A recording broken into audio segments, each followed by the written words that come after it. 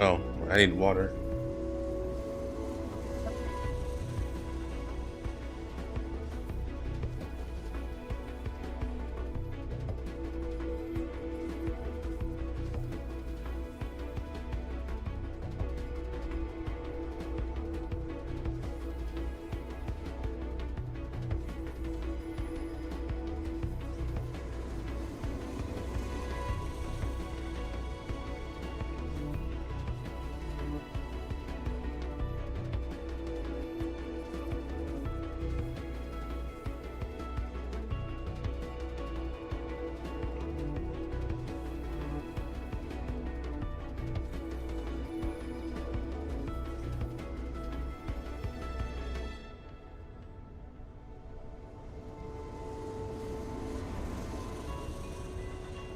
Alright, I'm here now.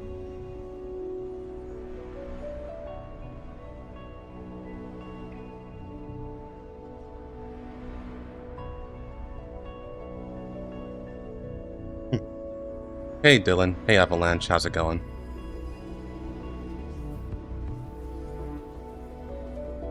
Nope, I'm still here.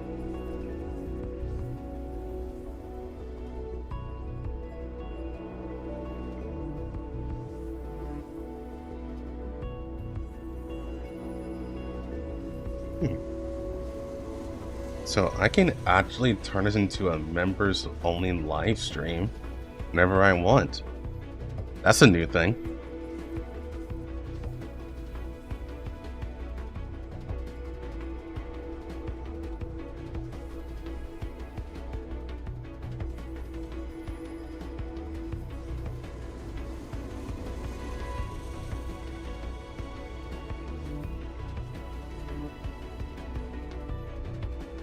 Montier. Thanks, Dylan. As always. Honestly, I may just remove Kick from my multi-streaming. Although I don't really have a reason to. Besides just, getting rid of bots. Because the bot problem is the biggest on Kick for some reason. It used to be Twitch, but now they all migrated to Kick.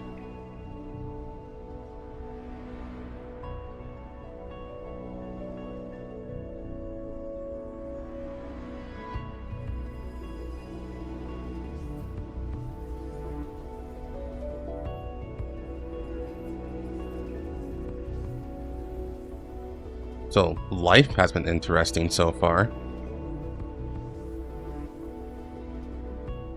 There's this friend I speak to.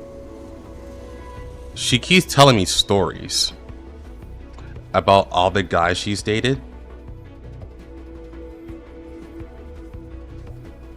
And they all are very interesting. She said one time she got an Uber and the Uber driver tried to assault her, but she had a knife and she stabbed him like 20 times. It then walked out. It then played video games. And I was like, huh.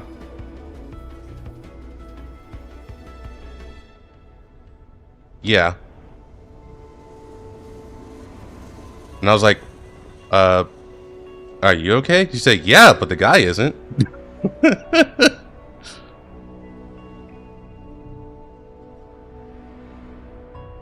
She also told me one time when she was actually dating a guy she really liked, they were very on and off, but she kept coming back to him, or they kept getting back together, I should say. It wasn't a one-sided thing. But eventually she had enough. And she went to his house because her stuff was there. They were practically living together. But he wouldn't let her get his stuff when they finally broke up. So she went to the door, knocked on it. There was no answer. So she drew a penis on the door.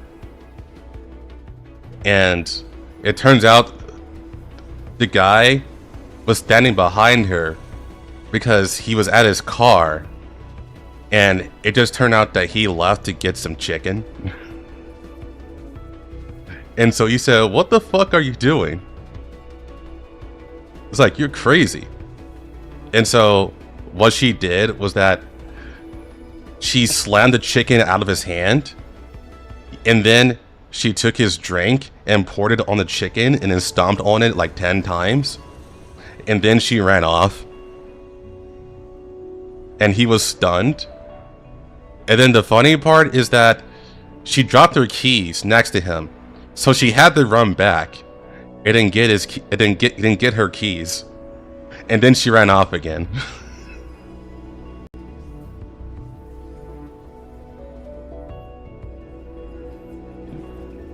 And I didn't say this to her, but I thought in my head,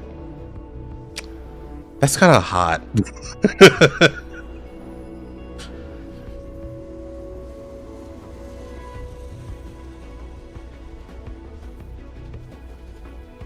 This is an episode of How I Met Your Mom.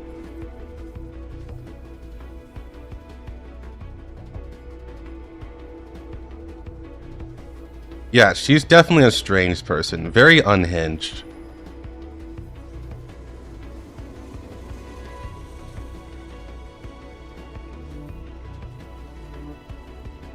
To be honest though, I felt bad for the guy and his chicken. Yeah. It's like, he bought that chicken. He was hungry. Is she hot though? Yeah, I would say so.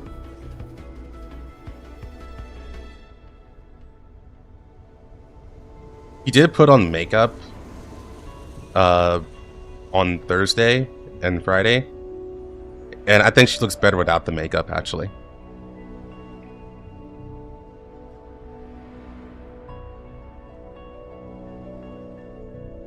Don't say with chicken tender wraps. I actually don't know. She just said it was chicken. So I actually have... So originally, I didn't really have any attraction to her. She was just a good friend. Or rather, I said she still is just a good friend. Maybe even just saying a work acquaintance.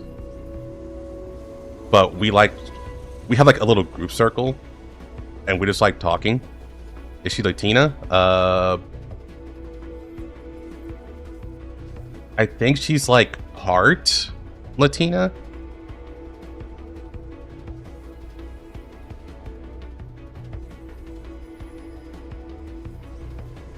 She's mixed overall. But I think part of it is Latina.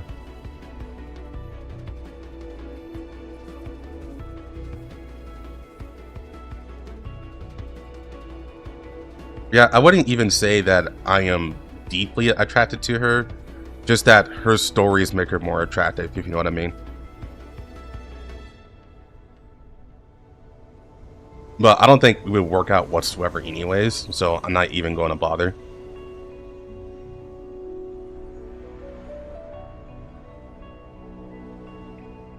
We're just good work buddies.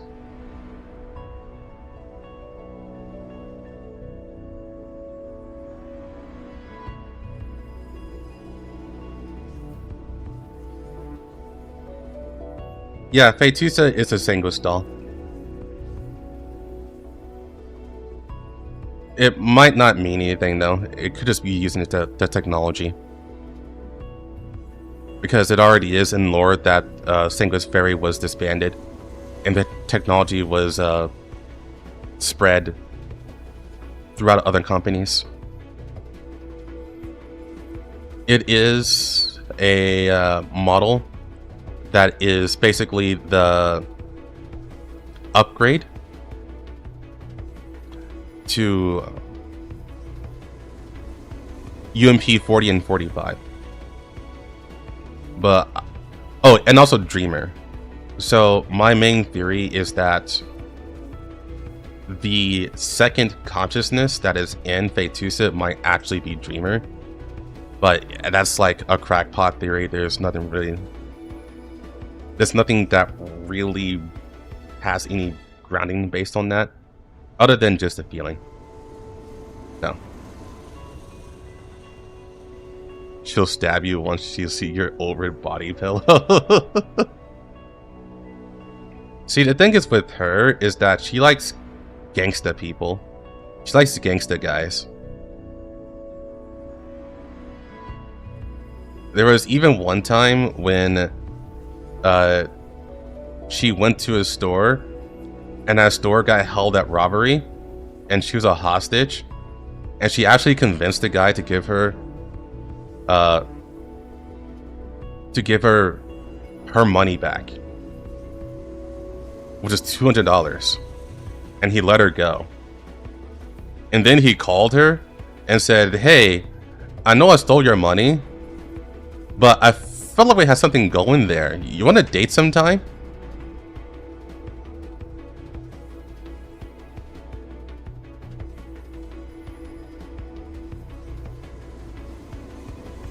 Massively huge red flag. Of course it's a massively huge red flag.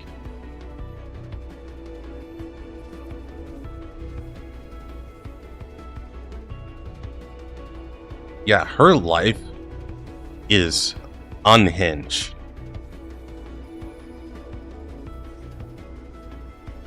And like I said, that's what makes her so attractive. It's not necessarily her, it's her stories.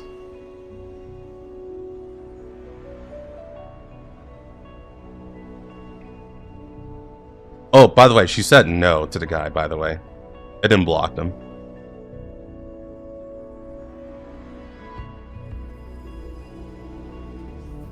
So you guys don't get any ideas that she said yes. I did ask her, I was like, "Did you date him?" She said, "No!"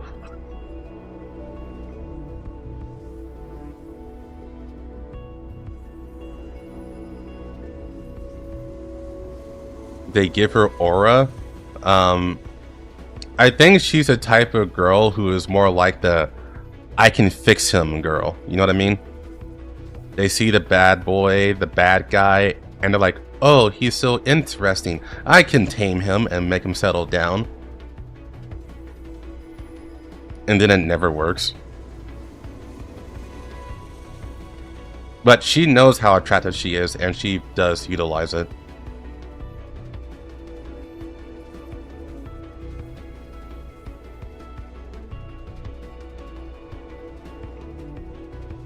He is very skilled at getting free drinks at the bar.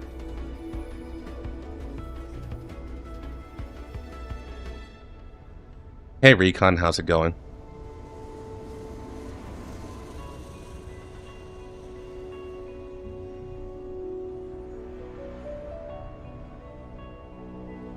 As far as Fetusa is concerned, I would guess that she is meant to be a ringleader of some sort. At least the model anyways. A Latino Harley Quinn. Maybe. It's hard to tell. She always said that she doesn't look for trouble. She's actually introverted. But trouble keeps finding her. It's hard to tell which one is correct. If she's lying or not.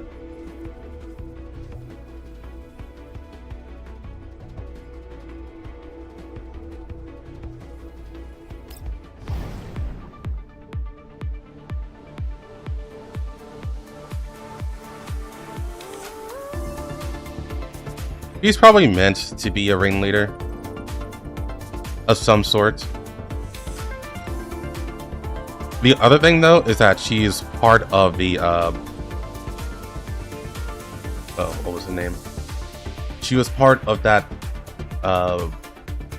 plantation, the power plant.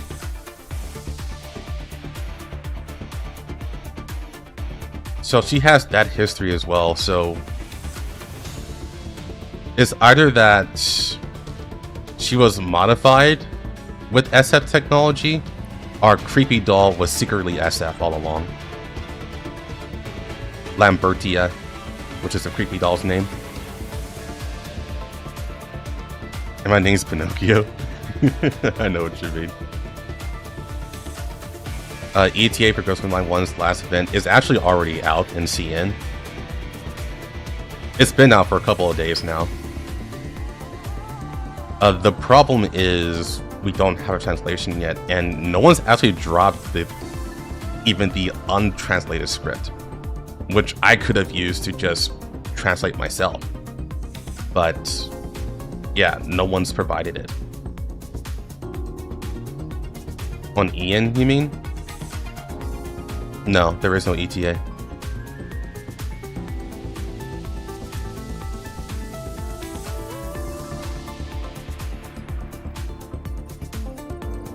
There's illegal weed plants. Honestly, probably not. Because it would be filled with collapse radiation and you would die. So probably not. That's just my thought. Taking it seriously for a moment there. Anyway, let's get started.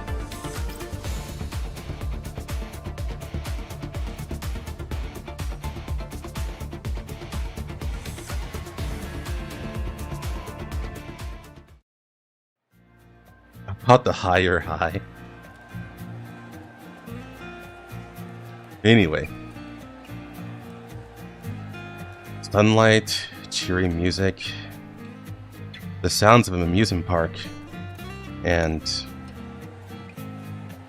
Commander, I got you now. The voice is familiar, but I can't recall the speaker's name. Oh, what will I ever do with you? I guess I'll have to help you out with this specially concocted elixir. Oh, so filled with love. The sunlight flares, more dazzling than before. Oh my, he lives! He's awake at last. Are you alright? A girl stares intently at me, syringe in hand. After realizing that I've come to my senses, the worried look on her face softens. Her eyes, once gaping in shock, are soon filled with warm mirth. Commander, do you remember who I am? Hello? A name comes to mind, but when I try to think back on who it might be attached to, all I see is a blurred mental image. That's right, I'm Florence. Looks like a Sanguis doll and has the capability of one between optical camo and AoE attacks. I don't think she has optical camo. I think she's all about AoE attacks, and that's just about it. The girl calling herself Florence winked playfully at me after finishing. Her familiar face and the gentle yet heated smile looked very inviting. Don't you think it's a bit of a waste to be sleeping by yourself on the ground after coming all the way to an amusement park? It's not like I wanted to fall asleep here.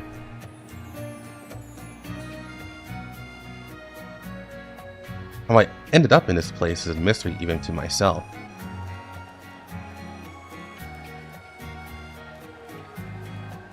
In the story, she literally went invisible. Well, the story isn't out yet, so I'm assuming you mean the PV, which is proof enough if she went invisible. Yeah, I didn't see it. As I try to recall my situation, I find that my thoughts are a blur, like I'm wading through a thick fog. If this were a game, my situation would be like a freshly made character dumped into unfamiliar surroundings. While my self-perception is functioning normally, I know nothing about my identity and my surroundings. Meanwhile, the girl here seems to know me. So, who's Florence? Huh?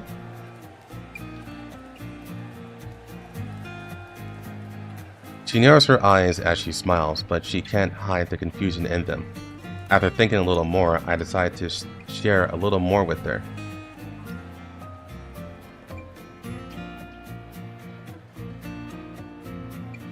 Yeah, but my point is that she could be modified by SF while Creepy Doll was not. which means they could have different abilities. Do you know me very well? Also, the commander, is that me?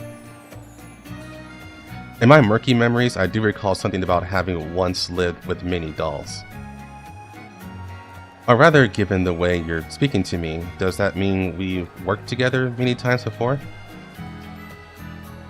Oh my. You're serious, aren't you? Oh, dearie me.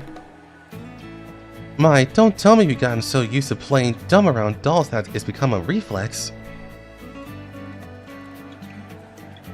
Judging by her reaction, she seems to be disappointed that I asked that question. The air seems to freeze up.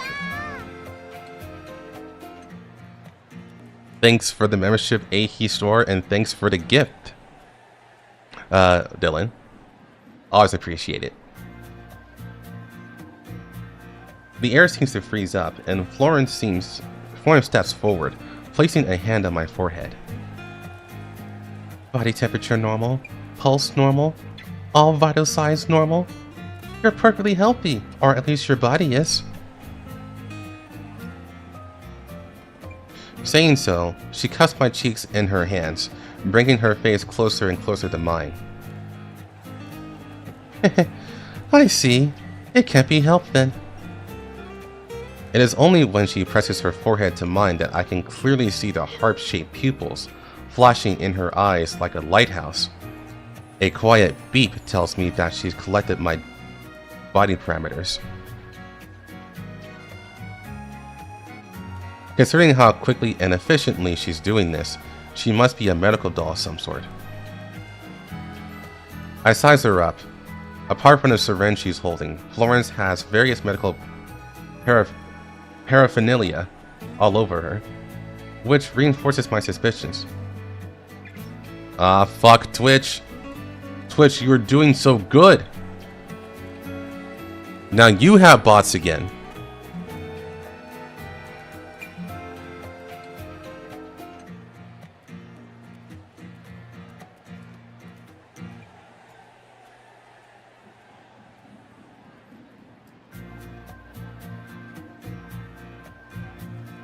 Give me one sec, guys. I gotta do some murdering.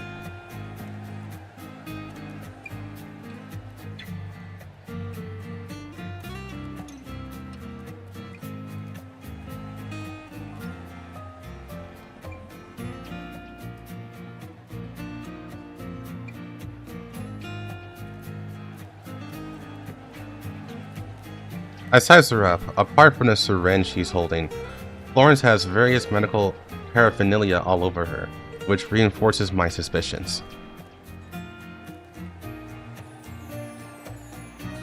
Ah, are you interested in this, Commander? She seems to have noticed how I'm staring at the syringe and smiles warmly at me. This is just a shot of ordinary glucose solution, you know? It's nothing more than an energy supplement.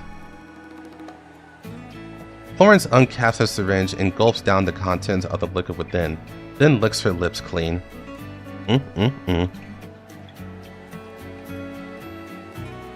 While she seems a little forward, a proper medical doll would probably have a hard time doing any harm to a human being. With that in mind, she can be trusted for the time being. More importantly, she feels familiar. I realized that the moment I saw her. We knew each other, I'm sure of it. And judging by her reaction, it's very likely that she is, or at least she used to be, a friend of mine. Oh my, you have an interesting look on your face. Much as I'd like to punish you for forgetting me, an amnesia commander, huh? That might open up more interesting ways for us to have fun. I suddenly want to rescind my evaluation of her trustworthiness. Oh well, it can't be helped then. I'll just have to introduce myself again for your sake. My name is Florence, and as you can see, I am the manager of this amusement park. For the time being, of course. And right now, I am your caring and reliable guide as you travel through it. A manager. This seems somewhat different from the impression I formed of her in such a short time. Even though you're a medical doll. Medical dolls can do many things. She doesn't elaborate and returns to what she was saying earlier.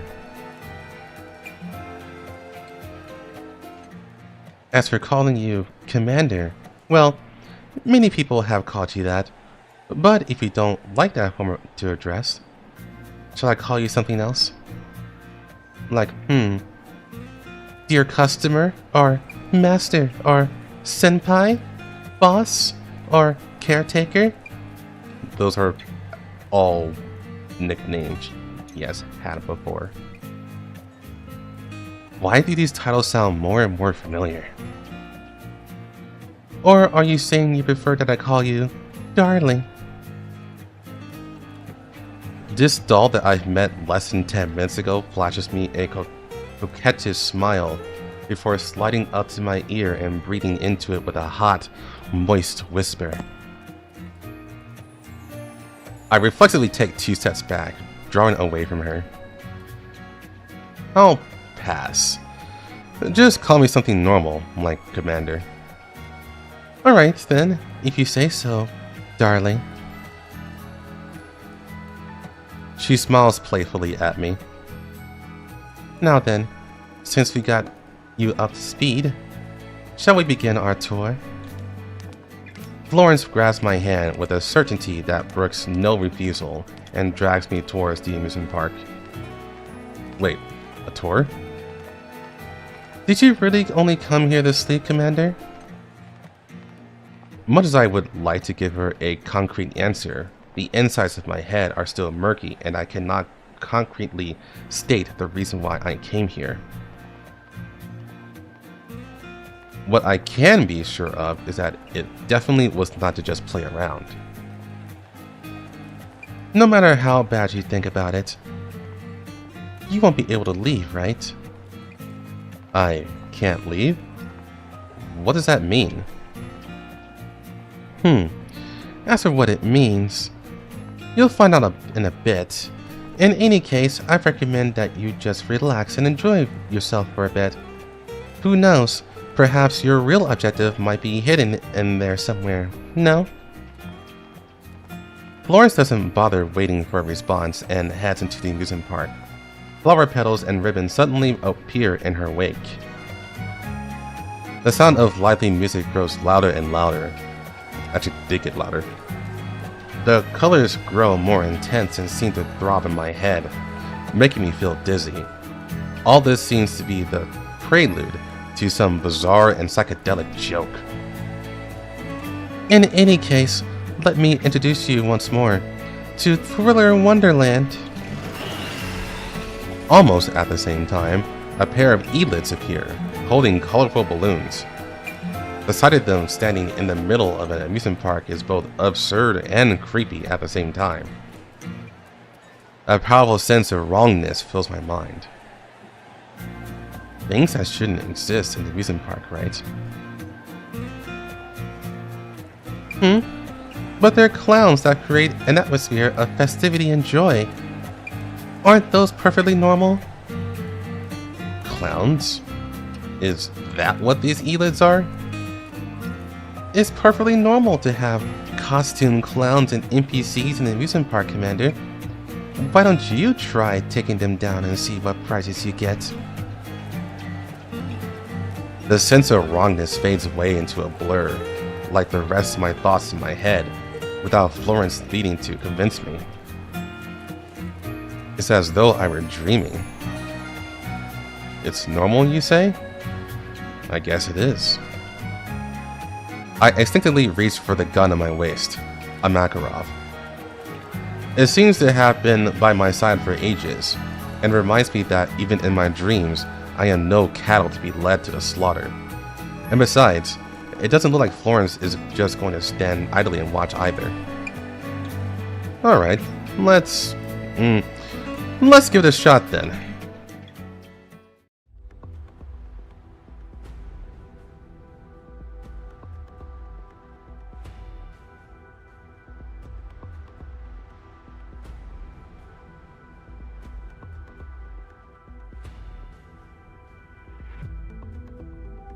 Flow, flow.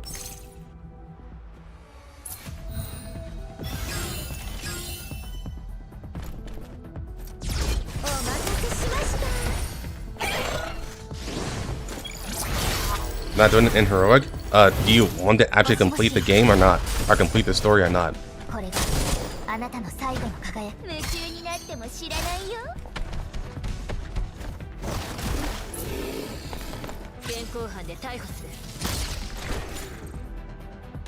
Heroic mode takes a while to complete for each map. Yes, and so regarding heroic mode takes a while. So I would rather only do heroic mode for like boss fights. Something that's in the story that would be kind of hype. I'm not going to do it for regular maps. That's just bullshit.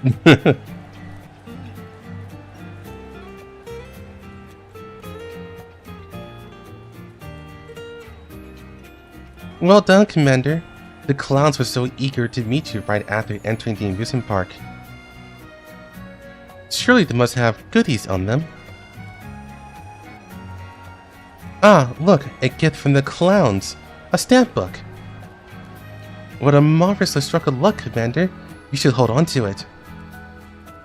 Is there a special reward for heroic mode? You get like a name tag for completing all heroic mode. A stamp book. I look at the stamp book in my hands. The cover shows the amusement park. When I open it, I see little blurbs about the various rides and attractions. There is also a blank grid for stamps with a translucent chibi depiction of Florence's face as a background. This amusement park. The sense of oddness flashed through my consciousness once again, but just like before, my befuddled mind ignores it. Is something wrong? I look past Florence and examine the amusement park again, but I don't see anything unusual. No, it's nothing. I'd like to ask, what's this stamp book for? Commander, it's simple. For every ride and attraction you visit, you get a stamp. Not only do you get a reward for collecting each of the stamps, but if you get all in sequence and complete the collection, you get a super special prize as well. A prize? Oh my, you hit on the important part right away. The full clear reward here is really appealing. In fact, a lot of people have come to this amusement park just for that. Did I come here for that too? And what is this reward? It's anything you want from this amusement park. Anything? I look at the Ferris wheel in the distance, leaving aside the point of taking something like that right away. The sheer difficulty of bringing it with me would be enough to give pause to anyone. Yep, anything. Naturally, that includes the manager, namely me. Florence smirks, a hint of temptation in her smile. How about that? Did that catch your interest? Taking you is fundamentally the same as taking the Ferris wheel. Oh, Commander, do learn to read the room. Still, it's alright even if you're not sold on the idea right now. You'll just have to work through your confusion over the course of your tour. Everything will be made clear. This all sounds like a scam. After all, I'm not even sure what I'm thinking, and the fog of my brain refuses to clear. A scam? But here, I'm the most trustworthy person that could ever be, Commander. Is there anyone else here? I look around. While this is supposed to be an amusement park, it looks strangely deserted. Of course there are. Our establishment is very popular. The crowd flooded in the moment our gates opened. Ah, but I must point out that once you start your tour, you can't back out halfway through. If you do, you'll be punished severely. Yeah, that really sounds like a scam. You can go in easily, but you have a hard time coming out. Surely nothing ill can come of it. Still, no matter how much they try to forbid me from leaving, I can always walk out their front door. It is at this point that I realize that the fancy gate through which I entered has suddenly vanished. In its place is a structure that seems out of place in an amusement park. Beyond it are high walls that stretch as far as the eye can see. Don't worry, it's fine. After all, you were extra lucky today and got a guide in the form of me, the manager. And we can traverse the whole amusement park together. Florence continues her exaggeratedly enthusiastic spiel, like she hasn't noticed anything strange at all. There are far too many abnormal things going on, and after finding myself surrounded by so much wrongness, I decided to abandon my struggles and accept it all. I don't plan to hire a guide. But hiring me as a guide is free, you know? I might end up paying for it anyway. That's so mean, Commander. Visiting an amusement park by yourself is very lonely, you know? Have you considered that things might be completely different with me around? Florence wraps herself around my arm and flashes me a wicked grin. I'm sure a kind and harmless medical doll like myself could take care of any medical emergencies that might pop up. So you've gone from scamming to high-pressure sales tactics now? Also, I'm still the manager and have access to insider information and certain behind-the-scenes options. Cheating could save you a lot of trouble in winning the grand prizes. I vaguely remember hearing a line like this in one of those anti-scam videos somewhere. If you said less, I might trust you more. However, her response is engendering a sense of familiarity in me, and I can't deny the urge to trust her. In fact, I'm starting to get the vague sense that what I'm looking for is stringably tied up with her. Still, if we travel together, it's decided then. Florence cuts in excitedly before I can finish speaking. AI scam in 2024? I bet there is. This amusement park is shrouded in mystery, and it seems the key to unraveling this mystery is standing before me. Ah, what a refreshingly direct decision. Now then, our odyssey through Thriller Wonderland begins now.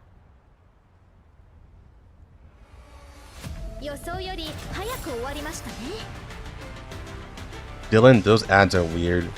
Hot MILF in your area. Fuck your mom today.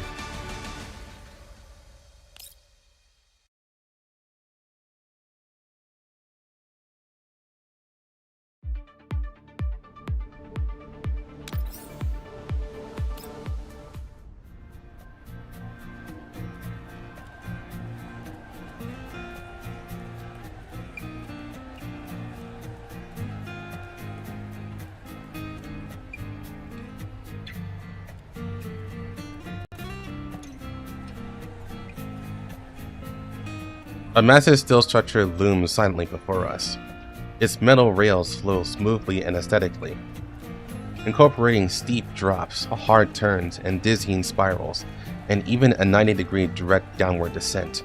It gleams with a metallic sheen in the sunlight, resembling nothing so much as a tangle of barbed wire. Oh, how's the diet? It's going great, actually. I lost 12 pounds. It was actually pretty good. And on track.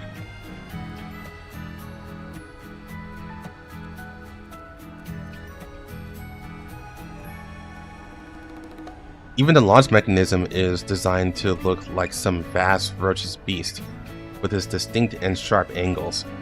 it's not hard to imagine what kind of sound this engine will make. Thanks, Dylan. I appreciate that. Yeah. I want to aim to lose around, overall, like 80 pounds. That is extremely long term. But by the end of the year, I want to lose around maybe 30. 30 is a stretch goal for the end of the year. Yeah, I want to be a skinny fuck.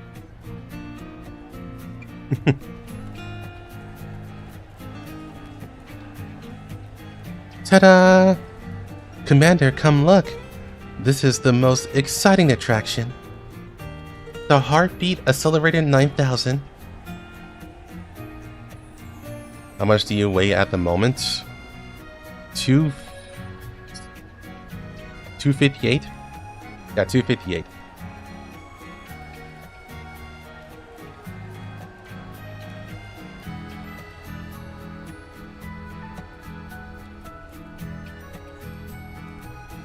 So, the goal that I want. So, do you know, if any of you have watched Mission Impossible, whenever Tom Cruise does like that one shot of sprinting for like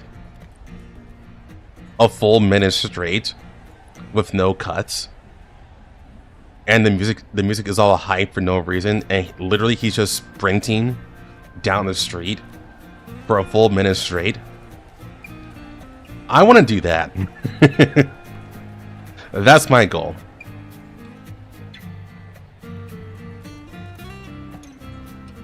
If I can do that, I think I'm at my I'm at where I want to be.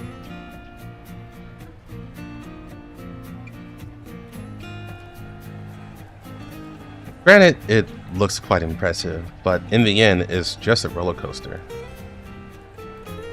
Yeah, like that, Nixon. Kind of like that.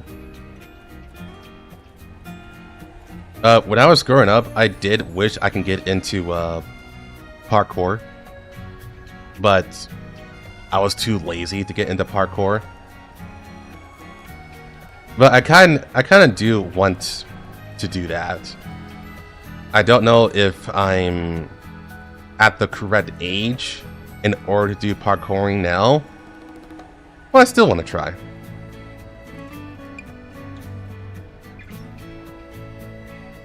Are you a Scientologist, though?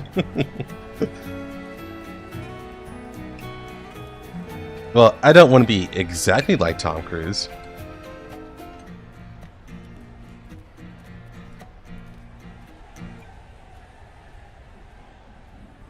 Looks like this is the first item of our itinerary. Lawrence drags me over to the ride entrance, where the patrons are gathered. So there really were guests here. Strangely enough, despite not having seen any other patrons on the way here, there's over 10 people waiting in front of the ride. I told you, right? While we can't compare to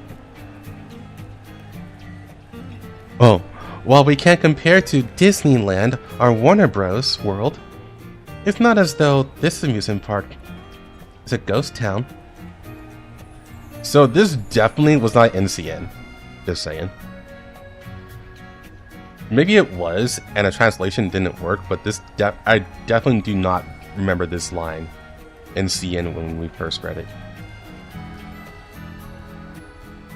But Jared Leto. I don't want to be Jared Leto either.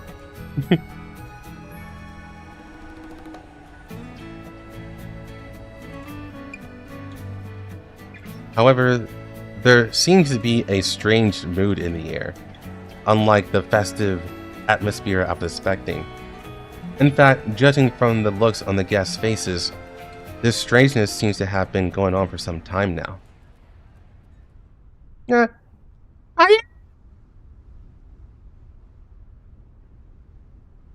My attention is drawn by a girl's shriek. When I look towards her, I see that her eyes are shrouded by a damp mist, and a frightened-looking woman is holding onto her collar. Esme, how many times have we gone this ride now? This ought to be our first time here, right? What are you talking about? We only just came here. No, this definitely isn't our first time here. The frightened woman grows more afraid after that. Her grip tightens unconsciously, causing Esme to groan in pain as she starts having trouble breathing. Let go of me. I can't breathe. Right. This is only your second time on the roller coaster. She falls silent and lets go. Esme slowly slumps onto the ground. But the next moment, the frightened woman's eyes go wide again. But I've been on this ride countless times. It can't be. I can't be the only one who's realized this. Hey, Marielle, Pauline! You both noticed, right?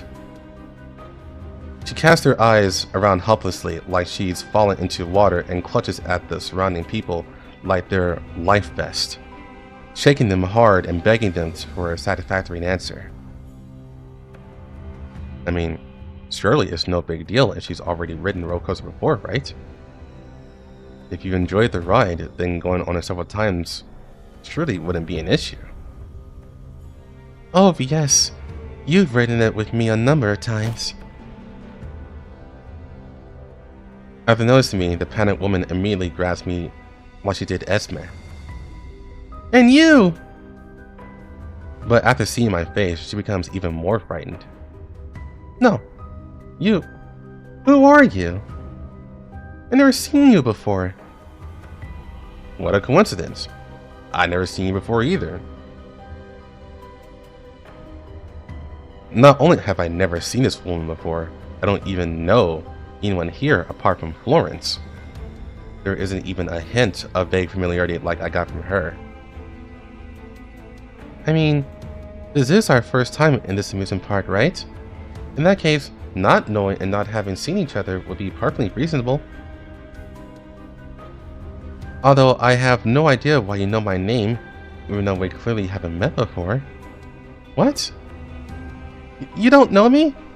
You don't know who I am? Should I know? I'm Mia! We've been on this roller coaster before. Do you really not remember?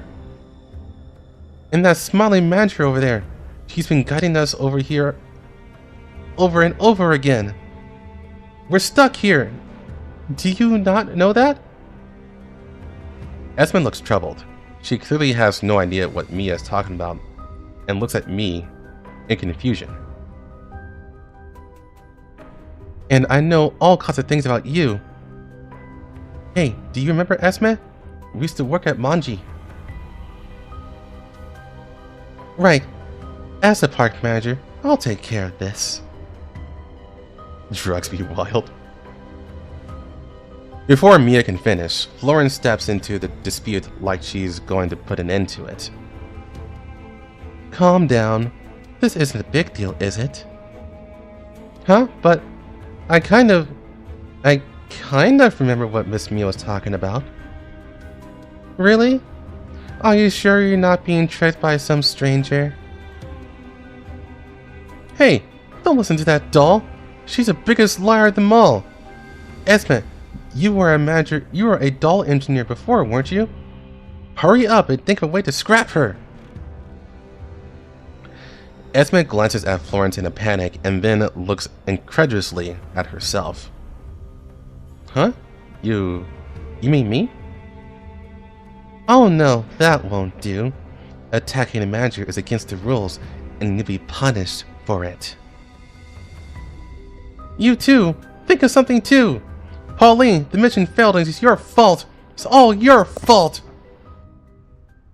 Mia turns, but just as she's about to rush towards another nearby woman, Florence blocks her path. Right. That's enough for appetizers, don't you think? Once again, Florence interrupts Mia's hysterical outburst, Comically dressed elites appear amidst an explosion of flowers, petals, and ribbons surrounding Florence. The contrast of the threat they pose against her amusement makes the entire scene seem strangely surreal. It would be a shame if our guests who wanted a pulse-pounding experience couldn't afford the heartbeat accelerated 9000 because of such antics. No. This is an amusement park, a place of joy, happiness, adventure, and never-ending miracles. So please, everyone, forget your unhappiness, board the ride, and get ready for an adventure. Her encouragement seems to have worked, and the majority of the guests begin slowly moving towards the roller coaster. The sole exception is Mia, who screams. Again! I'm going to ride it again! No. No! I don't want this! I don't want this! Hey, did you hear me? I'm done with this! I want off this ride! The guests who had just boarded the roller coaster see Mia. They begin to hesitate again. It can't be helped, I guess. Florence sighs quietly, then quickly steps forward, physically blocking Mia before smiling brilliantly to the other guest. You! Get out of the... Florence immediately drowns out Mia's voice with her own. Don't worry, everyone. This is a must-see. Blink and you'll miss it. And then she turns a full circle. When she finishes, Mia has vanished from behind her. Stupendous! Huh? Exclaimed shouts fill the air, and many other guests look behind Florence. But no matter how hard they try, they can't find the missing Mia. Thank you. Now then, please prepare for an exhilarating experience. Florence bows and then boards the roller coaster as well. Florence? Upon hearing me call her name, she immediately turns to me with a smile on her face. Oh, Commander, what a coincidence. That just so happens to be an empty seat beside you. Coincidence my ass. You were the one who planned the seating arrangements, weren't you? Then I shall gladly avail myself to the seat next to you. You're riding this with us? You'll trust me more this way, won't you? She bends down and presses up against me, then grabs a safety belt buckle by the side of my seat. Honestly, I thought she was going to bend over and start sucking him off. I'm not gonna lie. I read the story before, and I know I thought that before, and I thought of it again. But it just feels like that she would do that. I'm not gonna lie.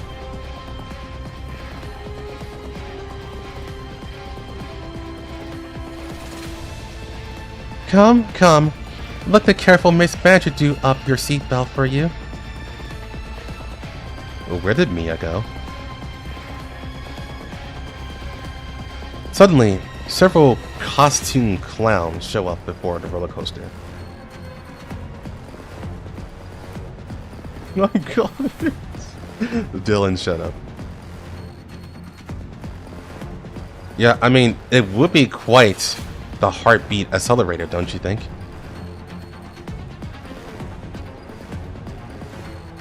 Oh, well, I couldn't do anything about that.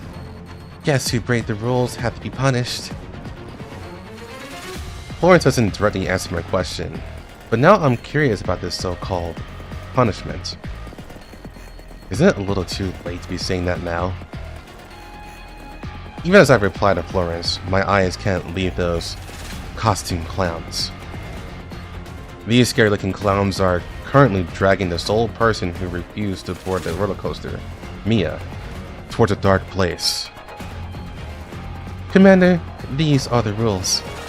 If you stop playing, refuse to play, or lose, you'll be penalized. That's what makes the prize so valuable. In the next moment, the launcher roars loudly and sends everyone flying along the tracks, up into the sky at high speed.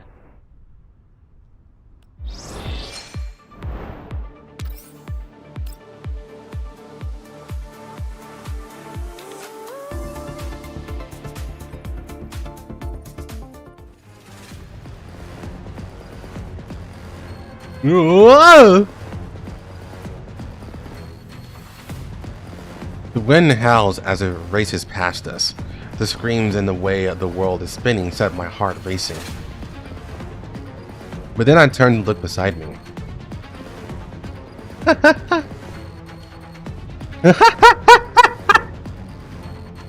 Ah! This feels great!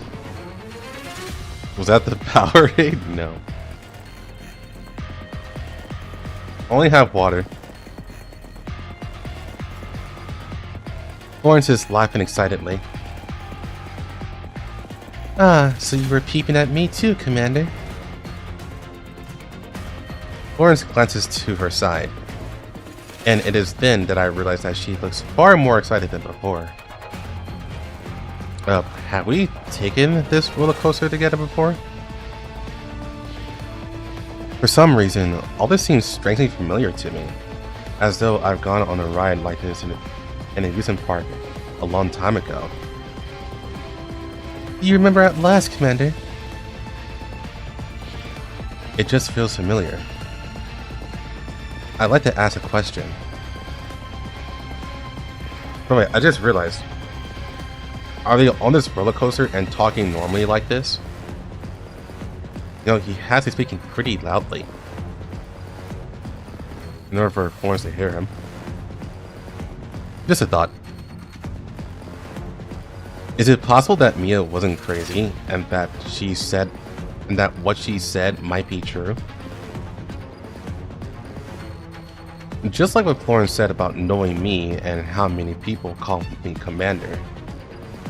Esmond might have been like me and forgotten many things, while Mia might be like Florence, knowing more about the situation. However, she had a bad way of expressing herself. Perhaps she had experienced something that caused her to have a breakdown and made it hard for her to convey what she knew. Commander, do you need to think about this question right now?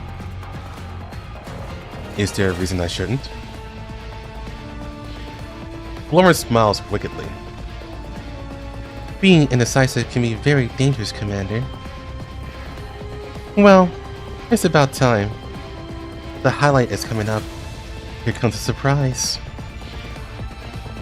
As he finishes speaking, the world turns black before me. Whoa! The screams are far more hideous than before, and it's definitely not just because of the sudden darkness. Are we inside a tunnel? Lore! Nah! Muriel! Where are you? I can't see you! The air suddenly turns damp and fills with the sickly sweet scent of rust. In the darkness, the glint of light reflecting off the metal winks in and out of view. Ladies and gentlemen, dear guests, I'd like to inform you of an upcoming surprise. Everyone will be enjoying a special play experience.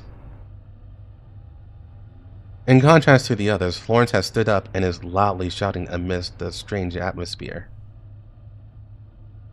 All your safety harnesses have been undone. Please find a way to avoid the attacks from the clowns while not being flung off. Are you out of your damn mind? Is this even a roller coaster anymore? I never said it was a roller coaster. I said it was the Heartbeat Accelerator 9000. Everyone, myself included, grips their armrests tightly. Ah! The sound of ripping and tearing of flesh fills the air. I duck reflexively and narrowly dodge a flying chunk of ruined meat that flashes with still warm blood on my face. No, if you factor in the sound of the wind in here. These things in the tunnel are...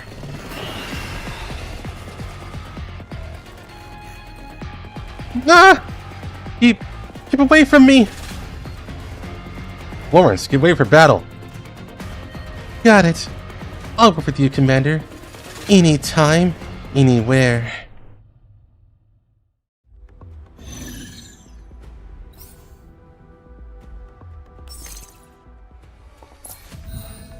Hey, Relax, how's it going?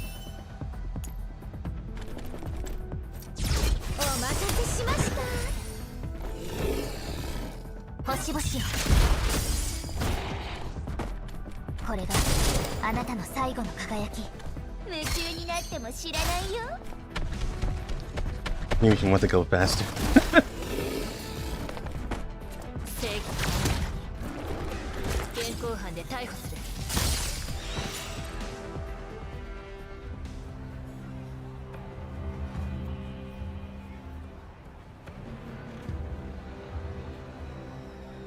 Now then, congratulations to all of you players for completing a course of the Heartbeat Accelerator 9000.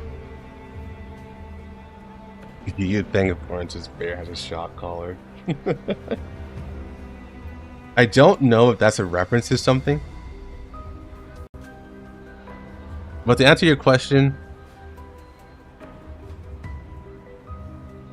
no, probably not. I think she just drugged it a lot.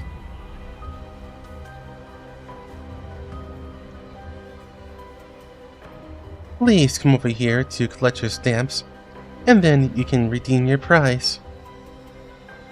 People are dead.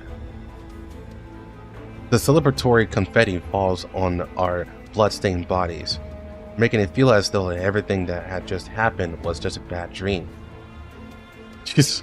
Okay, that was a reference. I don't want to ride anymore.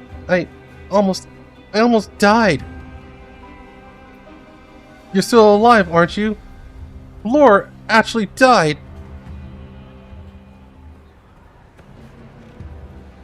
Wake me up inside, can't wake up inside, save me.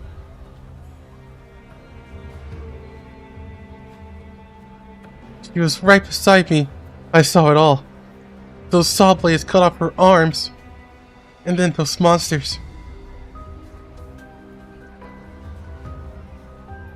In contrast to Florence's cheerfulness, the other players who had barely survived this ordeal are anything but happy.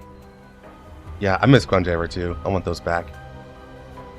Evanescence was great, among others. In addition, their nerves had been wound too tight, which had led to hostility developing between them. Didn't she die because you pushed her out, Muriel? A cold, sharp voice interrupts her, even speaking her name. Huh? Is that true? It was a reflex, and if I hadn't done it, I would have died instead. But even so, you... Esme backs away, as though she's afraid of Muriel. And besides, shouldn't you be the questionable one here? I don't even know you, so how do you know my name? Why? Is it strange? Of course it is. Are you trying to gloss over what happened? Eh?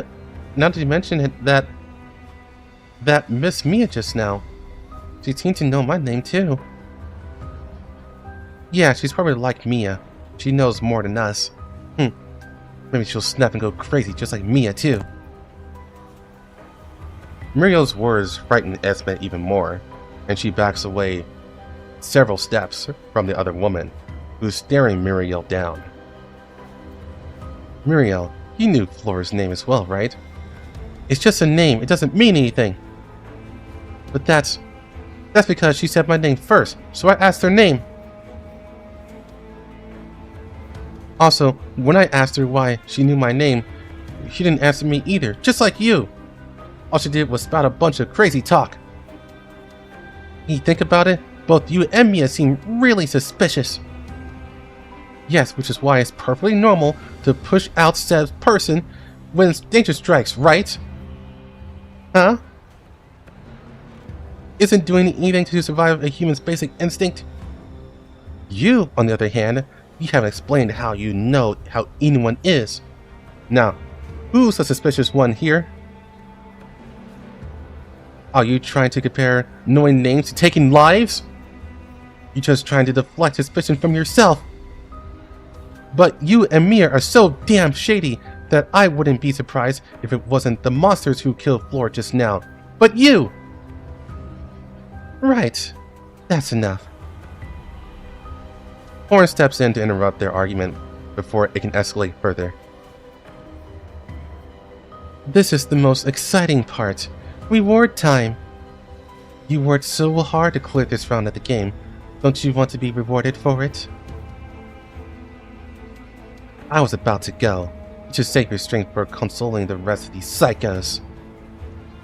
Also, you'll learn what you're curious about after they give you out the prize.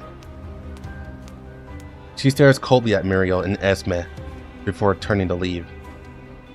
Huh? What does that mean? Is she saying that the prize is connected to our personal information? Muriel and Esme exchange looks, as though they're trying to figure out what she meant by it. Orange is like Scarecrow in the Nolan verse. I told you my drugs would make them take them places. I never said they would be places they wanted to go.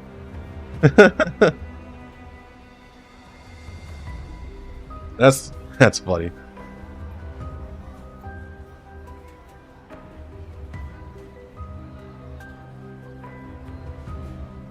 Mia also mentioned riding the roller coaster many times. Did she do it too? Judging by how she's taking everything in stride, that's got to be it. Still, why didn't they get the clear prize even after playing so many times? Mia didn't look like she liked it that much. Could there be another reason? Ah, forget it. Not much point in thinking about that now. Muriel pauses to think for a moment, then looks towards the cold-faced woman receding silhouette and decides to go after her. Eh? You're all going? Wait for me! Don't leave me alone here! Esme frantically hitches after them. The other guests steadily leave as directed by Florence, until I'm the only one left here. What happened just now? That ought to count as a major accident, right? After all, a patron dying at a normal amusement park would be sufficient to get the whole place shut down for several months. However, the strange, mind-dulling mood in the air seems to have gotten to all the guests, and none of them are making a big deal out of it, myself included. It's not an accident. This is how the park was designed. Say what? You need to risk big to win big. That's what makes it so fascinating. That's why I'll give you a special reminder, Commander. The rides here are more thrilling than most, and losing your life before clearing a stage is perfectly normal. Normal? Then what if everyone dies? This is an amusement park. We have no shortage of guests here, especially in a place with no queues. Then what do I stand to gain? Leaving aside the grand prize for clearing everything, you said that this is reward time, right? What kind of reward can I expect to receive? Commander, before I answer your question, there's something I'd like to ask. Why do you think I wanted to keep you here by yourself?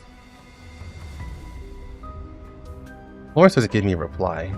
Merely tugs her top open and reaches into her bra, like she's looking for something. What are you doing? I reflexively take a step back. You should know what reward means better than I do. No, Commander? Florence spreads her arms and takes another step towards me. Hang on, answer the question. You know, you want to know what I'm doing, Commander. I'm giving you a special reward. So what the hell is this reward anyway? Honestly, who would even feel rewarded in a situation like this? Come to me. I can't do anything to you when you're so far away. Lawrence's words are syrupy sweet, but she can't hide the undertones of danger in them. In fact, I take another step back upon hearing them. Please collect your reward. I hear a weird voice from behind me, and my hand immediately goes to my gun. Wait, they can talk? Don't be so tense, Commander. This is an amusement park after all, a place of fantasies and stories. Surely nothing that happens here should be considered strange, right? Don't think you can write everything off as normal just because this place is an amusement park. Please, collect your reward as soon as possible. The weird voice continues urging me to claim my so-called reward. Can't you speak plainly? What is a special reward? Before I can react, Lauren steps up, looking more anxious than me. She grabs my hand while placing her other hand on my cheek. What it is indeed. Just give it a try and you'll find out. Florence's hand slowly approaches my mouth, and then she extends a finger to caress the corner of my mouth. Come now. Open up. You don't need to do anything, Commander. Just let me service you. Florence's finger probes deeper, penetrating my lips. And then she pops a capsule into my mouth. Ah! What'd you feed me? I told you. It's a special reward. Don't spit it out, okay? Swallow it down. Like a good commander. Florence reaches out to cover my mouth and forces it shut. Meanwhile, the two clowns urge me on slowly leave, as though satisfied with what has happened. How's that, Commander? Are you happy with your reward? Lawrence smirks like a cat who got the cream. Do I look happy? Still, you'll need to keep clearing stages to get more rewards. And if I refuse to keep playing? You've already seen what happens if you do that. The scene of Mia being dragged off by the clowns flickers through my mind. You call this an amusement park, but I feel like I've been Shanghaied? Oh, I've been shanghaied to some sweatshops production line. But amusement parks like this are common in the white zones, right? At the very least, there aren't any lines for attractions here. She has a point. So now that you're all rested up, let's move on to the next ride.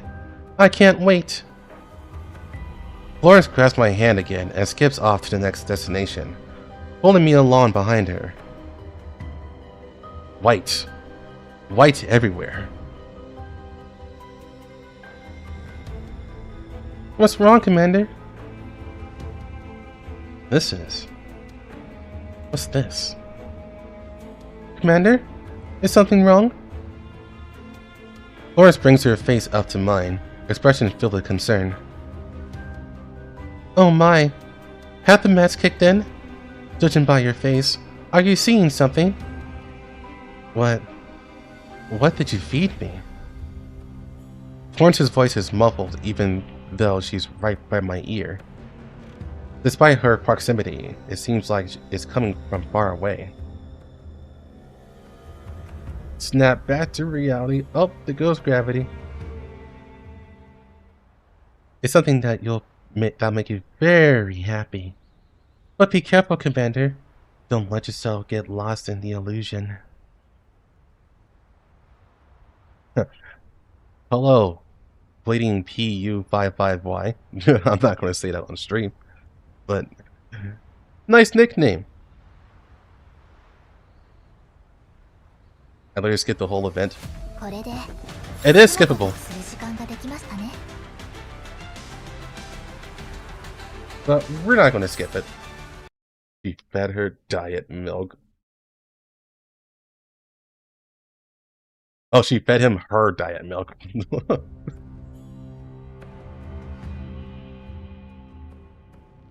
You remember her name, you say? Ah, yes, I accepted my reward, and then I remembered. Is the reward linked to recovering memories? In that case, Mia and the other woman should have gotten at least one reward. Clearly, this wasn't their first time playing this game.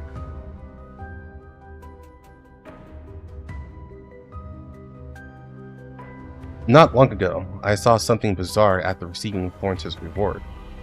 In that case, could that have been one of my memories?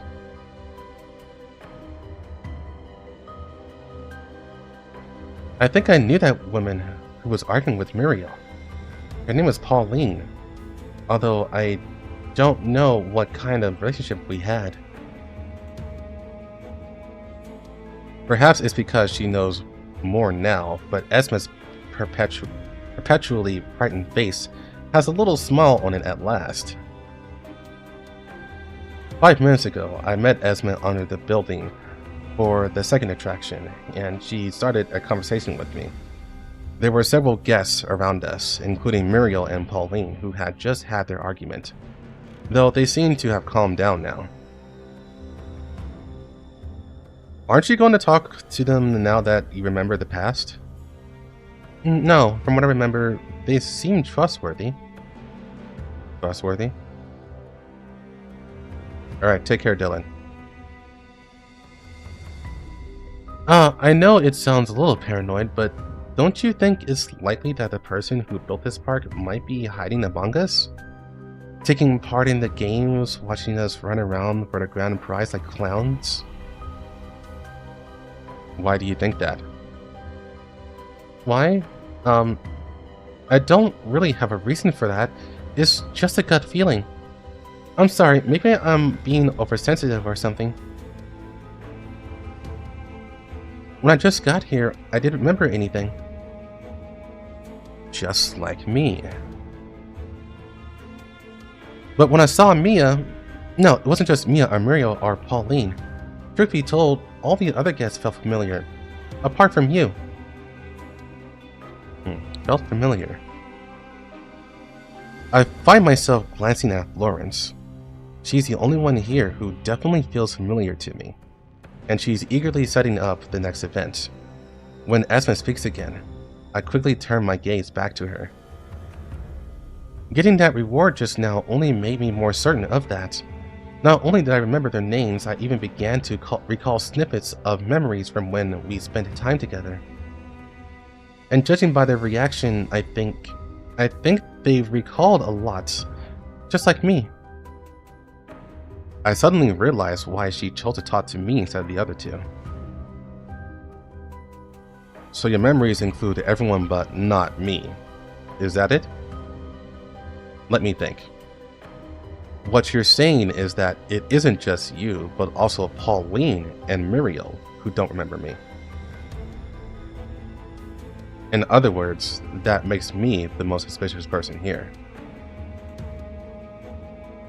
It's a perfectly reasonable deduction. It makes so much sense that even I'm beginning to doubt myself.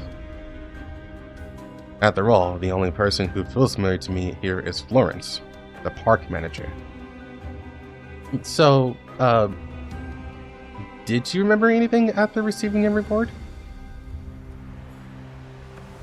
In fact, even after getting my reward, all I saw was... it was also related to the park. I remember some things too, but you weren't in my memories.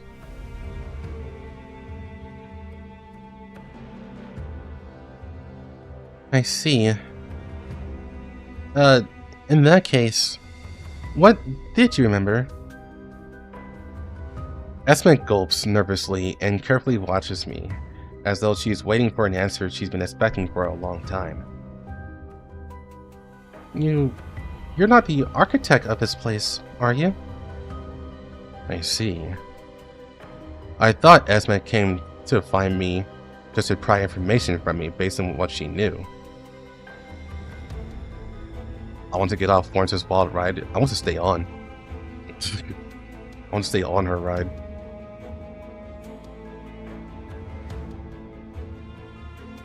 But now, it seems she's begun suspecting me based on what I just said. All I can remember is this park, and that girl who's acting as the manager. I turn to look at Florence again. Is there anything else? Well, I saw this amusement park, but it was run down and looked completely different from how it does now. Is that what you wanted to learn?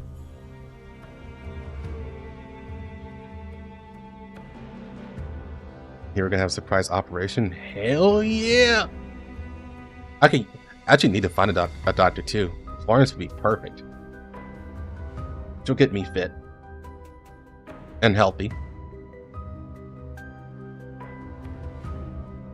Perhaps it was my defensiveness in my eyes. But Esmet seemed to have realized that she was making her intentions too obvious. No, I didn't mean to suspect you, really. I'm sorry. Esmet throws up her hands in panic and her face turns red, but her words have already betrayed her thoughts. I think she went to medical school. Even better! Also, she did. She actually is medically trained. Did you read through Eating Spirit? No, I'm doing it this weekend. I'm gonna read through that this weekend. Not on stream though. Nikkei streams don't do well at the moment, so I'll read it off stream.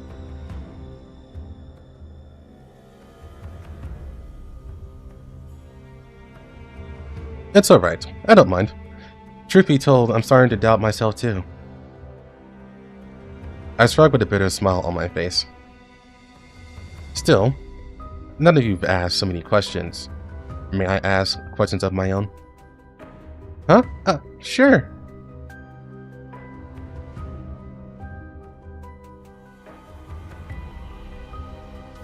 Yeah, Pokey, that's correct. She actually is medically trained. She's just eccentric.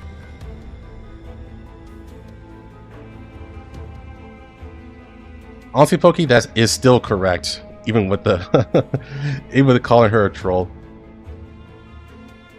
Because before she became, what's the word I'm looking for? Before she became a yandere, her original thing was just being a troll by being a thrill seeker. She just wanted to be excited all the time, but for some reason that excitement turned into being a sexual assaulter. So yeah, I guess you can call that natural escalation.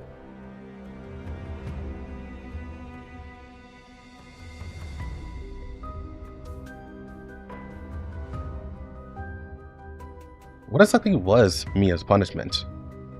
She doesn't seem to have shown up in this game. I knew it. You noticed too. I saw it. I saw everything. Those monsters called clowns dragged her away, and she might never come back. Good character arc. She might never come back. That ridiculous farce of a roller coaster was not a dream. It actually happened. And things like that will probably keep happening. So this punishment is death. I don't say it, but Esmond knows knowingly. But Esmond nods knowingly. Perhaps if the numbers of guests goes down, you might have a hard time even if you want to work together. At this rate, will anyone be able to clear the events at all? After hearing what Esmond said, I immediately tally up the number of guests present. Apart from Florence and myself, there are 12 other guests here. Oh, one neat thing actually. Florence is actually one of the first dolls that met the commander. Period. In Girls Frontline 1, there is basically a prequel event that is questionably canon. but it was when the commander was a cadet, and he was pulled in by Persica to do some light work, I guess you can say. It was a test to see how come T-dolls work better when they're commanded instead of doing work autonomously. And one of the dolls that was on his team was Florence.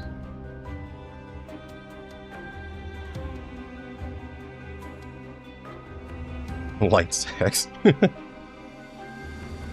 No, sex didn't happen. Like I said, she was just a thrill seeker back then. It was only later she became an assaulter. But she really liked the commander back then, so.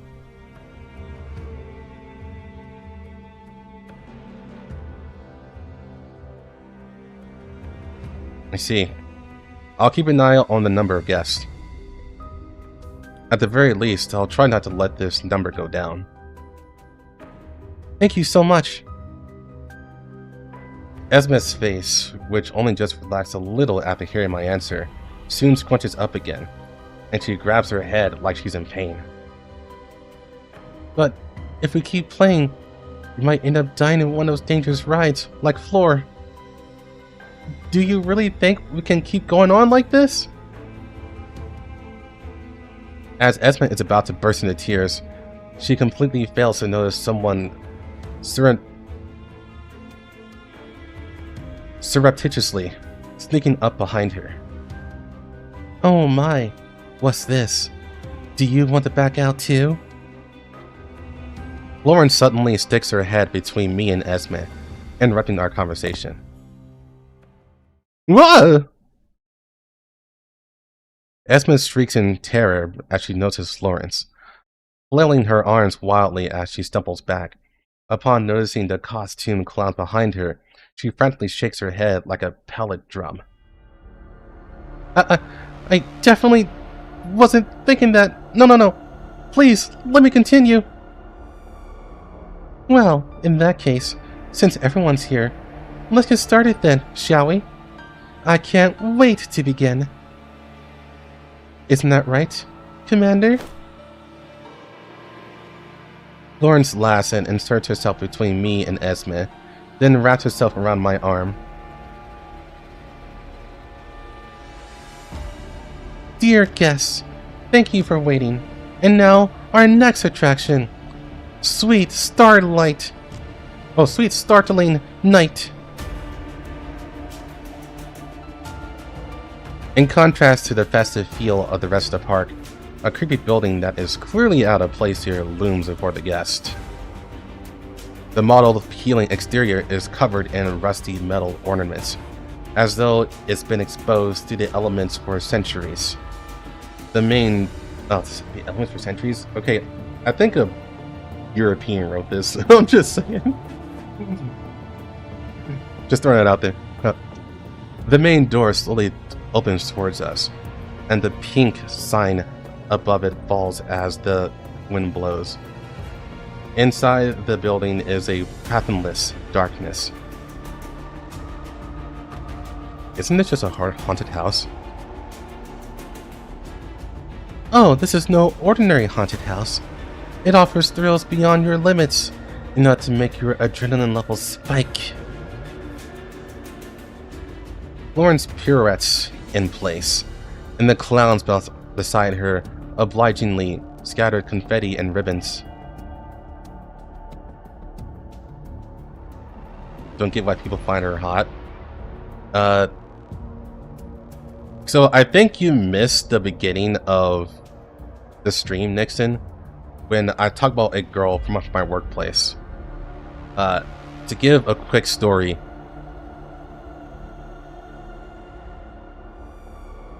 a guy she was dating, they broke up, and she walked up to his door and drew a penis on it, and then he was behind her and he said, "What the fuck are you doing?" And he had a box of chicken and a drink, and so she threw his chicken or sliced the chicken out of his hands, and then took his drink and poured it all over the chicken, and then stomped on it several times and then ran off. And then she dropped her keys next to him, and so she ran back and got the keys. It then said "fuck you," and then ran off again. And as I listened to that story, I couldn't stop thinking that was hot. So, yeah, I think that's just my preference.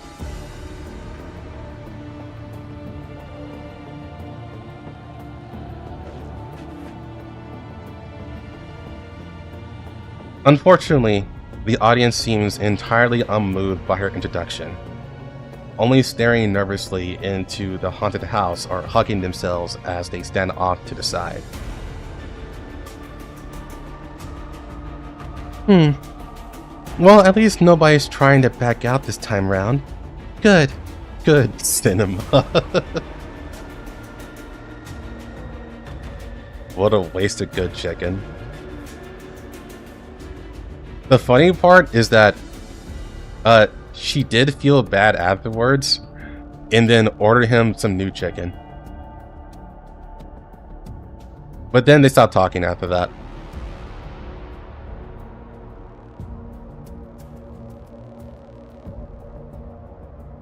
We saw what happened to Mia after all.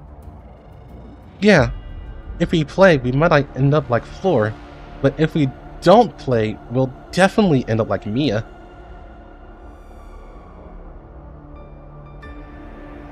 I'd like to ask, will there be any surprises halfway through like last time? Of course! We raised the stakes in all our attractions to properly welcome the guests to our park. In addition to the usual scares of the haunted house, there will be ghosts present, who will take the forms of people you know and talk to you. Still, you don't have to be too worried about them. Just don't let the ghosts lead you astray. What happens if the ghosts take us away? Who knows? I guess they'll have a good meal. We have Fighter.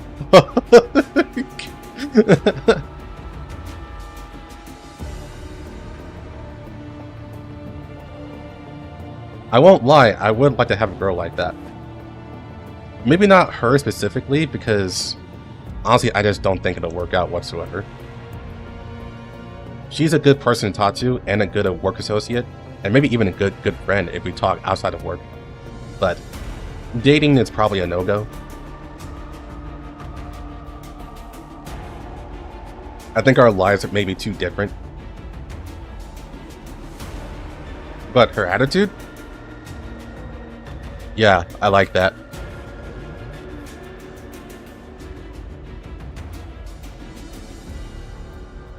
Guard you, chicken.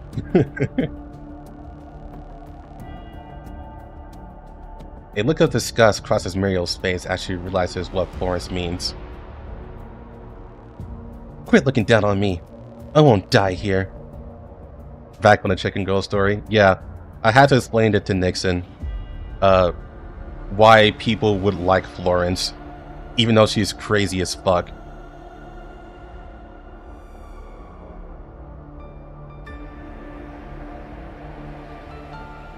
Saying so, Muriel enters the building.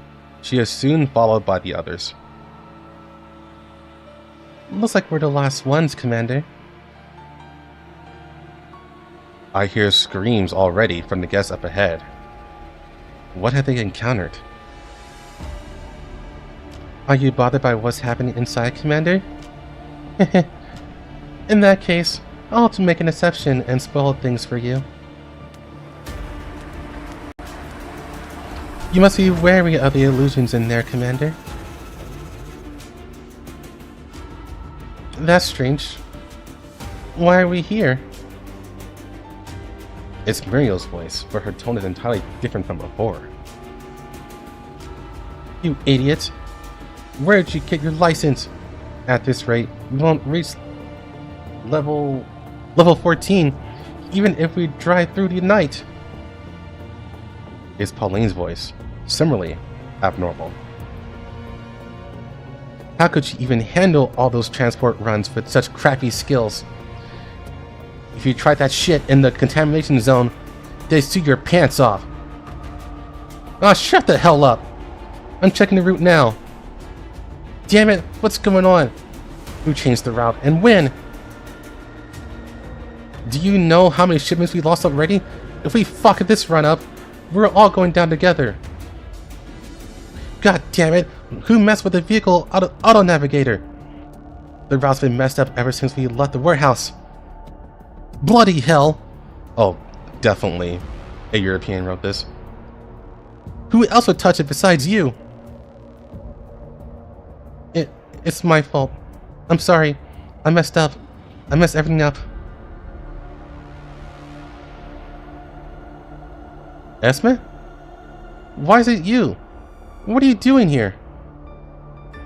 You useless bitch! Stop causing trouble here already! Get the hell away from the shipment! It's my fault. I'm sorry. Please don't chase me away or kill me. No!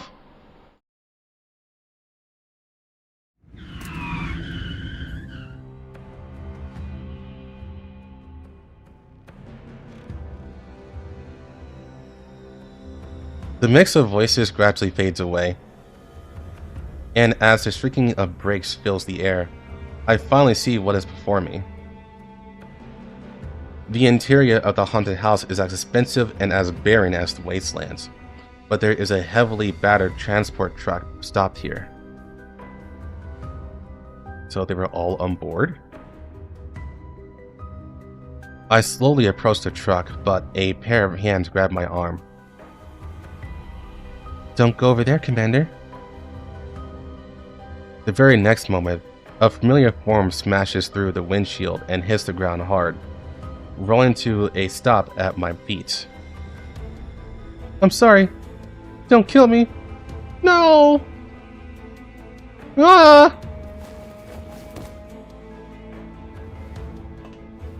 Esme screams. Blood covers her face, preventing me from seeing her features clearly. It instantly snaps me back from my entrancement. I was about to say, it instantly snaps me back to reality. Which it does not. It instantly snaps me back from my entrancement by those seemingly real voices. Right after that, several armed men jumped down from the truck before us. They aren't Pauline or Muriel, but look more like Monty security troopers. Is this what she meant by costume ghost? Nope. Not even I can help you cheat in this event, Commander. It's her. That's her. She's the fake. Kill her! The Monty troopers speak with Muriel's voice. They point to Esme, who's lying on the ground, and raise their guns.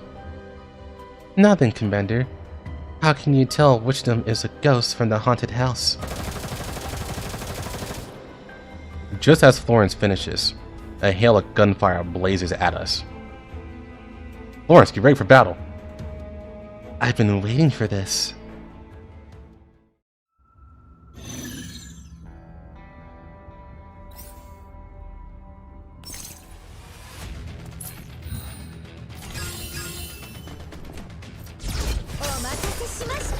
I know, right? To the Commander, this is Tuesday.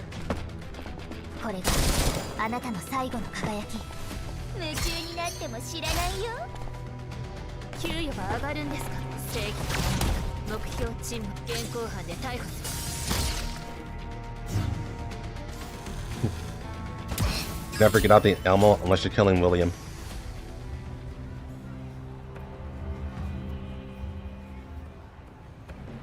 After fighting the ghost, I look around, but I don't see Esme anywhere. Esme? I asked my question in a direction where the voices came from earlier, but there is no reply. Those people, were they all just illusions? As I pondered the question, I hear Esme scream from a nearby room, which confirms my supposition. Stay close, Florence. Are you worried that I'll get lost too, Commander? Right after that, I hear Muriel scream from another room. More and more strange noises start coming from the nearby rooms, which is actually strangely reassuring. Looks like those people from just now really were just illusions. But then, why would I be seeing things regarding those people? Commander. Earth to Commander. Come in, Commander. Ah, right, I'm still here. Still, as a park manager, you should know this place very well, right? Of course. I'll make sure I bring you safely out of here. Lauren suddenly grabs my hand. What happened just now was too dangerous. Stay with me from now on. Alright, Commander? I follow Florence forward. Our path this time is clearly different, with hardly any obstacles. We turn several corners before finally arriving in a large, spacious chamber.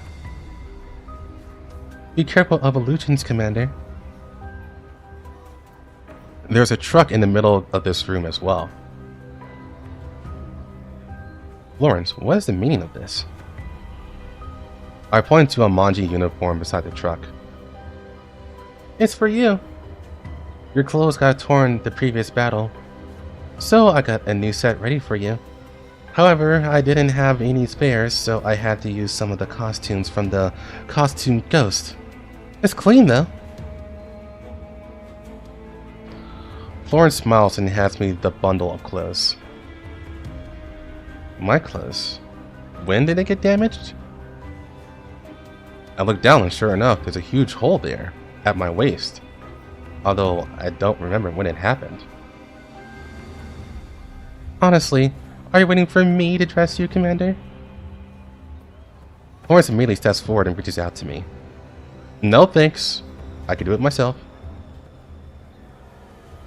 I deflect Florence's hand, but take the clothes from her.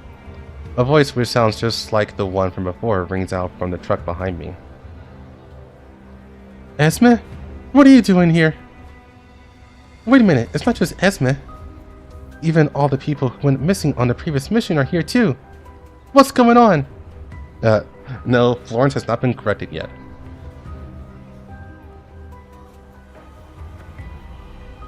But we will soon.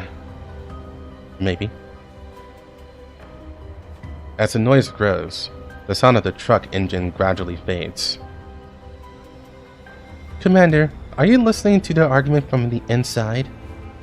I already told you to be careful of illusions. Just ignore them and put the clothes on. We need to keep moving forward. As Florence keeps urging me, the sense of rawness from before keeps growing. Right. Got it. I nod, reach towards my waist, and then I draw my handgun and point a bullet between Florence's eyes.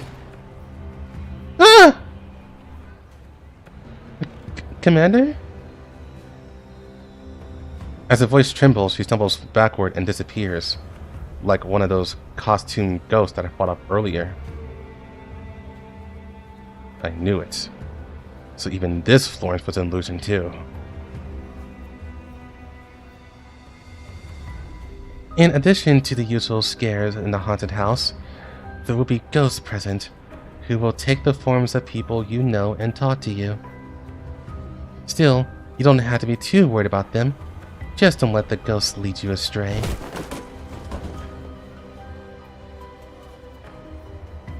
The very next moment, just like last time, a familiar form smashes through the windshield and hits the ground hard, rolling to a stop at my feet. I'm sorry. Don't kill me. No! Ah! I ignore this ridiculous display from before and turn away. Then I head out of the room until I find a door shining with light. Now then, congratulations on successfully completing Sweet Startling Night, dear players. Florence skips over to me, her chest bound up with ribbons into a big bow knot. When I see Florence like this and remember what happened inside the haunted house, I feel a sense of relief spread through me. What are you up to now? What I'm up to? It's reward time now, isn't it? The event's over, so it's time to claim a reward.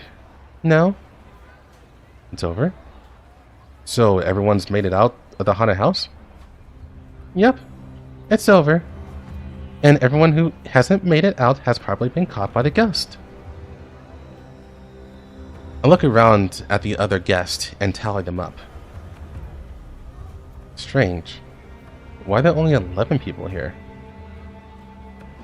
The missing person is Esme, and while all the guests look shaken, one in particular stand out. Esme.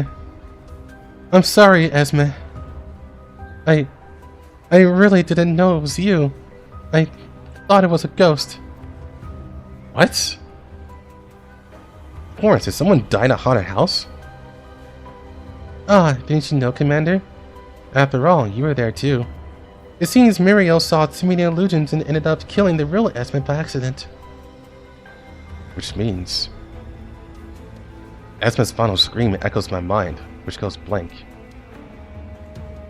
Commander, you're not feeling nervous, are you? After a scene, I've been quiet for a while. Florence pushes her face in front of mine. I'm not in the mood to talk about rewards or anything at the moment. Florence wiggles her body and the big bow knot on her chest with it. It looks like the wind might blow it loose at any moment. But that won't do, Commander. If you refuse the reward, you'll have to accept the punishment. She's right. Muriel, who's still in view just now, has already left with the rest of the guests before I could even speak to her. Reward time is here and everyone must claim a reward. Look, Commander. I've been tied up by this ribbon, and if you don't undo it, I won't be able to do anything. Is your heart really not stirred by the plight of poor old defenseless little me? After thinking back on what happened just now, I am in no mood to indulge her. In other words, you can do anything you want to me. Florence bends down and lays the loose end of the ribbon in my hand.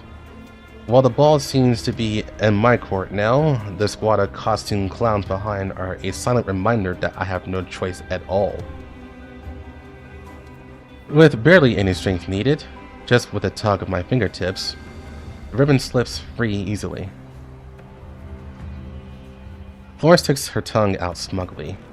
On the tip of her tongue, I see a blue and red pill.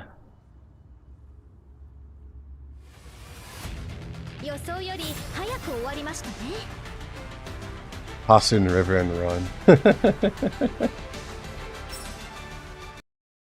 Your taste isn't refined yet, Nixon. One day you'll learn the beauty of yanderes.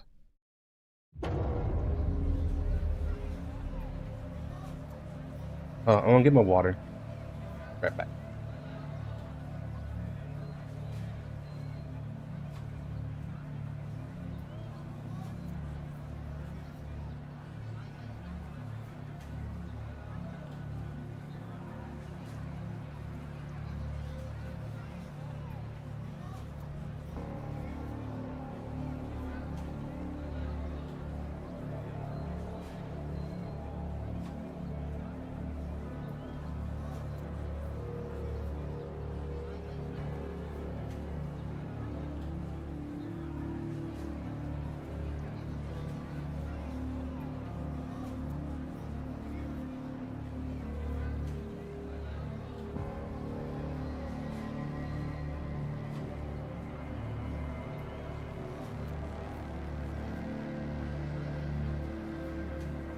Doesn't spike your water.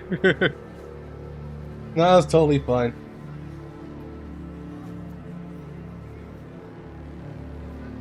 No. It wasn't me. I didn't do it.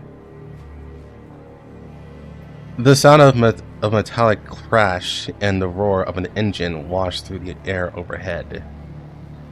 Unlike how proudly she carried herself earlier, the current Muriel seems a little panicked. It was you! You did it! Muriel points at me. I, Pauline, and I began suspecting you from the moment we got a reward. But Esme, that idiot!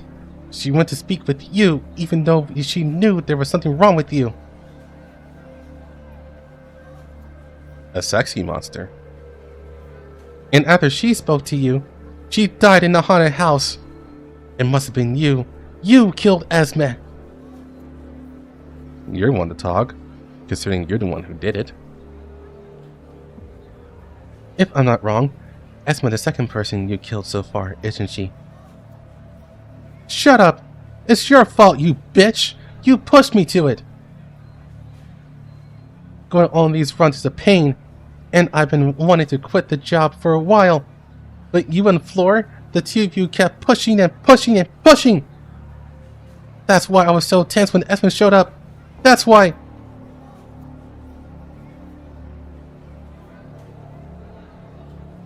I didn't know it was that big.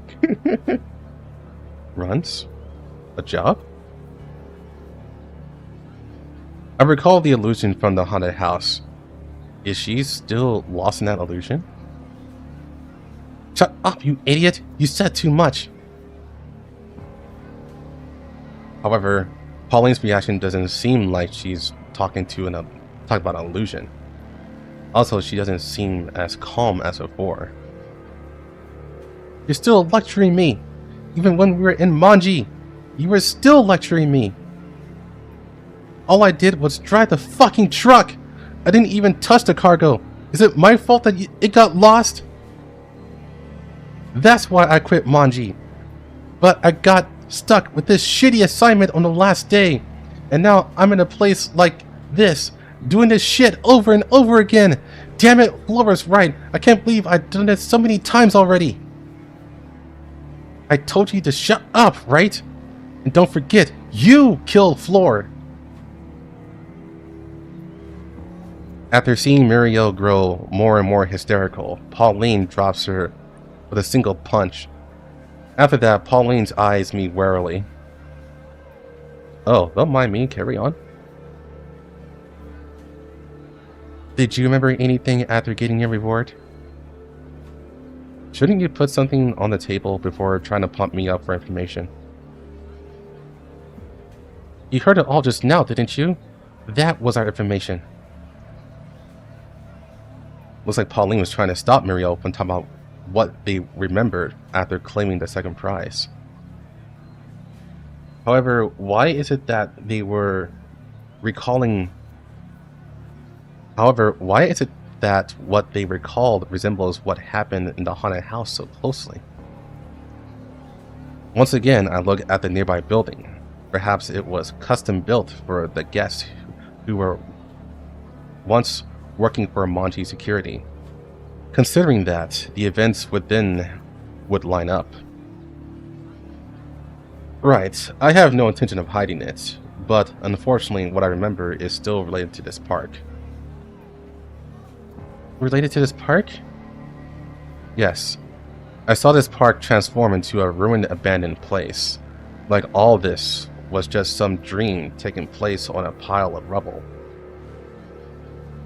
But what does that mean? I know. He's the real killer. He doesn't have memories of that lineup with ours. There's no way that he's a friend. Esmond also said everything he remembered was related to this park. Upon hearing this, Pauline eyes me warily. Hold up, guys. I gotta do a bit of house cleaning.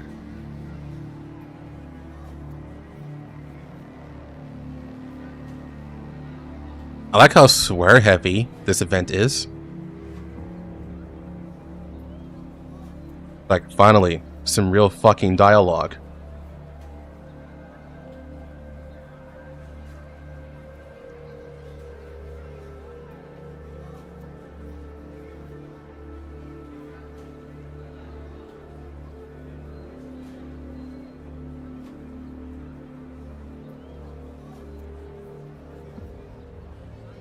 Don't get me wrong. It wasn't all about the amusement park. I remembered an email too. You put it in your butt yet? No, but she put one in the mouth. While topless, apparently. Hey, Zverskin, how's it going? Glad to see you here, finally.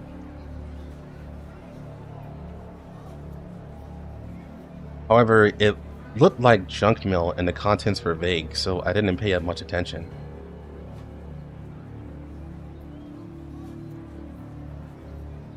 That's way too vague.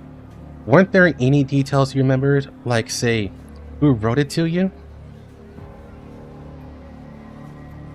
If I'm not wrong, it was a very familiar person with a showy personality who always liked saying weird things. However, I didn't hate them. Hey! Laura suddenly appears before me.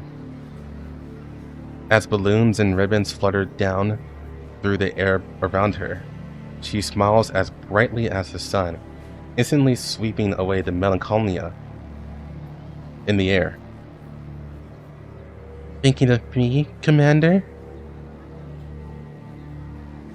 Seeing how naturally Florence inserted herself into her conversation, she must have the third event set up and ready to go.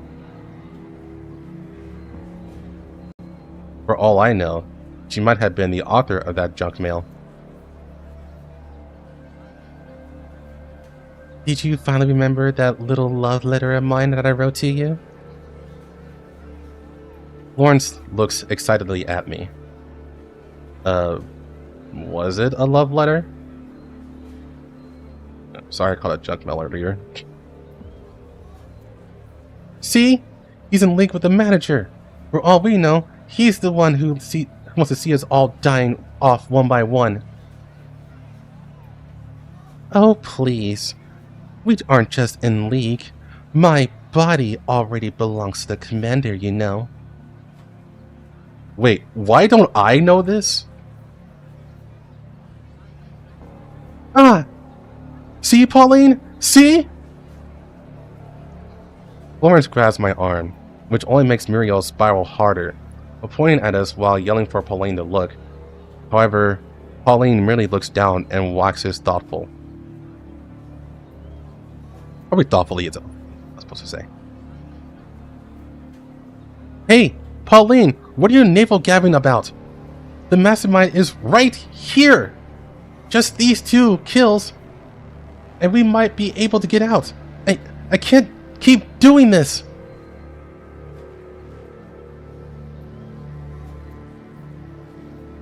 It seems Muriel has fully accepted the fact that she has killed 2 people.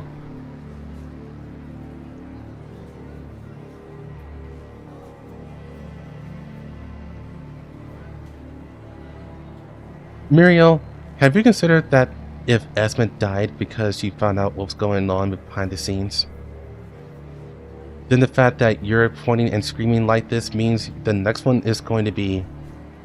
Huh?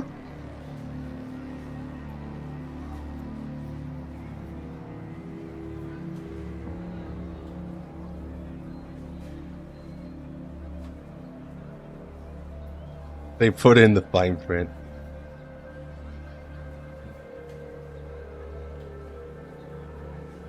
Muriel freezes up.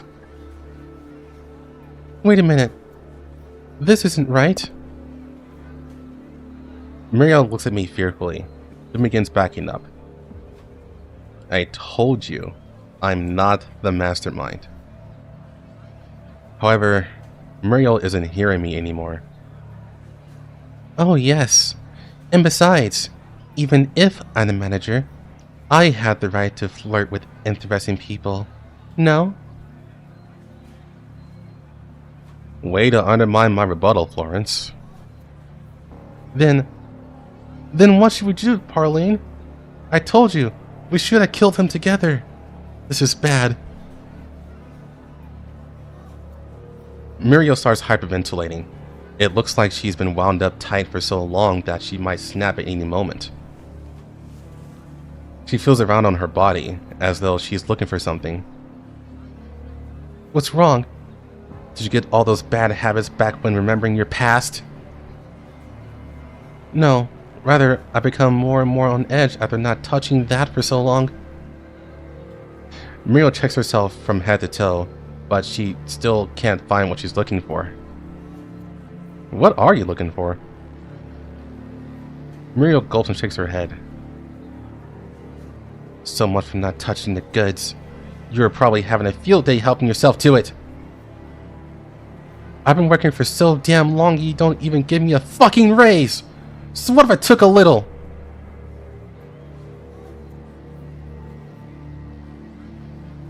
As Florence watches Muriel get more and more worked up, she sidles over and whispers into her ear. I know where to get what you want. Where is it? Florence's smile is as cheerful as ever. She throws her arms out, like she's making an entrance, and bows. Then she points to the sky. Around 24 suspended cabins dangle from the frame of a Ferris wheel, while the wind blows past. However, the difference is that there are costumed clowns climbing among them, clearly visible. The third event is about to begin. Everyone, welcome to the whirling midair maze. The announcement is accompanied by poppers going off, balloons rising into the air, and colorful ribbons glinting in the sunlight. This is ridiculous. How could there be above us? Muriel looks where Florence is pointing, at the midair cabins, and then she sweeps away a ribbon that landed on her face. Suddenly, something falls out of one of the cabins.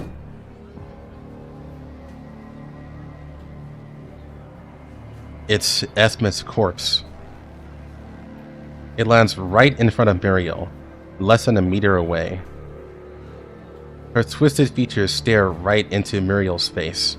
Pushed past her limits, Muriel finally bursts into a scream. Esmeth, I didn't! It wasn't me! Muriel's legs give out from under her as she collapses to the ground, still staring at the bloody mess that is Esmeth's body. She pants heavily, but all of the deep breaths she's taking don't deliver any useful air to her lungs.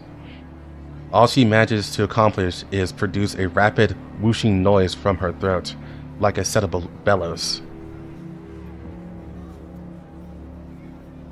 Having trouble breathing?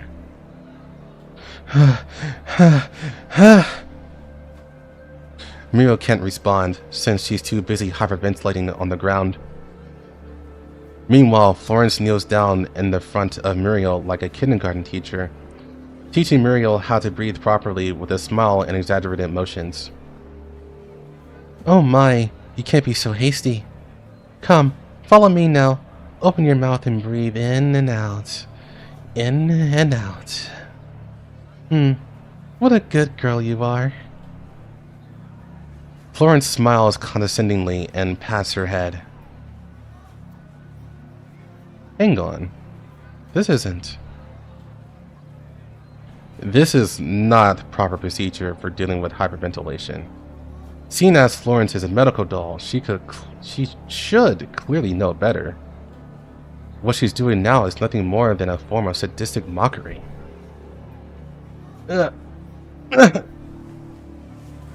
Naturally, it doesn't help Muriel at all.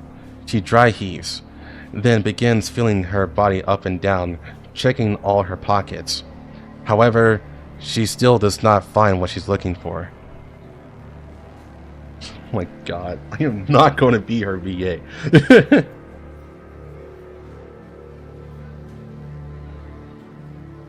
What you're looking for is in there. Florence smiles evilly and tussles Muriel's hair. What on earth is she looking for? Huh? Unable to speak, Muriel gets up and runs off towards the Ferris wheel. Whatever. Once I'm boarded, I'll find out what he's after. With that thought in mind, I head over to the Ferris wheel too. Oh my. I forgot to mention something. There are scary illusions inside those cabins which might make you go crazy like Muriel. You might not have a good time if you don't find that. Just ask your coworker to voice her. Honestly, I think she actually would. No, I know she would. Actually, she would. If I paid her like $50, she would.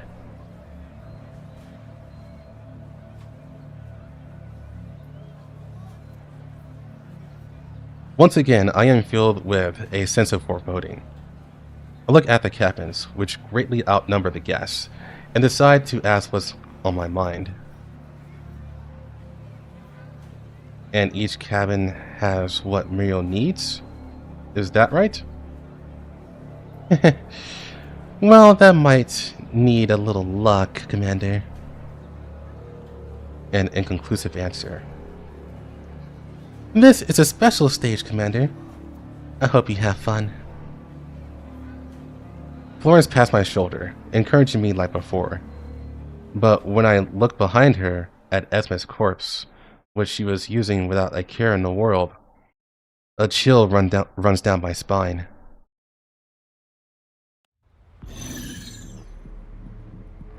So the thing is that with the coworker, here's the funny part. I told her that she should start doing ASMR on Twitch. She would make a lot of money. She thought I was kidding, but I was serious.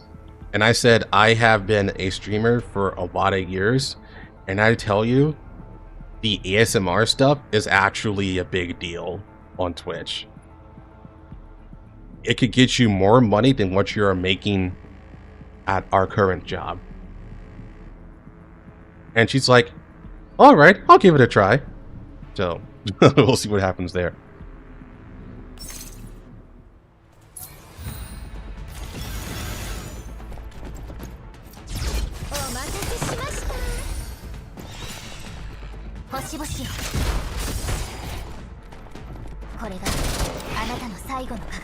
The thing is, he wants to make it a faceless stream.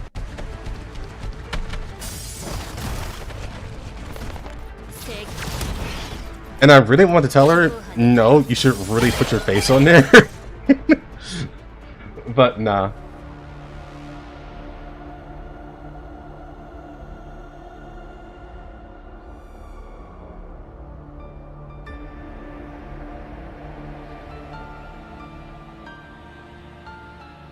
Hey, why make an ASMR channel when you have this right here?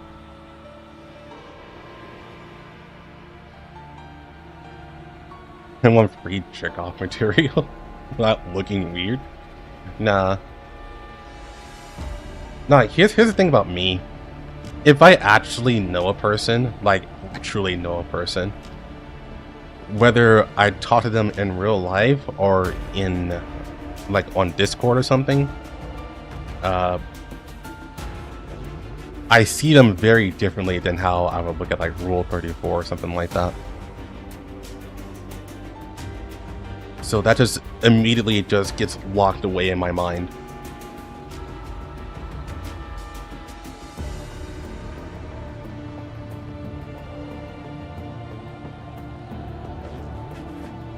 There's a hot coworker.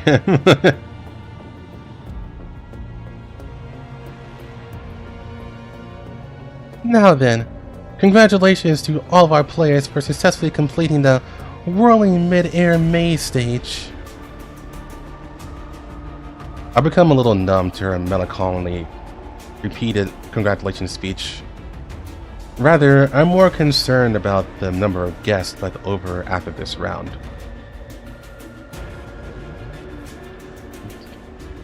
10. But no matter how many times I count them, I can only find 10 guests remaining. This is one less than before the round started. And the missing person is Muriel. I look up at the Ferris wheel.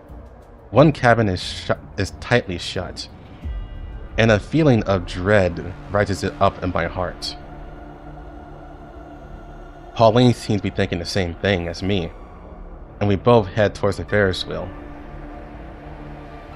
And now, the much anticipated reward time. Where are you two going?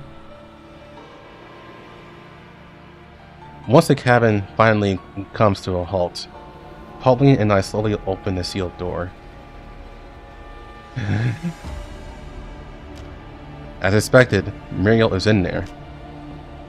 However, she is hanging upside down in an unnatural way, trussed up by the rope that was meant to ensure her safety. The interior of the cabin is a mess. It seems she spent a long time searching it. Her body is covered in some kind of unidentifiable goop, but before I can try to deduce its nature, I am hit by this complex odor.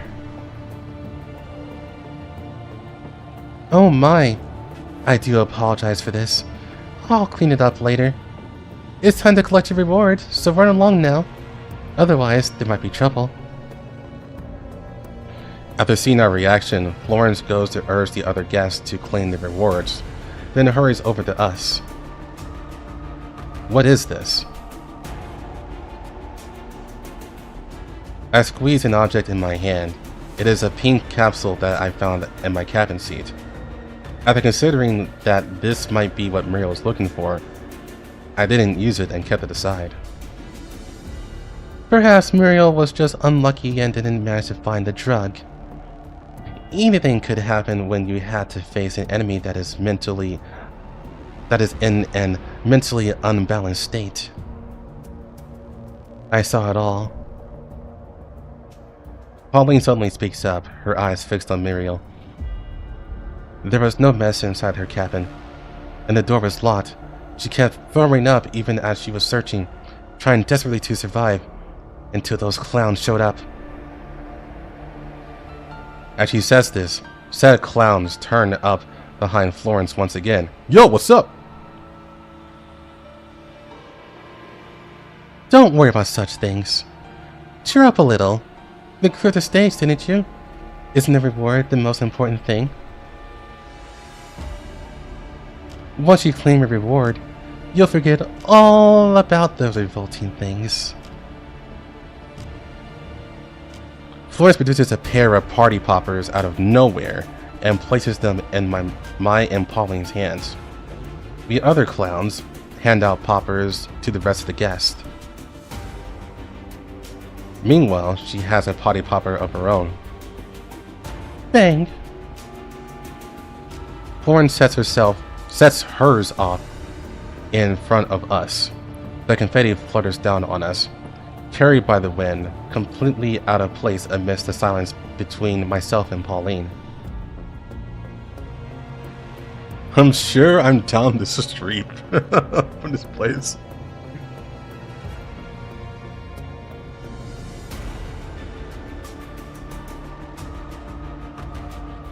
I understand.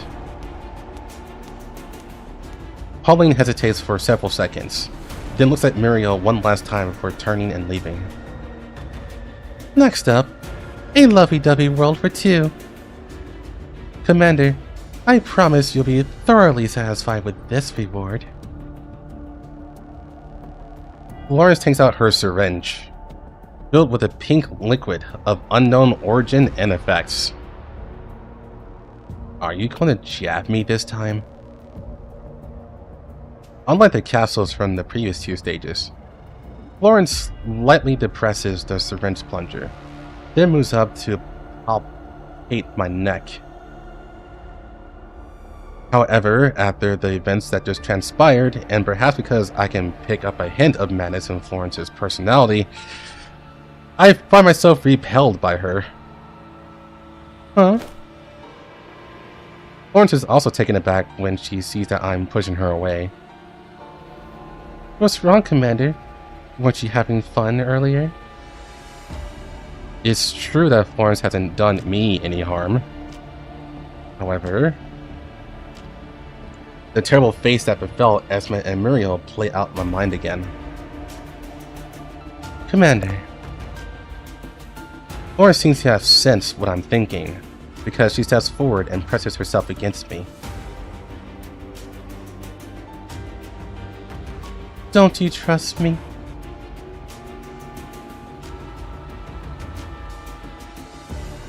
She looks up, tracing a circle on my chest, like she's teasing me or perhaps flirting with me. Perhaps in the past I might have simply written this off as one of her typical pranks, but now it all seems odd. However, my moment of hesitation is enough for her to plunge her syringe needle into me. Ah! What is this? Soon the strength has fled my body. Florence pushes lightly, and I collapse to the ground. Oh my. I'm sorry, Commander. But you seem so insistent on struggling. I found it hard to resist the urge to do something to you. What are you going to do? Also, for multiplayer games, you should always do hardwire.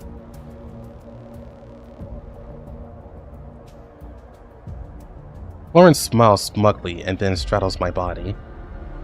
Then she feels around and retrieves the pink capsule I hid.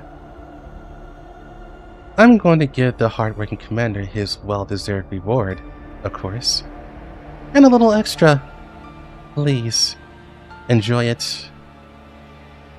Give it back. Honestly, Commander, this could be considered cheating, you know? The fact I haven't punished you is quite lenient already. We mustn't be greedy. Also, medicine shouldn't be casually taken. See? You're starting to spout nonsense now.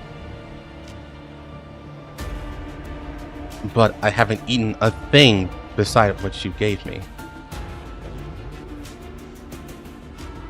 Much as I'd like to say that, I am currently too weak to say anything at all. I'm male commander, by the way. Just saying. And now, allow me to give you some treatment. Her smiling face blurs in my vision, but Florence's voice still echoes in my ears until I plunge into the abyss.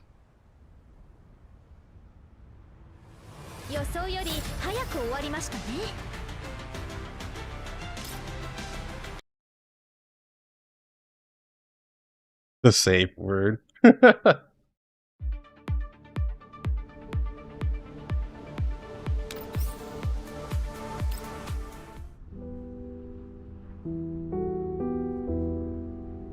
Hey.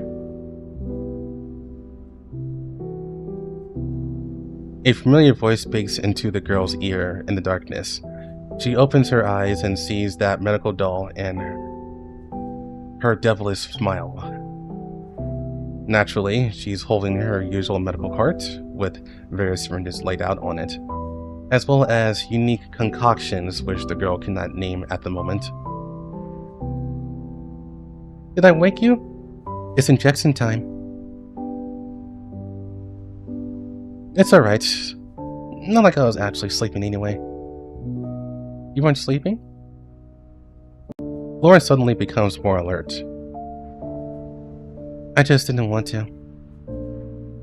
Why do you have all these syringes here anyway? All these jabs? It's not like they're doing any... It's like they're going to do any good, right?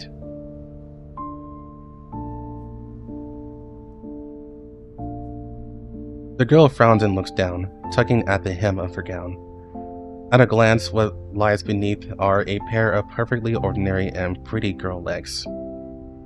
But on closer inspection, an observer will realize that her body has been forced into an illusion of normalcy.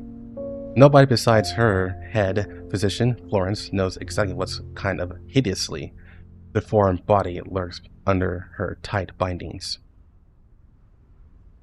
She glances at the motorized wheelchair beside her, the object that is practically a second pair of legs for her. The community should run. the community would not run. They will literally go. They will basically go, everyone, run. I'll hold her off. Also, it would be kind of cool if the community came together and did a bunch of voice acting too. For all the events actually, since there's no English dub. I think that'd be pretty cool.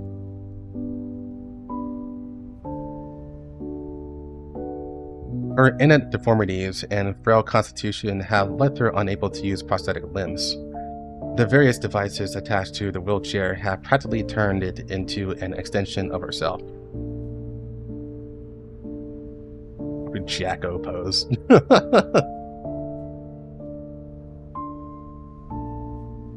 This is a waste for me to be alive.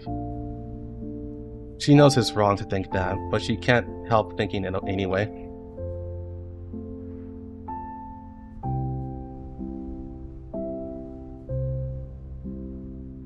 The less said about it being treated or cured, the better. She knows she doesn't deserve such a good ending. After all, she isn't an amazing person or anything.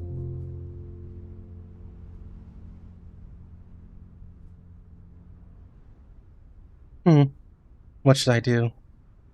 Alright, if the treatment succeeds, I'll give you a reward. How about that? A reward? Upon hearing this, the girl's eyes light up again. Really? Well, I can't wait. Your last reward left me excited for an entire day. I wonder what kind of reward it'll be. That's sure to be really exciting coming from you, right, Florence? The gloominess on the girl's face has vanished. She hums a nameless song, eagerly awaiting Florence's pre-injection examination. However, Florence's eyes turn ice cold in an instant. So, was this what you were doing when you were sleeping? Florence grabs the mug by the girl's bedside and splashes it to the ground. Its former contents were deep-colored fruit juice that radiated an alluring aroma. Well, what the heck? I was going to drink that! Intrinsics, what do you mean by why don't you try it? What, the Jacko pose? I'm not trying that. What the hell?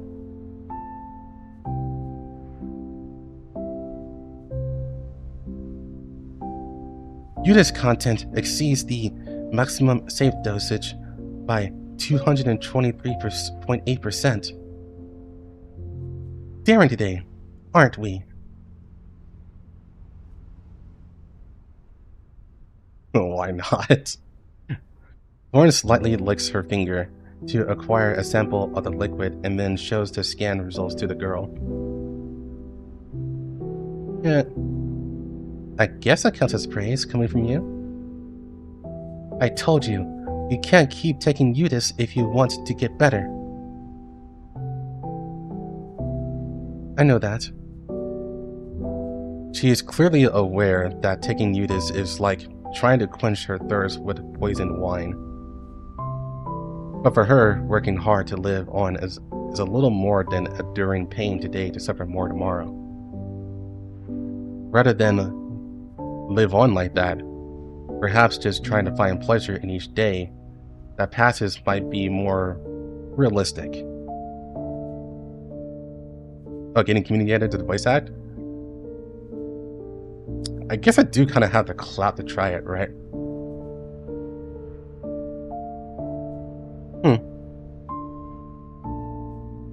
Rico, shut the fuck up. You might hate English dub, but there's a lot of people who do. Especially if it was a community rant. It's just for fun. You don't need to be vitriolic towards an English dub. Just don't watch it.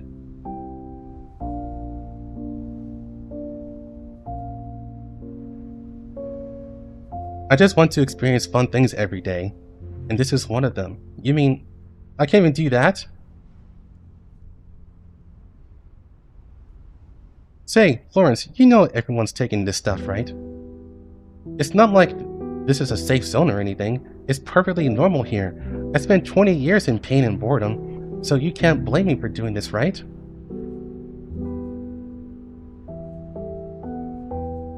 The girl's hands reflexively tighten around her knees, and she gazes ardently into Florence's eyes. The Jacko poses would be fun.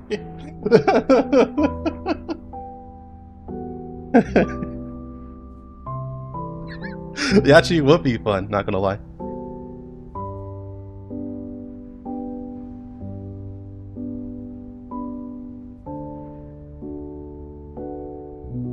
I don't belong in this damn world.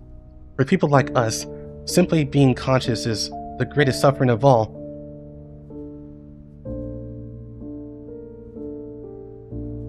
Florence does not reply. Instead, she puts away her syringes and medical apparatus. It seems this treatment session will not be carried out.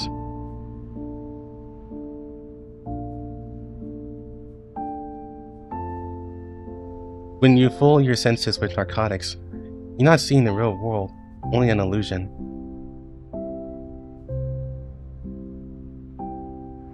So do a check.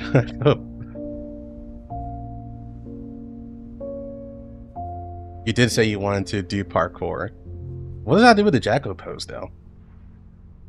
I'll do. There is no Raymond intrinsics. You can't do that. When you fool your senses with narcotics, you're not seeing the real world, only an illusion. Only an illusion? If life is an illusion, then I am no less an illusion, and thus, the illusion is real to me. Why do I have to be fully conscious of everything? I'm happier, more comfortable like this. I just want to feel better. I'm human, you know? I'm not a doll or an eyelid. It hurts to live like this, and it's hard trying to live more comfortably. In the first place, humans can't ever perceive the real world. All we perceive are what our senses tell us. What difference is there between the excitement and joy that I see in my illusions and what you can perceive? You see, I can enjoy living like this now.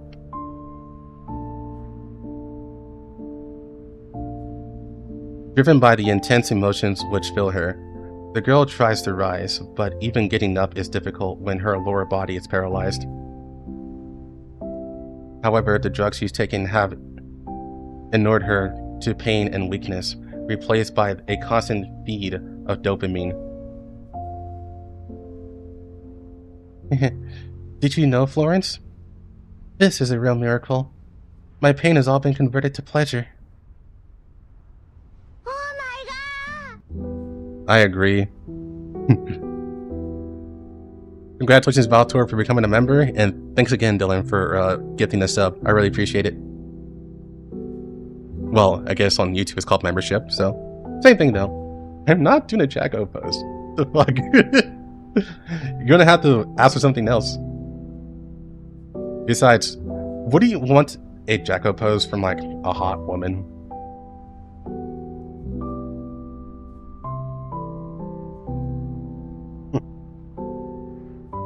The girl's body trembles and she gulps down the drool that's been constantly building up.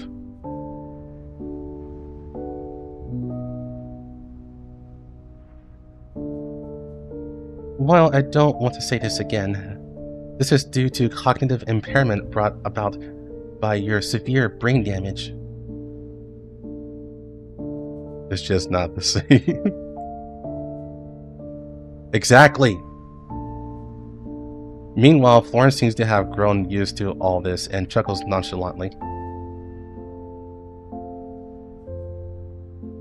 Excessive emotional outbursts aren't good for you. I hope this drug has not completely fried your brain yet and made you forget how you left Bounty Security. Saying so, Florence pushes the medical cart away and prepares to leave the ward. Wait, Florence! You know any hot woman then? Well, my coworker. There's also one in my neighborhood. Or my complex, I should say. I haven't talked to her, but I've seen her.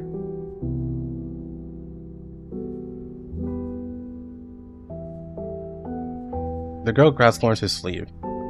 Also, I think I have, like, my videos at least, there's like a 20% email audience, or was it 12? Either 12 or 20. So, who knows? Maybe I could.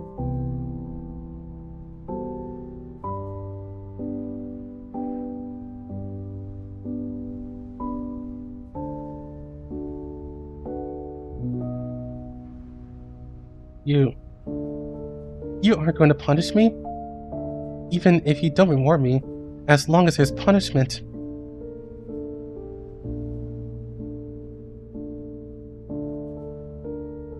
And yet they're nowhere to be seen. The girl's face is flushed and pink. There's no way to tell what she's thinking. Your body can't bear the injection now. Otherwise, you'll suffer great pain, so much that you might wish you were dead, you know? Or you might just die on the spot. However, this only seems to excite the girl more. She pants heavily and her breathing grows chaotic. Really? Now I'm really curious. I want to know just what kind of pain that would be. Even if I died, how would it be any worse than how I'm living now? Or perhaps what you call pain might end up being pleasure for me. Florence looks at the girl, and then she laughs, as though she's suddenly amused by her. In that case, why don't you tell me what the world you're seeing now is like? After hearing that, the girl looks out the window. Her eyes sparkle, and for a moment, Florence thinks that she can see something in her eyes. An amusement park. A happy, lively, heavenly place. There, you can be happy no matter what you seek. Oh? Hey, yo. It's risking, what the fuck? Alright, I think that's gonna repeat every time. Thanks for the 5 gifts, Riskin.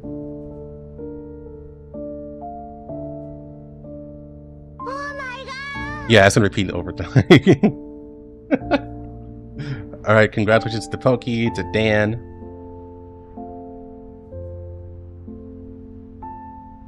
What's next? Gustavo Tani.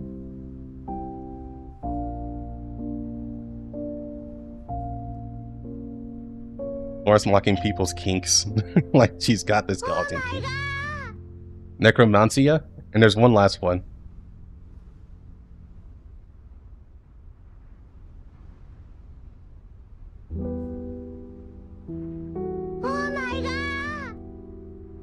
The Kaiser is wiser.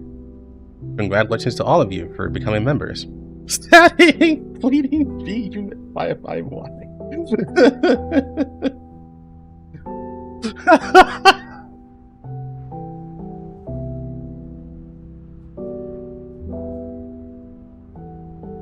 The girl grabs Florence's hands and pulls her over. Their eyes meet. Hers are wide and unblinking, fully exposed to Florence. Can you see it? A dreamscape filled with cries of joy. A kaleidoscopic fantasy. One that makes my heart race and fills me with non-stop pleasure. One that makes me feel like I'm still alive.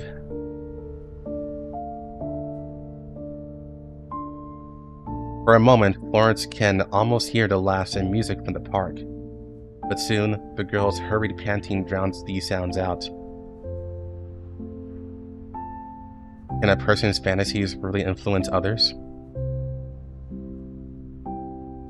A guess that's so bold that even Florence finds it hard to believe begins rolling up in her neural cloud.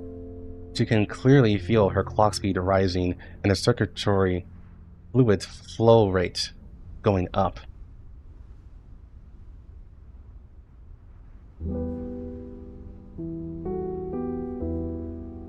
She's getting excited too, even if she didn't intend to be. In the end, Florence breaks away from the girl and turns away, leaving the ward. On her way out, she notices an amusement park stamp book on the girl's bedside table. It's old, but it's been very well preserved.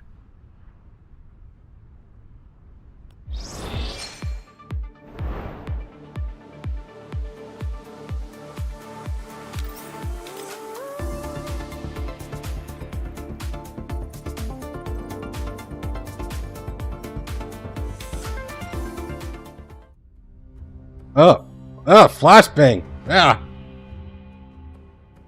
Hey,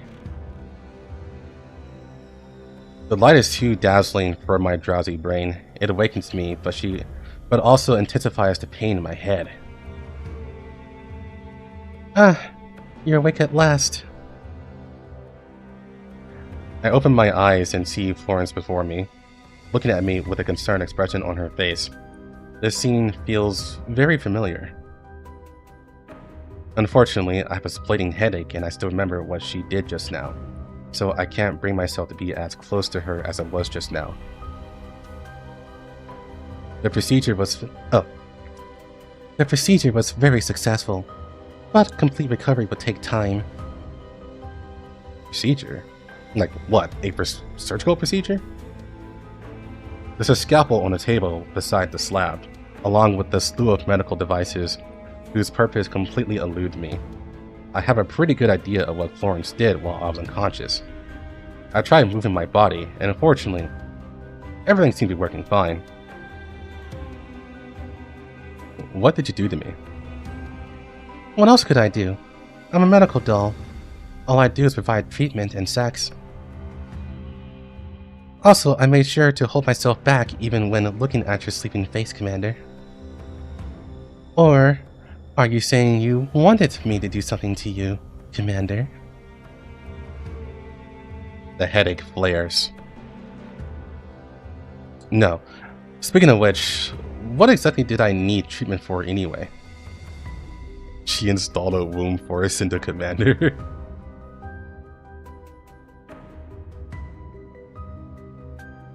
It's true that she's been giving me plenty of treatment since I came here. First it was feeding me medication, then jabbing me, now it's full-on surgery. And she's even treating it like some kind of reward. It was to fix your brain problems, of course.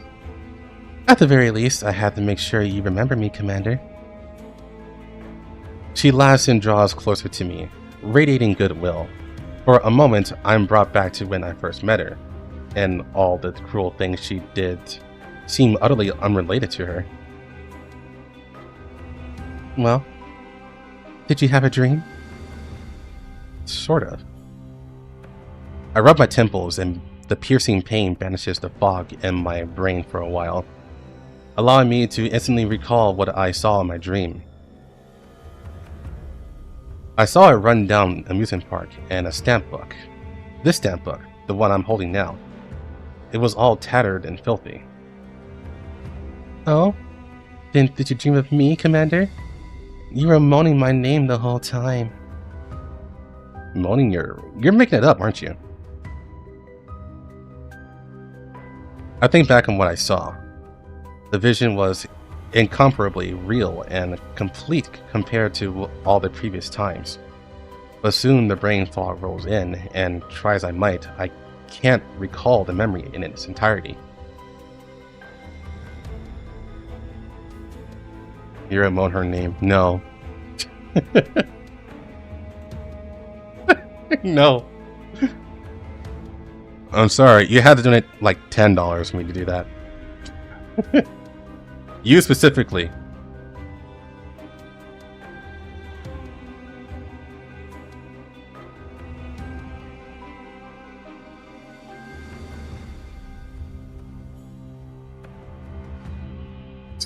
Rich mode.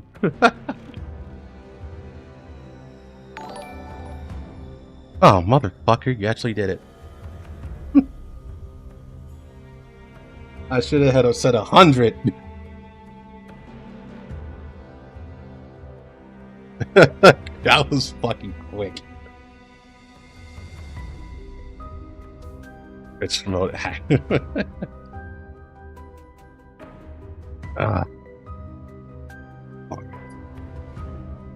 There you go. That's it. Moving on.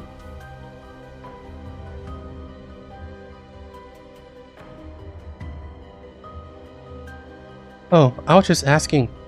After all, I would feel terribly alone if only I remembered you, while you didn't remember me. I look around. There are medical devices everywhere in the room, but rather than a clinic, all these mysterious chemicals and experimental equipment lining up the walls make it look more like a lab. That was the worst moan in a 1970s porn. That means it was good. You forced me to do it, so now you got it. And it was good. There are no retries. Man, this is a weird stream, not gonna lie. Imagine all the people who just want to watch the read-throughs, and then they hear that part and they're like, oh my god.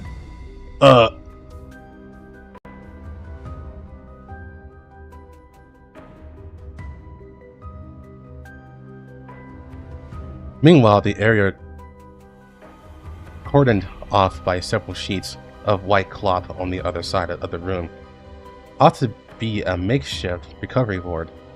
I can vaguely make out the shapes of patient beds there. What are you looking at? Added to the server's soundboard.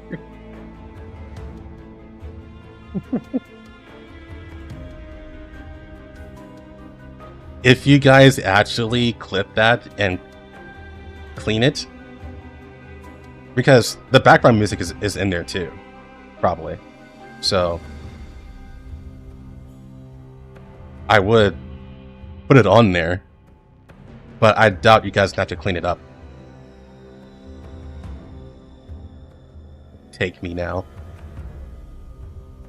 I don't know if she's worried that I found something, but Florence suddenly thrusts her face into mine and blocks my line of sight.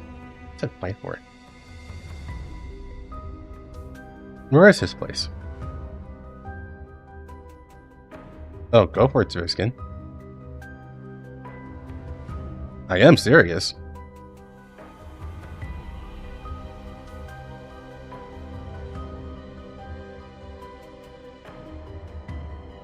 Holy second me.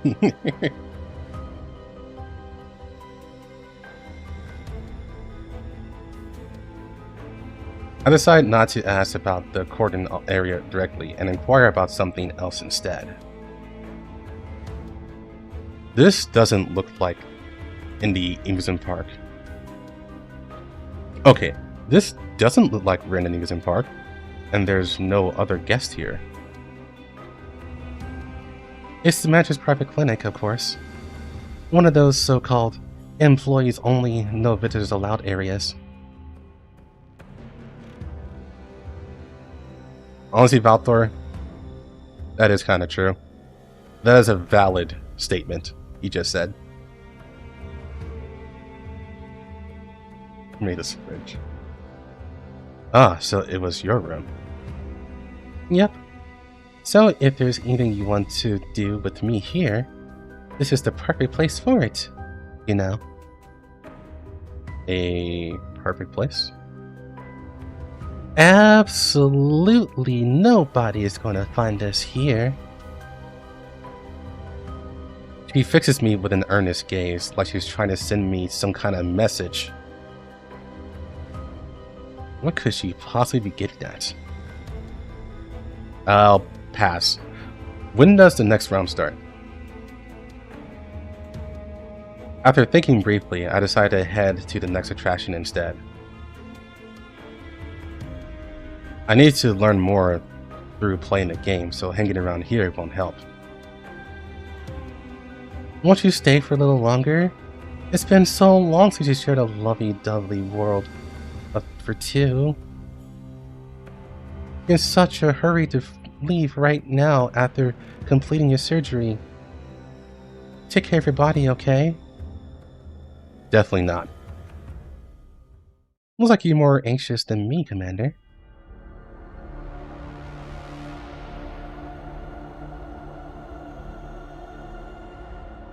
A massive steel structure looms silently before us. Its metal rails flow smoothly and aesthetically, incorporating steep drops, hard turns, and dizzying spirals, and even a 90-degree direct downward descent. It gleams with a metallic sheen in the sunlight, resembling nothing so much as a tangle of barbed wire. Even the launch mechanism is designed to look like some vast, ferocious beast with its distinct and sharp angles. It's not hard to imagine what kind of sound its engine will make. Ta-da! Commander, come look. This is our most exciting attraction, the Heartbeat Accelerator 9001. Granted, it looks quite impressive, but in the end, it's just a roller coaster. And the most important thing is that it looks completely the same as a Heartbeat Accelerator 9000 that we rode for the first event. Haven't we been on this before? I waved my stamp book at Florence.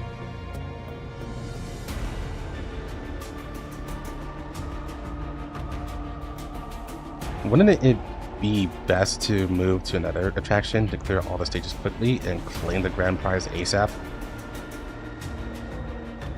Huh? What are you talking about, Commander? We haven't gone this one yet. You mustn't clear the stages out of order, you know. Florence looks at me in surprise, like I just said something strange. What do you mean haven't gone this one yet? Do you really think adding +1 to the number makes it brand new? I look around, trying to see if anyone else around me agrees. Quite the opposite, in fact. All the guests here look at me like I grew a second head. What's this guy talking about? We only just arrived at the park, didn't we?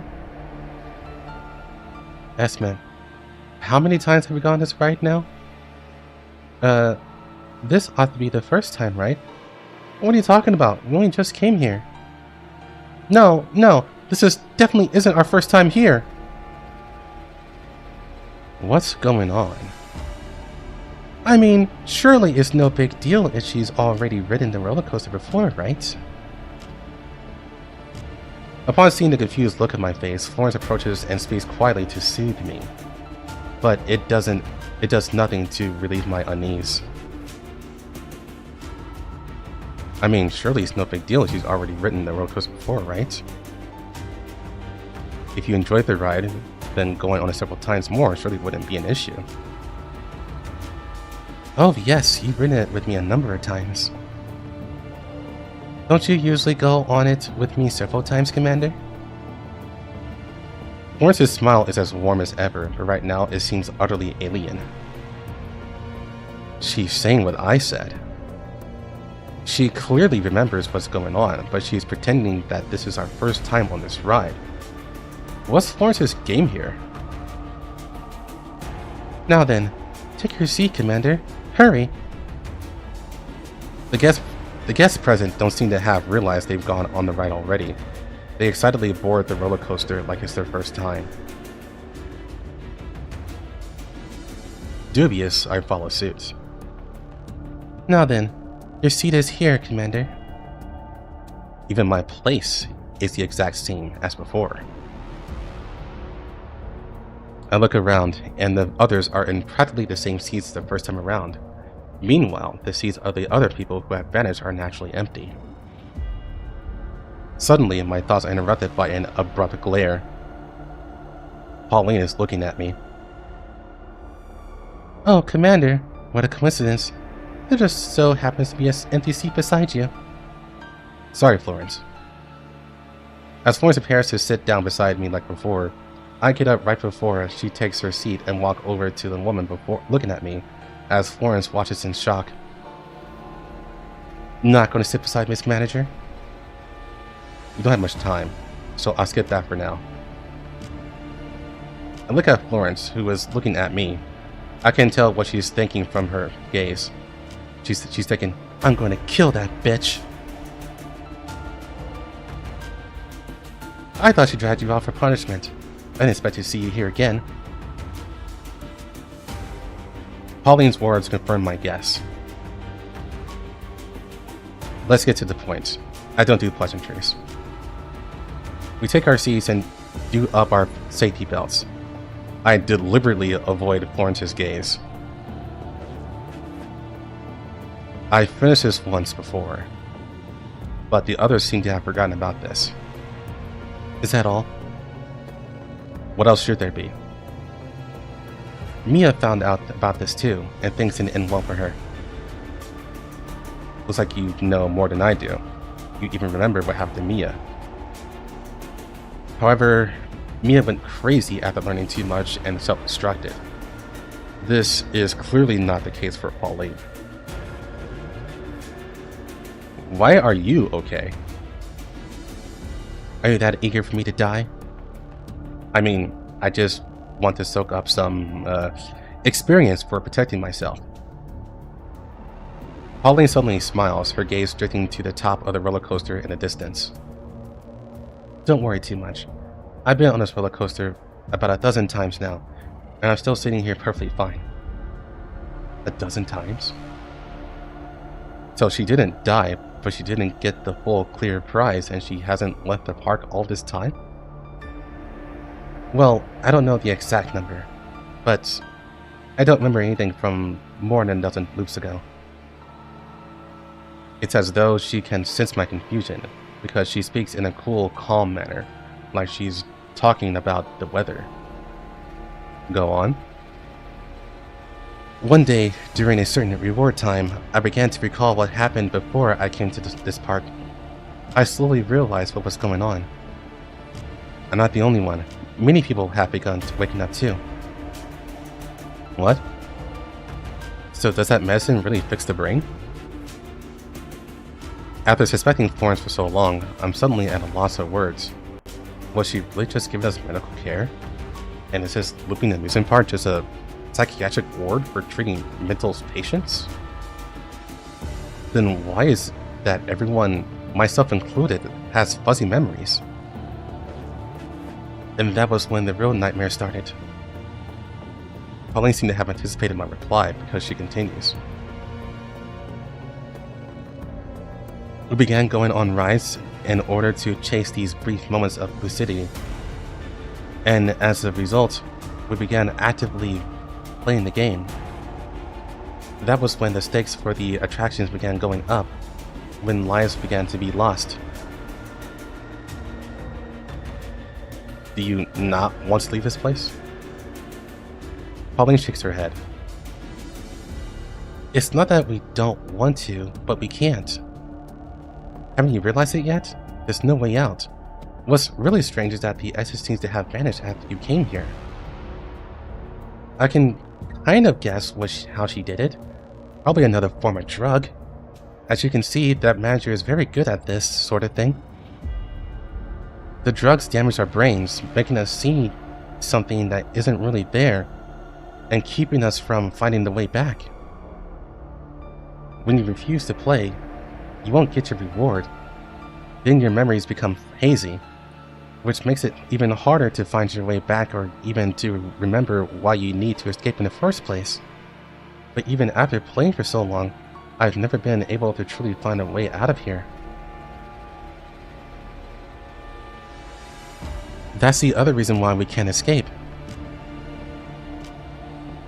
So the reward is like a drug, which eases Pauline and the other symptoms, but it also makes them dependent on this place. Florence's drugs, syringes, and that procedure of hers come to mind again. Is this why you're remaining here even after learning all this information? Not entirely. I just know how this park works. But I also know that I deserve to be here for what I've done. Pauline mutters quietly, then smiles again. Is it related to your job? If I'm not wrong, you're all truckers from Monty Security. I can't say. Still clinking to your NDA at a time like this? Well, just think of it as me as a resident here. Once I've turned the unusual into my new normal, that means I've been completely tamed by this park. All I can tell you is that the clear prize or whatnot is a lie. The moment you come here and the main gate vanishes behind you, you will never be able to leave this place. As for that manager, I should have realized it earlier. She's the one controlling the poison and medicine both. She's just using them to make us dance in the palm of her hand. There's no way we could leave, and no way she'd ever cure us.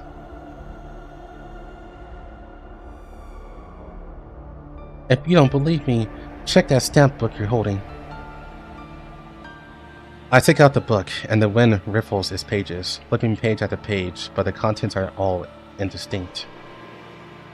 I can't see the right names or the requirements for collecting stamps, and most importantly, there's no end to the pages.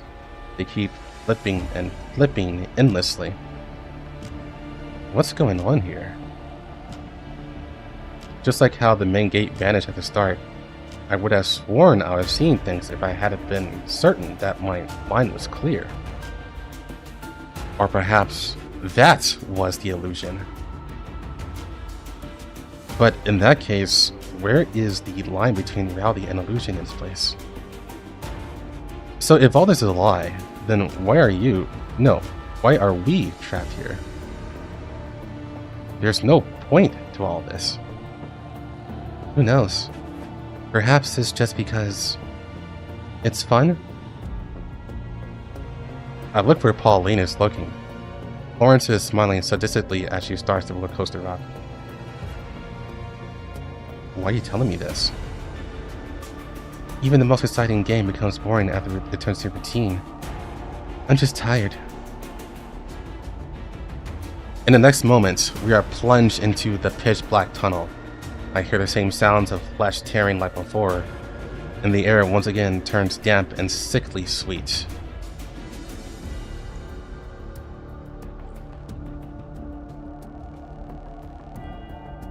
Drip, drip, drip. The wind is still howling, but I can hear droplets of liquid splashing on the ground. Pauline! All I can see now is a shredded, severed limb. But I can tell who it belongs to. Even after being ripped to pieces, Pauline didn't scream, didn't even make a sound. That's right, I killed that bitch. Commander, maybe you should take care of yourself before it might hurt.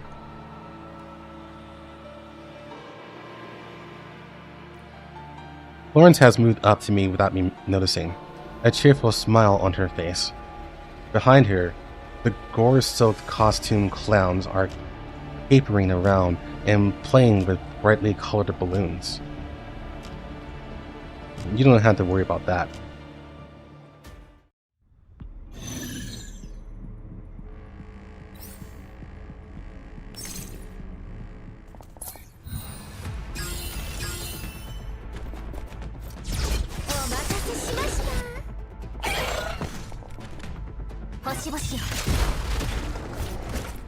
Boshi boshi. これがあなたの最後の輝き。夢中になっても知らないよ。給与が上がるんですか。正義。現行犯で逮捕す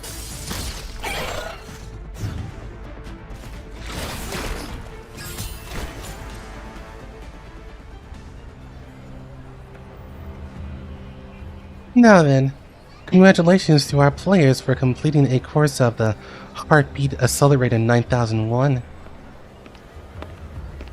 As the people around me celebrate their survival, I walk directly up to Florence. We need to talk. Oh, so eager, Commander? But unfortunately, there are no special prizes this time around. There's nothing else I can do. In contrast to her usual antics, Florence turns and makes to leave. Dropping the act now? I open up the stamp book and throw it in front of her. How many more secrets does this amusement park hold?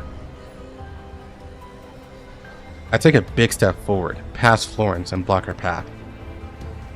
Going on rides over and over again, losing our memories, never getting the clear prize. This endless game is nothing but a scam. And people have died for this lame scam. Forceful, aren't you, Commander? That just excites me even more. Answer my question. However, the world fades into a blur before my eyes. What a shame. I haven't gotten this hot and bothered in a while, but you folded so quickly. What did you do? This is just because you were too hasty, no? After all, you did just undergo a medical procedure and haven't finished recovering yet. You shouldn't have gone on such an exciting ride in your current state. Lawrence reaches a hand out and waves in front of me. See? You can't see anything anymore.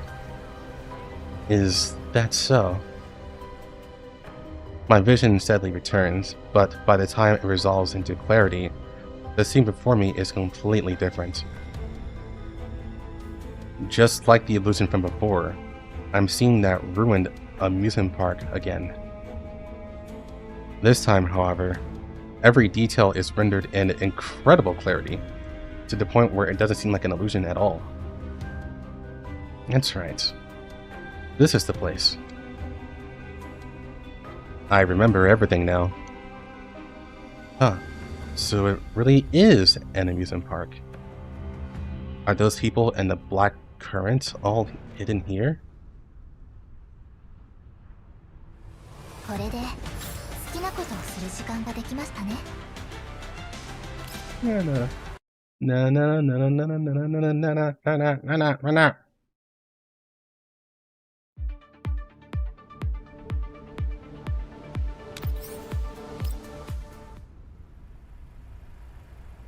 Dear Commander, guess who I am?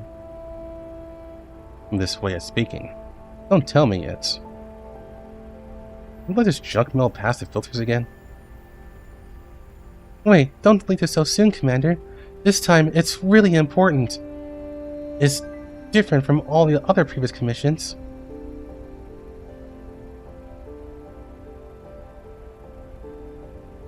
A shipment of goods from Monty Security went missing along with the personnel accompanying it. It was me, Theo. Do you mean Dio?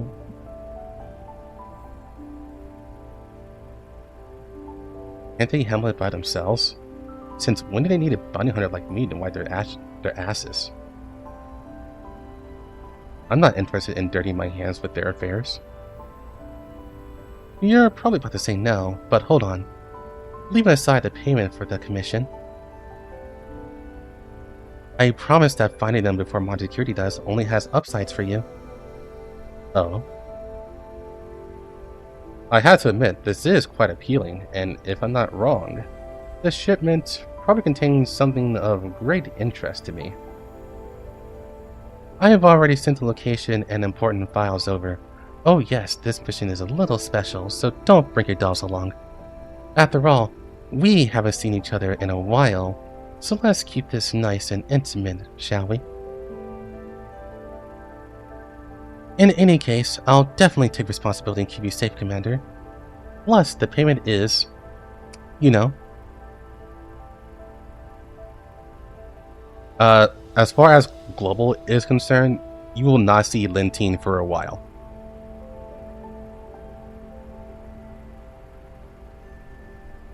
Of course, and the most important thing is the extra bonus payment, namely my...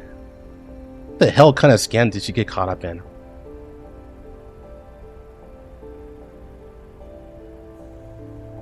While I know exactly who made this commission, it still looks like some kind of new scam. Unable to bear it any longer, I immediately closed the email. The rest of it is probably some kind of meaningless dribble. Then I opened the attachment to see what files the client sent. In addition to the coordinates of my destination is a photograph. Huh. So it really is an amusement park. Are those people in the black current all hidden here?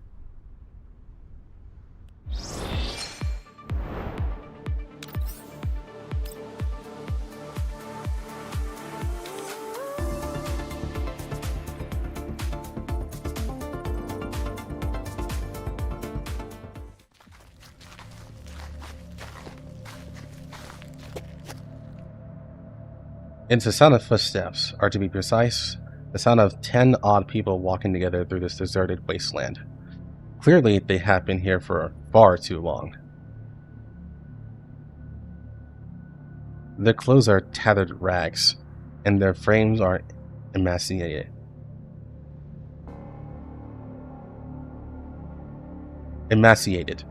Their eyes are sunken and hollow, and their rags are stained in blood. Some of their wounds have scabbed over, others are oozing pus. Ooh, that sounds dirty. And there is even one who can't walk, their wheelchair squeaking as they roll along. This so-called amusement park is nothing more than a set of long-abandoned ruins. It is only barely recognizable as having once been an amusement park.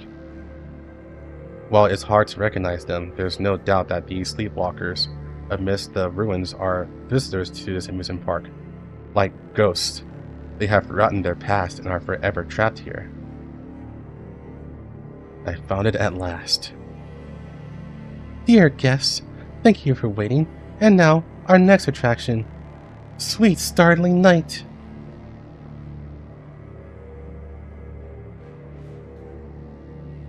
Lawrence's infectiously enthusiastic voice spreads through the air, and these aimless wanderers look like they've received some kind of command, because they all slowly gathered in the building behind Florence. It is a building that is neither scary nor filled with the park spirit. All it has are discolored walls and a mental plaque above its entrance that looks like it's going to fall off at any moment. Meanwhile, Florence is happily explaining the building, while these guests who are prepared to enter it eagerly play with the park's attractions. Over and over again, the ride never ends. Now then, since time is tight, let's hurry up and... I'm out.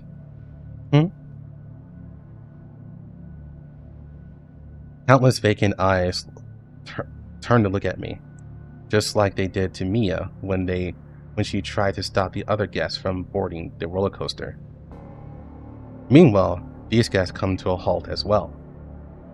I can hear them whispering to each other. Well, there's nothing for it. You do realize that even if it's you, you'll have to be punished for interfering with the games, right, Commander? As Florence says this, she gives me a meaningful look. I believe I can understand what she's trying to tell me. Keep talking. You know, I just thought of something very interesting all of a sudden. When you're walking on the street and see many people looking at the sky, what would you do? Look up and see what's in the sky? Even if there's nothing there is a subconscious peer pressure effect generated by this collective behavior that will make you think something is there. At moments like this, adding in a tiny little variable can fool your brain into thinking there actually is something in the sky, even make you believe fervently in some non-existent miracle. Well, that is quite interesting. As a medical doll, you should understand this phenomenon better than an amateur like me, right? I believe it's called collective hallucination. Hallucination? Well, what does that mean?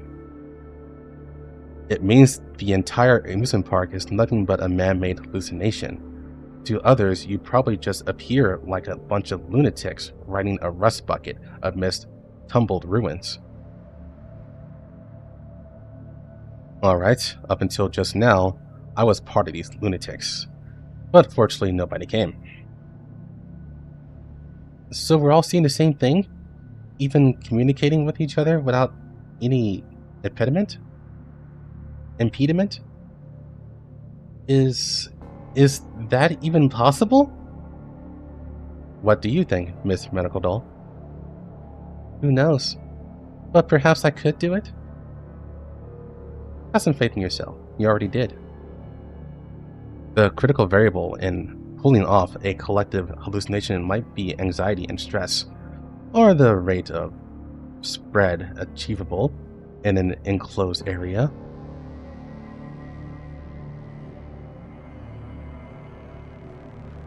You, on the other hand, probably used something that was quicker and more convenient. Drugs. This is the poison that you control. It feels like you're putting me on trial. How exciting. You should know about Edis better than me. I just knew you were familiar with the drug too. But, unfortunately, not even I could get that much Edis. Or, Udis. Yeah, Udis. After all, I'm just a frail and weak medical doll. And I definitely wouldn't be able to kidnap all these people. You probably couldn't get Udis directly, but for something else it might be possible. If Nikita's intel is correct. This is why this is set after Nikita's event, because she's name dropped here.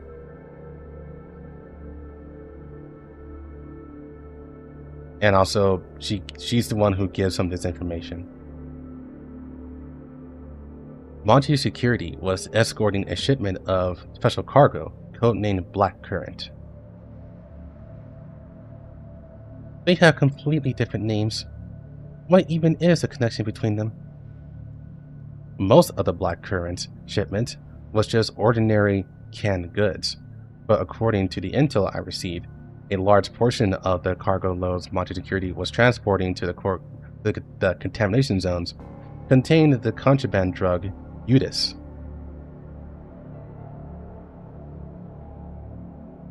Monty Security. Why does that name Black Current Transport? Due to the effect of the drugs and their hallucinations, the guests don't quite seem to understand the meaning of those words, but their unconscious responses make these terms feel familiar to them. This reaction perfectly validates my guess. And, as it turns out, every single guest here besides you and me just so happens to be Monty Security transport personnel. One could say that it was them who brought a full load of Black Current all the way over here to supply both the guests and Udis for you.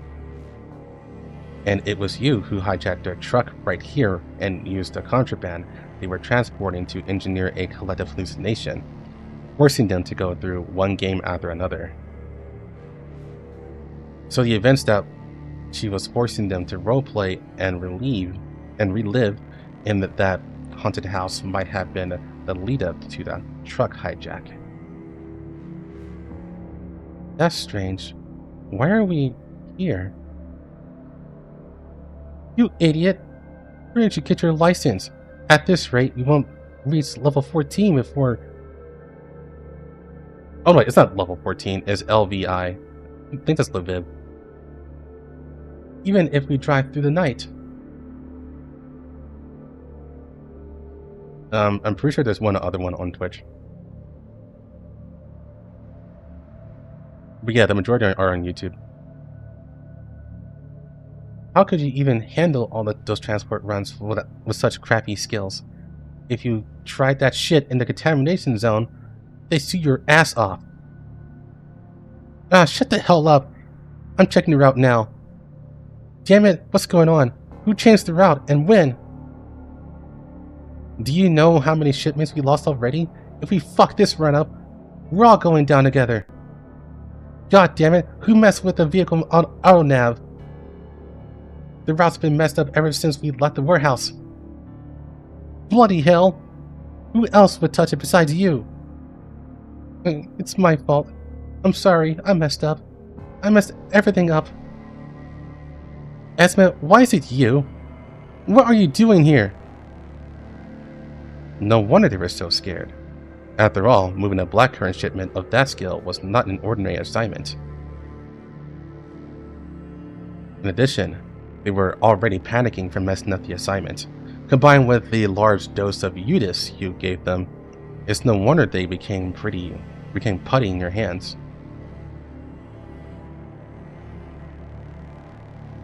Even if you're correct about your observations, that's nothing but a sensible sounding supposition, Commander.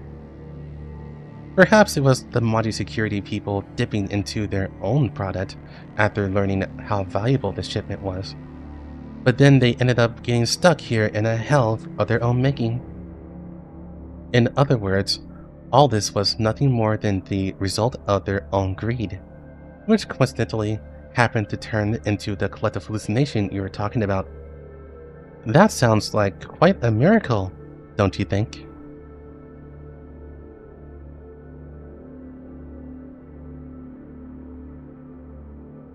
What you say makes sense too, and losing the shipment might be nothing more than wordplay to evade responsibility for their actions.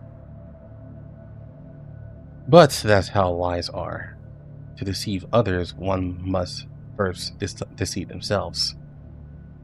Also, the symptoms of these people don't look like those of Udis users, even if they are very close. Apart from the hallucinations and severe cognitive impairment, there are also signs of memory loss, poor awareness of time and location, visual and auditory impairment, and other major symptoms.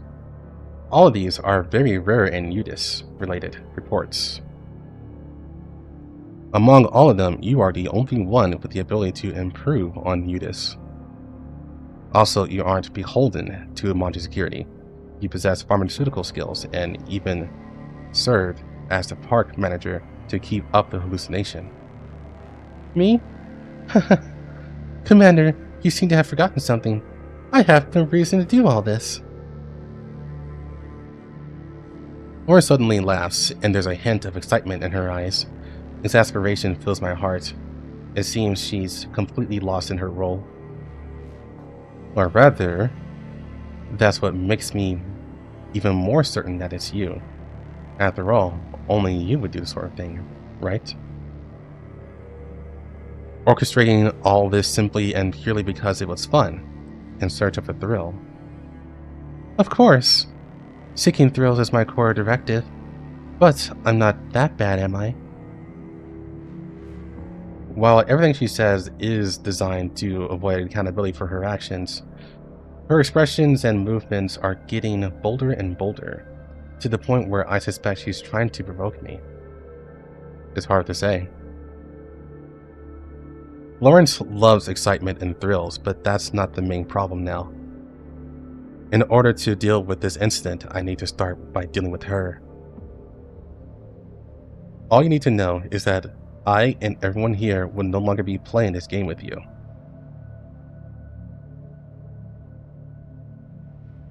Lawrence glances at the blank-eyed visitors. Then she gestures grandly, and several robots move up to surround us. Is that so? What a shame. But I can't let the game end yet. You and the others will need to keep us company for a while, Commander.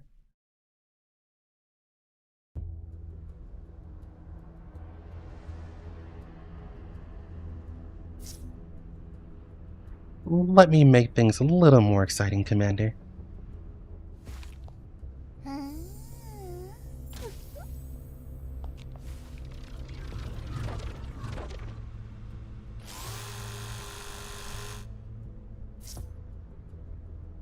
It's time for your correction, Lawrence. I wonder who put that there, because that was not in the CN version.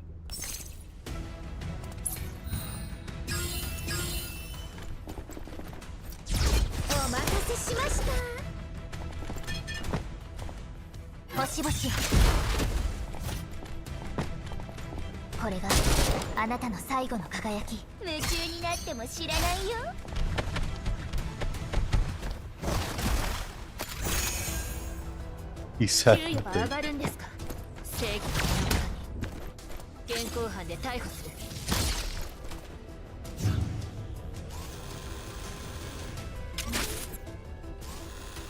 See, so something like this, I would do heroic mode, because it's a boss battle.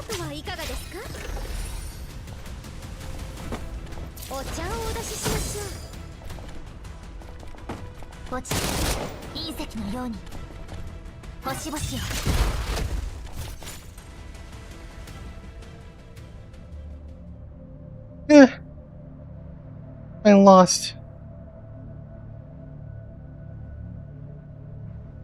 Although I'm wondering how the commander won. Because he doesn't have any dolls. He just took his gun and shoot her a bunch of times.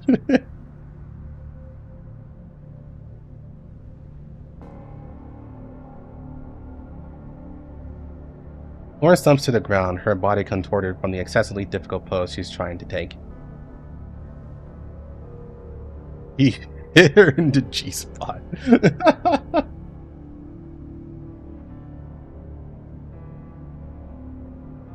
Just her head in excitement, her cheeks flushed in a suspicious red. Congratulations on completing Thriller Wonderland, Commander. Playtime at the pretend park is over. You can stop talking like that now. Aw, don't be so hasty, Commander. Why not finish the punishment round before claiming your grand prize? However, this time, I'm the one who'll be getting punished. The robot silently approaches me, offering mysterious devices and syringes loaded with liquids of various colors for me to choose from. What are these? I randomly pick up a syringe. I can't believe you picked that, Commander. Your boldness is so surprising. Still, it's very exciting. I immediately put the syringe back down.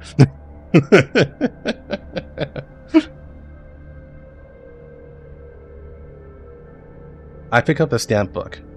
Outside the hallucination is nothing more than a tattered stamp book with a distinctly retro feel to it. Clearly, it came from the same era as this abandoned amusement park.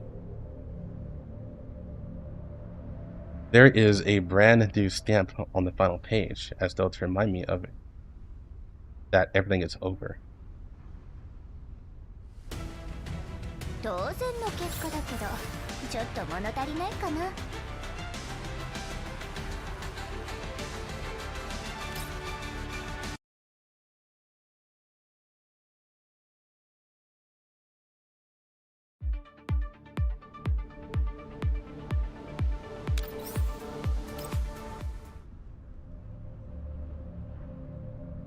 So, what kind of prize do you want after completing the game?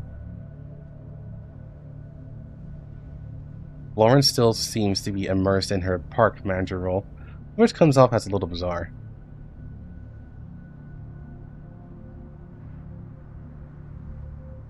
I hand a stamp book over to her. I want you and all the people who died in the hallucination. Florence furrows her brow. Seems to be thinking. After all, this is a grand prize. Unfortunately, you can only pick one of them. You may have beaten me, but their respective hallucinations are still going on. Even if they realize it's a hallucination, they'll soon forget about it. In their eyes, the world is still a dreamlike amusement park of fantasies. There's a fine line between poison and medicine. After hearing what Pauline did, I'm wondering exactly which part of what you provided was poison and which part was medicine. And my guess is that she hasn't dosed them with the improved Udis for a long time now. Otherwise, there wouldn't be so many guests going crazy.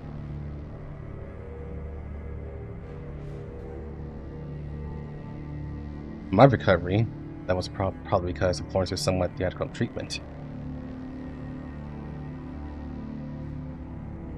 It wasn't just me. Pauline, Esme, Muriel, and the others. Everyone who claimed a reward regained some of their clarity. If all she wanted was to trap them here forever, then tending to their bodies and minds would be important. But she'd also have to top up the improved Udis.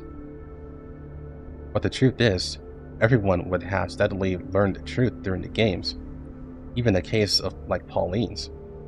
What's happening now is not normal. And besides, thanks to you, my head is fully clear now, and I remember exactly what kind of person you are. You were the one who treated me, right? I watched Florence's reaction as I questioned her. treated you. The reward was just to top off your dose of the improved Eutis. Still, there are always those who recover quickly. She's clearly lying. The improved Eutis acted as a poison, but after receiving the rewards, the guests' minds became clearer, as though they had taken medicine. But if she really was the owner of this park and the architect of this entire scenario, then why would she need to lie about this? Truth be told, she's done far too many things that weren't strictly necessary. I see. Looks like things are as I guessed. Florence was probably treating us in secret to avoid someone's eye. And this person is probably the mastermind behind this. I look around and count the number of people again. Before playing Sweet Startling Night, there were 12 guests apart from Florence and me. After that, Esme, Muriel, and Pauline received punishment, so there should only be 9 people left. But there's one more. Because no matter how many times I count the group, there are 10 people here now.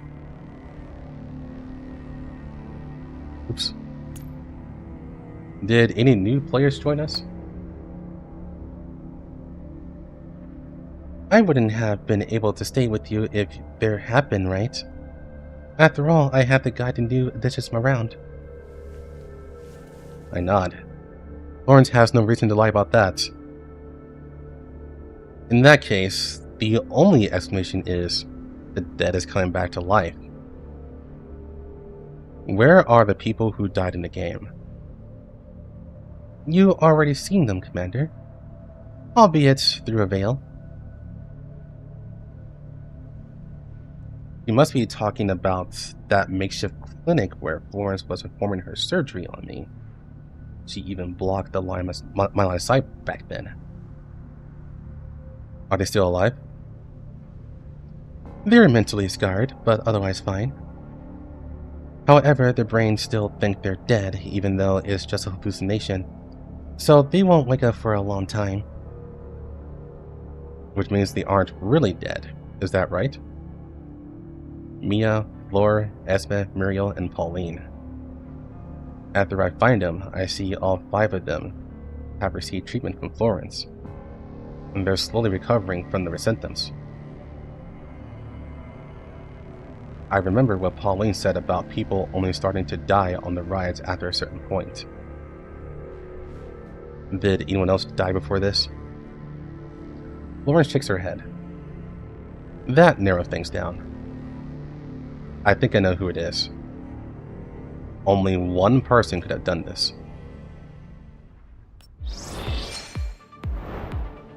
Dun dun dun!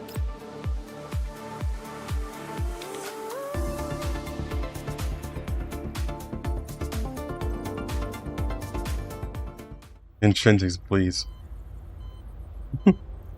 Oh, you're awake? What a surprise.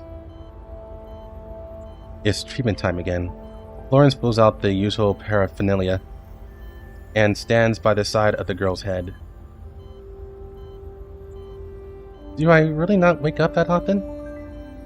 Of course.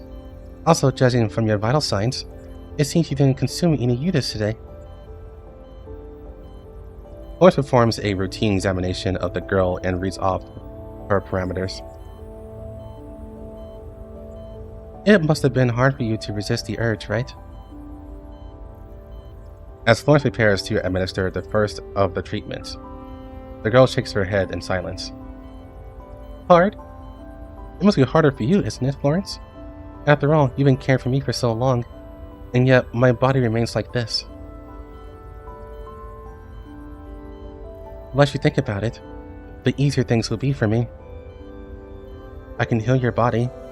In fact, I've cured a lot of exotic illnesses in the past. But there are exceptions to everything, aren't there? Rather than waste your time on someone beyond help like me, why not use your efforts on someone else? You do realize I'm not doing it for free, right? I'm hardly a philanthropist.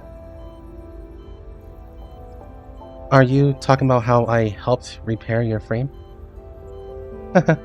Well, Aren't you a grateful doll? I did it because it was convenient and it fell within my field of specialty. You've been helping me to care for my frame all this time, right? Then I might as well help you care for your body too. And besides, I'm curious about diseases and symptoms I haven't seen before. And so, this human and doll, who would normally not have nothing to do with each other, ended up coexisting briefly due to their specialties both lining up. Haha, that's true. After Florence checks her syringe, she pumps the plunger to get the air bubbles out, hooks it to remove any stray droplets, and drives the sharp needle into the girl's skin.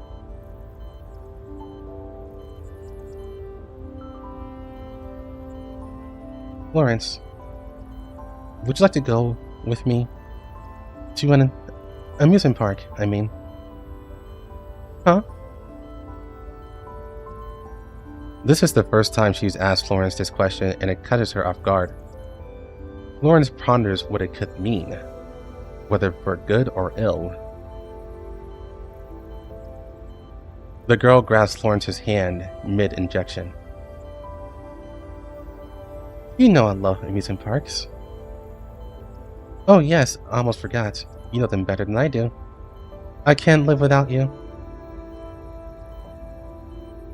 Once you make a full recovery, I'll take you to one. You're lying. You're lying to me, aren't you? But it's alright. Even if you're always lying to me, I'll always welcome you to my park. Florence, I'll be bringing you to my amusement park soon. Something's wrong. A strange feeling suddenly rises up from the depths of Florence's neural cloud and spreads through the rest of her body. This should be an ordinary conversation, but in that instant, Florence finds that she is frozen solid. No, she's not frozen. Rather, she can't move. It's as though Florence has broken down, and no matter how hard she tries, that hand of hers is frozen halfway through depressing the plunger of her syringe. Huh? And it won't just be you. Many more people will come to my amusement park. Don't worry. I'll play with all of you. Your amusement park. It isn't just her fingers either. It is then that Florence realizes that every single part of her has been forced to halt. She can't even speak normally. That's right. Mine. My amusement park. What have you done to me? The girl ignores Florence's choppy speech, and her pretty face twists up. I guarantee that this will be the most interesting and exciting amusement park in the world. Let's enjoy it together, shall we? Even though she's never actually been to an amusement park before, her delusions drive her to other such crazy things. I guarantee you'll be satisfied with your experience. After all, we're the same, you and I.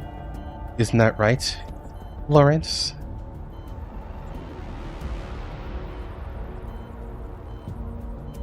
With her visual module shut down, Lawrence's eyes have gone glassy and dull, like she's shut down. Oh my, pardon me. You may speak. I permit it. In contrast to her haughty tone, the girl struggles to bring out her computer from beside her. After plugging it into one of Florence's access ports, she begins entering commands. Run, people! I'll hold her up! What did you do? Slowly, Florence resumes normal functioning. There are back doors to everything, don't you know? Did you like the malicious code I wrote just for you? All your permissions and access now belong to me. Honestly, Did you not even suspect me for a moment? Even after I helped maintain you for so long? Or are you saying you're looking forward to what I'm about to do? The girl gently passed Florence's cheek. Now then, the first thing you're going to do for me is improve Eudice. That should be easy given your skills. Now, what should we call this new drug?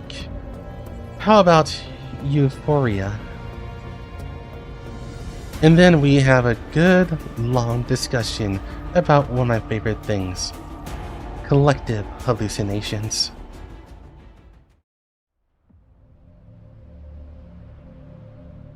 There'll be a shipment of products coming through here soon. This is our only chance. If you insist on carrying out such a bold plan, I can't guarantee success. You do realize that telling me the odds of failure only excites me more, right? And besides, it's not like you can refuse my commands either, can you? Of course, I don't mind you spicing up your obedience with a little bad talk. However, saying that isn't like you, is it? Do you really think things will go well for you if I die? Bang. The girl minds an explosion, but Florence is unmoved and unafraid. Are you interested in these people or in their shipment? I wonder. The girl's fingers run over the surface of her portable terminal, and she can't help humming to herself as she sees those familiar faces. Both, perhaps? I know everyone on this transport run. They're perfect as playmates. Oh, how exciting. The trap is set, and the targets will be stopping at the ramp. We have a 9-second window to act, Florence. I'll bait the enemy, so begin the operation.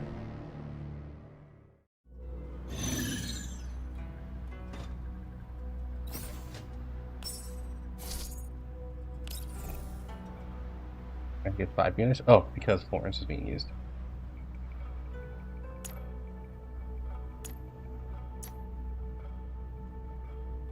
In that case... おじけついたな。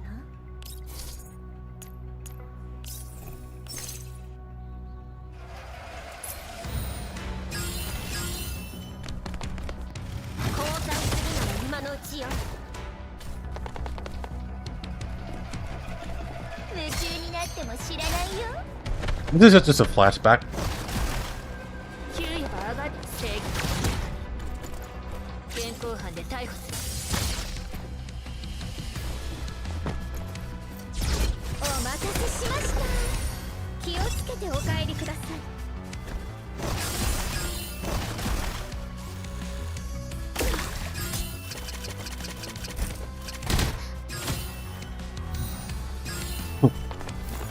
Yeah, Coolidge said, fuck you.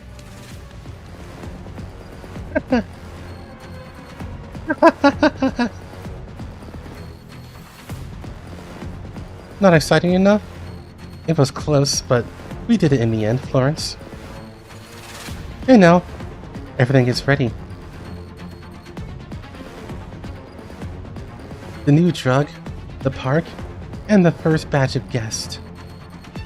With these, Ruler Wonderland opens its doors.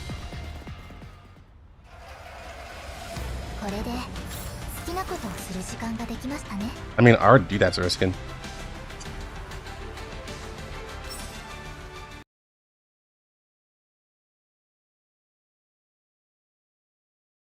In fact, I can do it with a single unit. I can just use Ulrid. Since she can kill multiple enemies at once because she can run around and shit.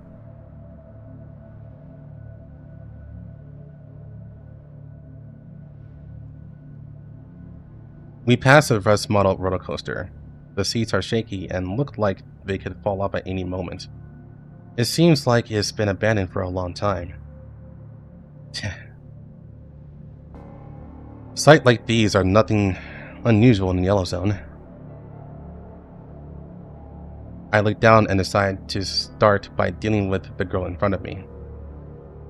Is something wrong? The wind blows, causing the glass 4 bottles above her to collide gently, like wind chimes. The look of panic crosses the face of the girl in the wheelchair, like she's been startled. The mysterious devices on her began beeping alerts in response to her emotional fluctuations. Oh, come on. I'm not that scary, am I? At the very least, I'm practically a saint compared to what you've done here. What's that supposed to mean? What you said just now, what's that supposed to mean? So, is this all a hallucination? But I can still see the amusement park. I mean, exactly what you said. You were the one who trapped all these people in an abandoned amusement park, right, Esme? Esme?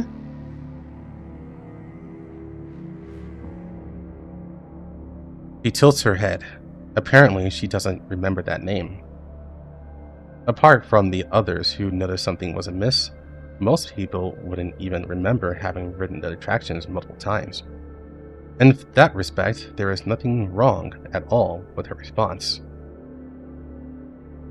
While I don't know what you're talking about, if we don't continue, everyone will... What happens if we go on?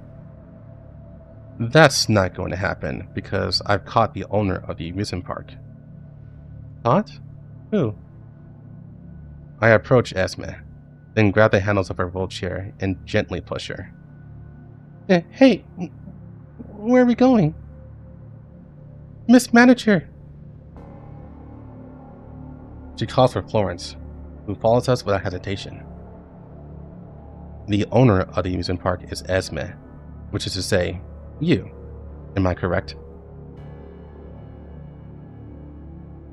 Hands are DEI approved. He will punch a wheelchair villain. I don't know what you're talking about. Then let's start with what makes you suspicious, shall we? Among the 5 dead people, you were the last to enter the park. Esme, how many times have we gone on this ride now? This ought to be our first time here, right? What are you talking about? We only just came here. No, this definitely isn't our first time here. The frightened woman grows more afraid after that. Her grip tightens unconsciously, causing Esme to groan in pain as she starts having trouble breathing. Let go of me. I can't breathe. Right. This is only your second time on the roller coaster. Muriel, you knew Flora's name as well, right? It's just a name, it doesn't mean anything. But that's because she said my name first, so I asked her name. She said she said the same thing as Mia, but she didn't go crazy like Mia. Don't worry too much. I've been on this roller coaster about a dozen times, and I'm still sitting here perfectly fine. A dozen times? Everyone's been on the rides more than twice, but this was only your second time. That definitely happened to Miss Esme. In other words, not long after you joined, all the people who were starting to recover began dying on the rides, one after another. Like Pauline said, this slaughter wasn't a risk that came paired with a reward. Quite the opposite, in fact. It was a form of cruel revenge. You couldn't bear to see anyone recovering, so you decided to join the game in person and kill everyone that Florence managed to cure. But the others were suspicious too, right? Of course. But if it was them, or if it was you, you'd probably have made your move sooner. Huh? But Miss Esme died too, and she was killed by Miss Muriel. It's my fault. I'm sorry. I messed up. I messed everything up. Esme, why is it you? What are you doing here? You useless bitch! Stop causing trouble here already. Get the hell away from this shipment! It's my fault. I'm sorry. Please don't chase me away or kill me. No! Yes, because she was the real ghost in the haunted house. She should never have been on the Monty truck. Yet she was there, and she made the poor guests relive the events of that day they were kidnapped over and over again. What does that mean? Muriel and Pauline both thought that she shouldn't have been there. So why do you think that is? There's too many reasons for that. Because she's not from Monty Security? Maybe. That's not very likely. After the others regained their memory, every one of them began suspecting me, but none of them suspected Esme. The main reason why they suspected me was because we had no shared memories to prove my identity. That implies that Esme was present in their memories, which means she was definitely a Monty Security employee. However, she was not part of the transport detail. Why is that? Don't forget that during an emergency, having more people than you know around to help is a good thing, but Muriel utterly loathed her, to the point of saying how much she hated her.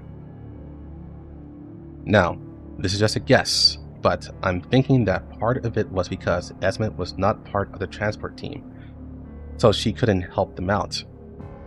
The other part, what really set her off, might have been because Esme was a serial Judas thief.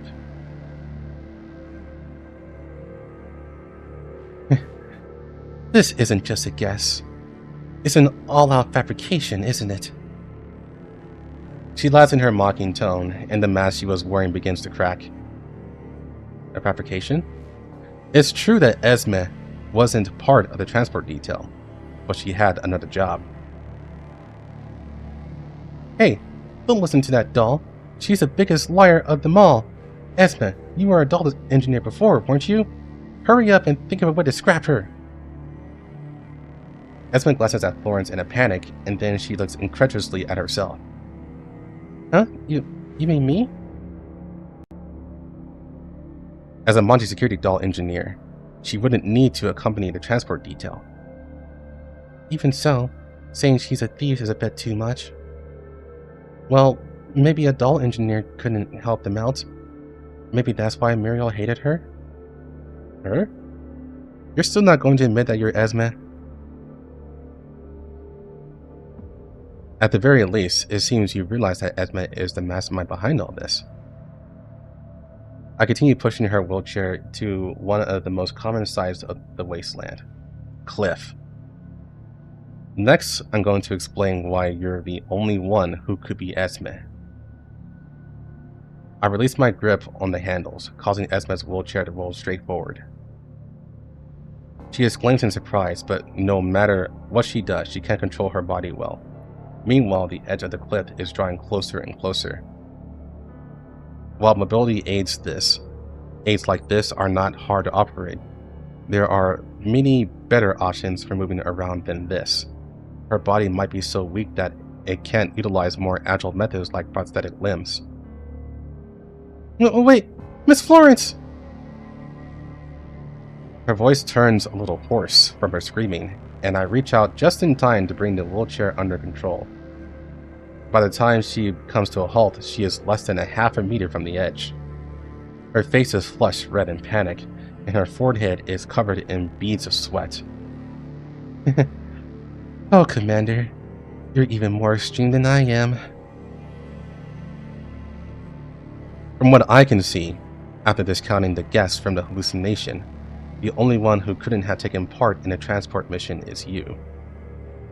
Wait, seriously? Just because of that? It's true that Esme could have been anyone, but your body meant that you couldn't have been anyone but Esme.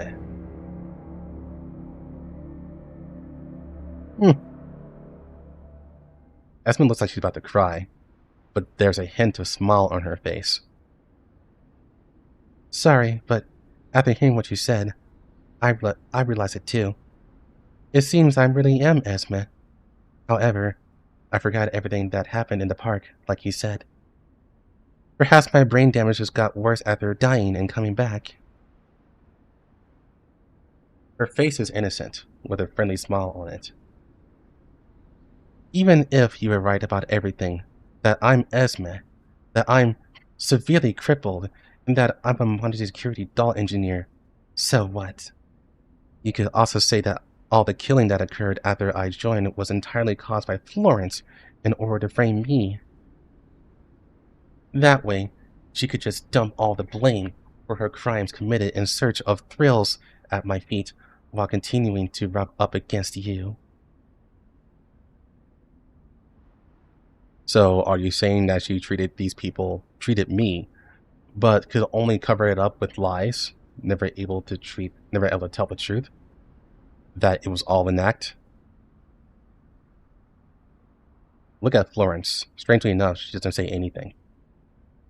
I mean, it's not impossible. I have an idea that's more likely. Would you like to hear it? There is a reason why Florence could only treat them in secret and could only remain silent even when you cast doubt on her. Did I ask for your opinion?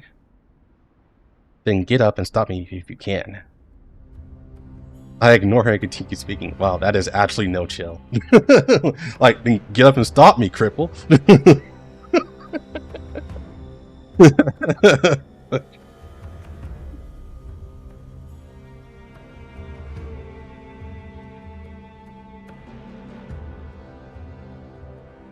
My guess is that someone was controlling her, perhaps even in possession of her authorizations, which meant that for the most part, she had to obey orders.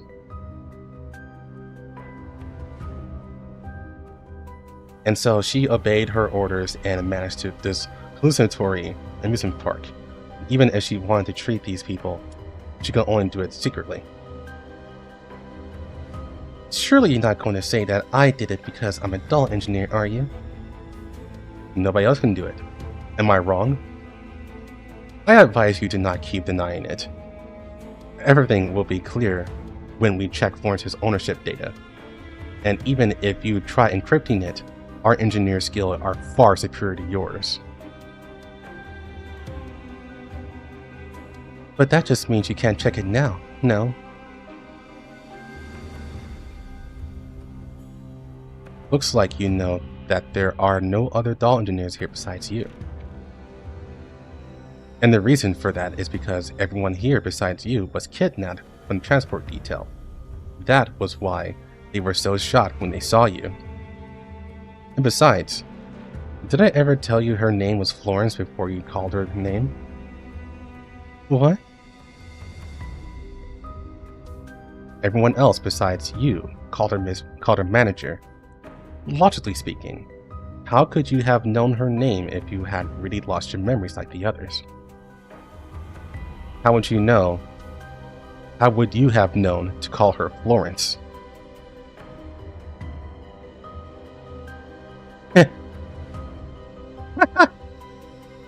I knew it!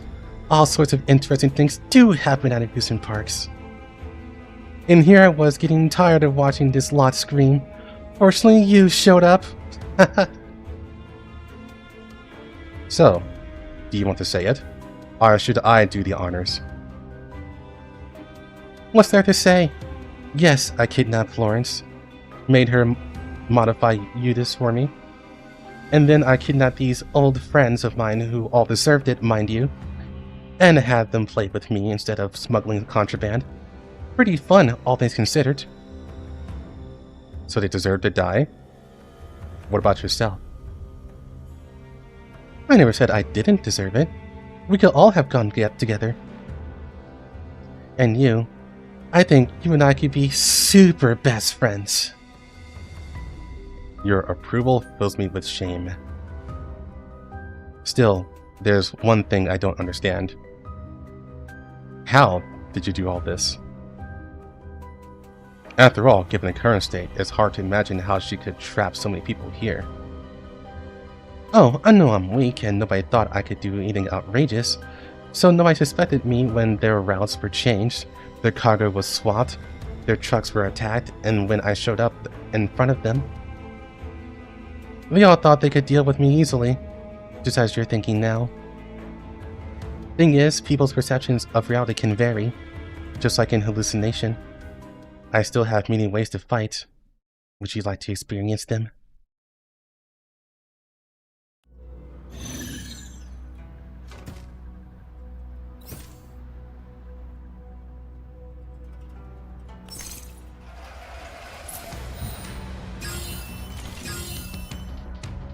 I'm guessing this is supposed to be the wheelchair girl.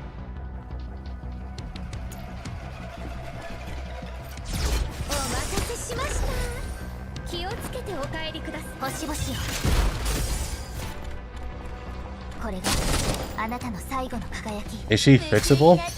No, like she's literally going to die soon. That's why she went insane.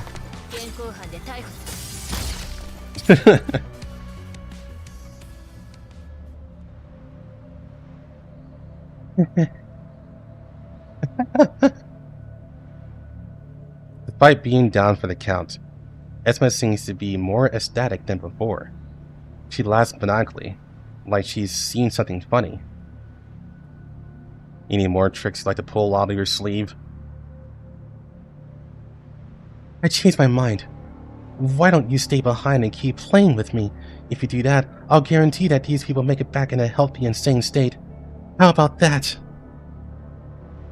You have no grounds to talk in terms with me. I'll be taking everyone with me when I go, including Florence and you. Oh? You're gonna punish me? How exciting. Speaking of Florence, I'd like to ask you about something. How'd you come to your senses? There are back doors to everything. You ought to know that better than me. Florence has always been trustworthy.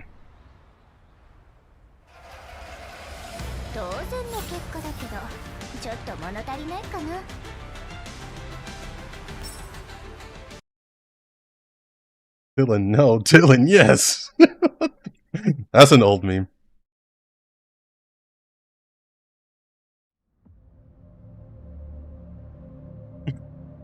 But what did she do? Esma's body was already frail, and after being defeated in battle, she's a complete mess. She looks exceptionally pathetic as she asks that question.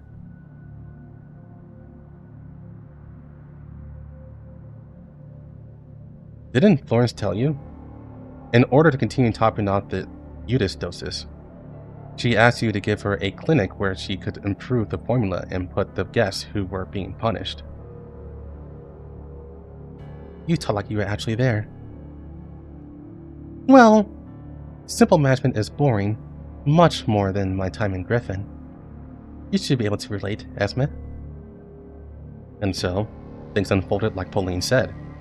Florence used the reward time as an opportunity to try and treat the hallucinating guest. Pauline, Mia, and Muriel all received treatment to various extents. That's why they learned the truth to different extents and recalled their past, to the point where they began to sense that something was amiss. And you approached them because you realized this, Commander. Unfortunately, Pauline didn't trust Florence even until the very end. The others also broke down to different degrees, and some were even discovered by you, who knew everything. That's why you took action and began killing them off, right? Oh yes. Unfortunately, I ran into a tough cookie like you. Esmond smiles and nods without reserve, her mask completely off now. She wants to fuck the commander really hard. But she's literally too weak to.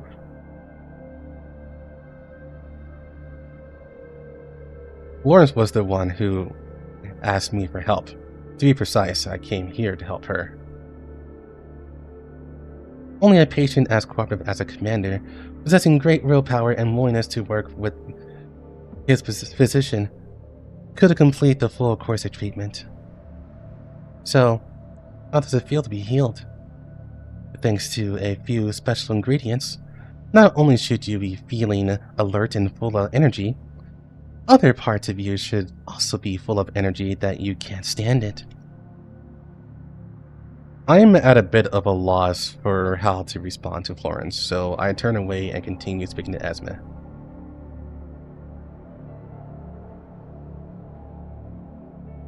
But yes, Florence did help me get better. Well done, Florence. To think you dare do something like that on my watch. Never give a pharmacist her own lab. Still, this ought to count as a surprise, right? And besides, you were having fun playing cat and mouse too. That clinic was where Florence suggested and stored the modified drug. But if I'm not wrong, I only gave her permission to inject the modified Udis, right? I mean, the commander already left his mark on my body and soul. Florence walks over and sidles up to me, not so subtly hinting at something. Give a proper explanation. I'm referring to a forced execution command that the commander gave me. While it was meant for more amusing diversions, that command can bypass all authorizations and directly seize frame control for missions. While it only works for a while, it's enough if you want to give someone an injection. Think of it as something like a safe word. After all, the commander is always so eager and forceful, to the point where my body has trouble keeping up. Hey, don't say things that people might misinterpret. Oh, don't be shy, Commander. Esme won't get it. You're just making things worse. I've heard enough. Everything is clear now. In short, you betrayed me, didn't you, Florence? Betray? That's not the word you should be using when it comes to me, is it? You should have known this from the moment you hijacked control of my body. Is an outcome like this exactly what you wanted? I wasn't part of the hallucination, and frankly speaking, I was getting sick of watching you all freak out. Are you not entertained? You should be creaming yourself right now. You should be creaming yourself right now. I don't remember that being a CN. That's why I was caught off guard. Yes, I am, but it would be terribly unfair to hoard all the fun to myself. With the last of her strength, Esme bangs on the console beside her. Stop!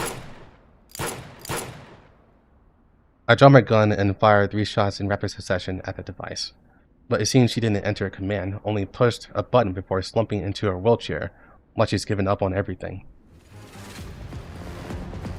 She doesn't even react when the bullets punch through the console and shower her in sparks.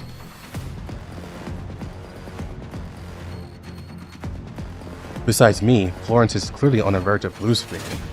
Her various modules are in various stages of shutdown. Her eyes are unfocused and she can't speak.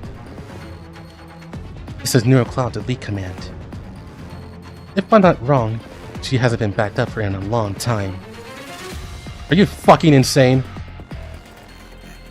There's no stopping it. After all, you just shut up the one thing that could influence her NeuroCloud. Not even I can't stop it. Why don't you kill me? Kill a shitty human like me for the sake of a robot. Or no, even if you don't do anything, I might die soon enough anyway. Isn't that right? First off, you can shut up now.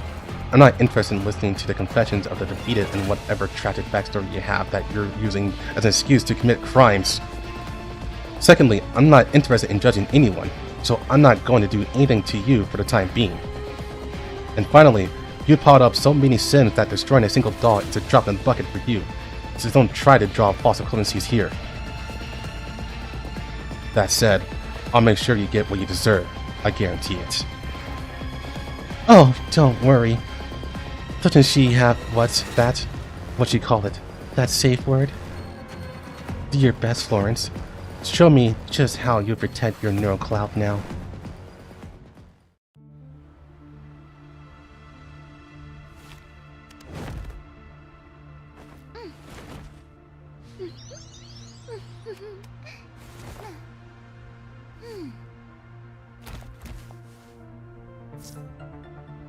Looks like I had to put in a little effort to return to the commander's side. You will make sure I properly compensated for this, right, Commander?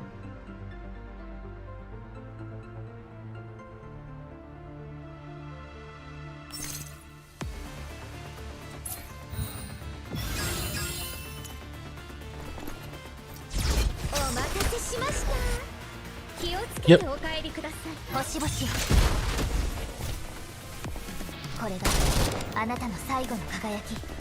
Why are you guys surprised?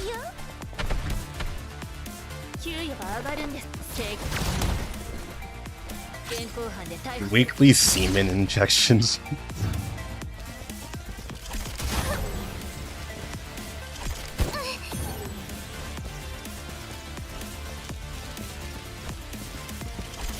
Fun smokers tomorrow. By the way, did you guys do the survey?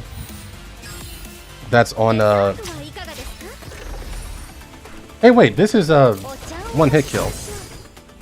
This is Macchiato's theme. But yeah, did you guys do the survey on the official Discord for Ghost Frontline?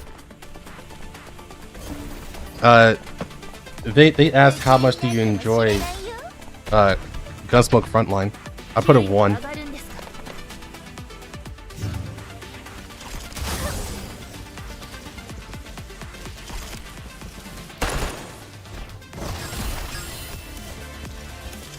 I went into the fire.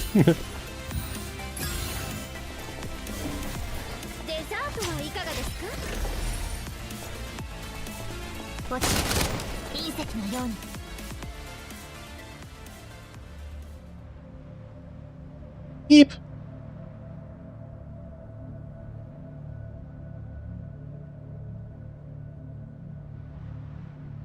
I don't think they ever will. They did say that they would improve the AI, but not that one. They just gave us gambits, you know, like from Final Fantasy 12. We have that in CN now. It's not in global yet.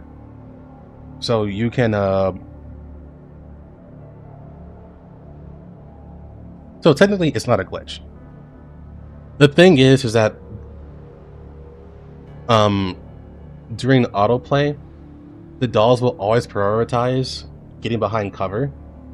So once you hit the elevator and the elevator goes up, you can now use the elevator as cover. So since you're standing on top of it, the doll's like, oh, there's cover, and then they jump down and get behind cover.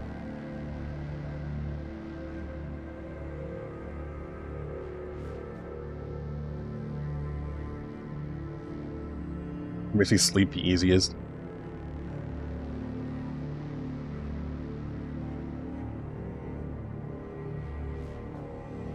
Florence yelps and collapses on me. As I try to catch her, her added weight makes me lose my balance, and I end up meeting the ground as well. Florence.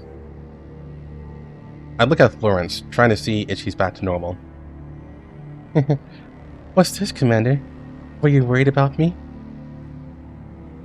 Florence studies me briefly. Then she smiles smugly before turning to grind herself harder on me.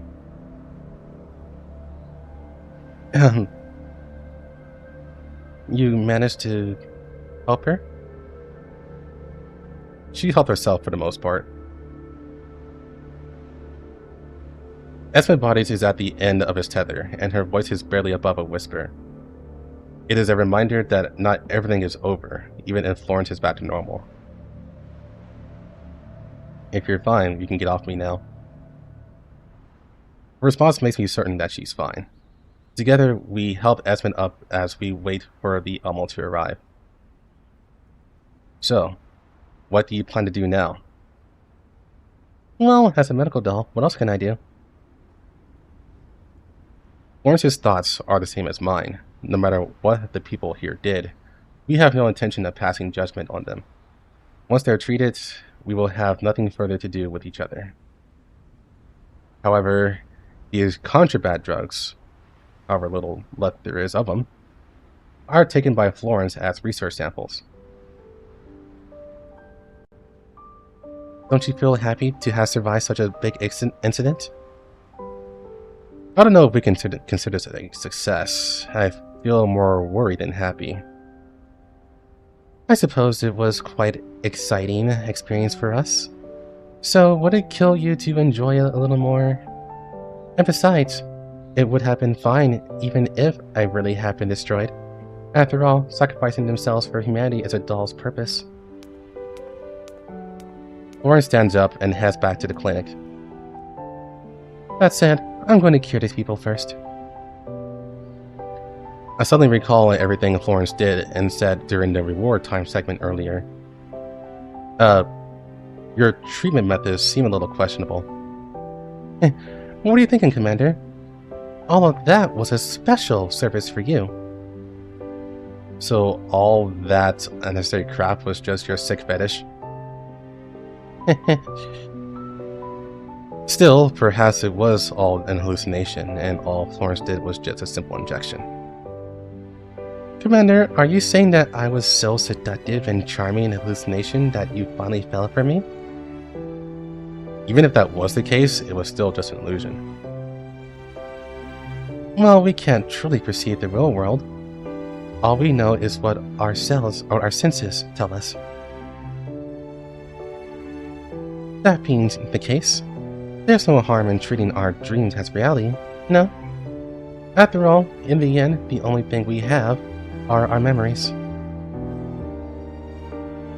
Saying so, Lauren suddenly presses up against me and takes my hand before dragging me into the clinic with her.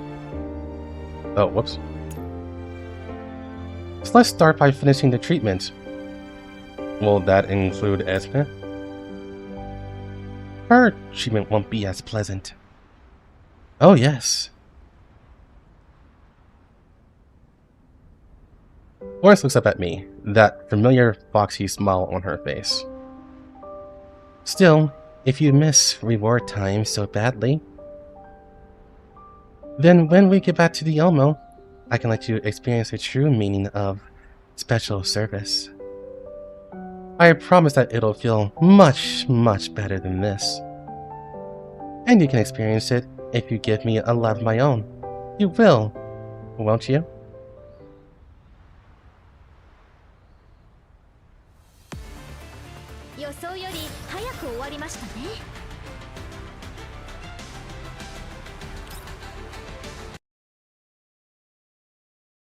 Definitely Florence.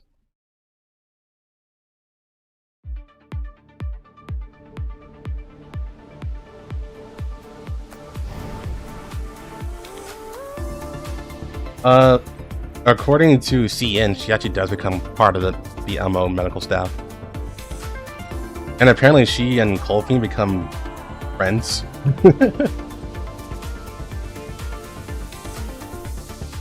Oath moment is too long. I could do it on Sunday. I got things to do today. But definitely on Sunday we can do that. Because I won't have much time on Sunday because I have friends coming over in the afternoon. So we'll have time to do Florence's oath. But after that we won't have any time for anything else.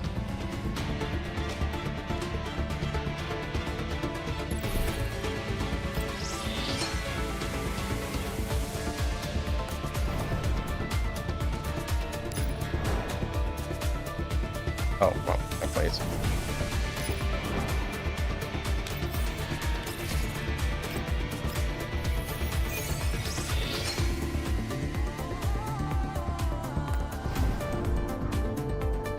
Well, Colfie has PTSD. Florence is just a psycho. A good-hearted psycho, but a psycho nonetheless.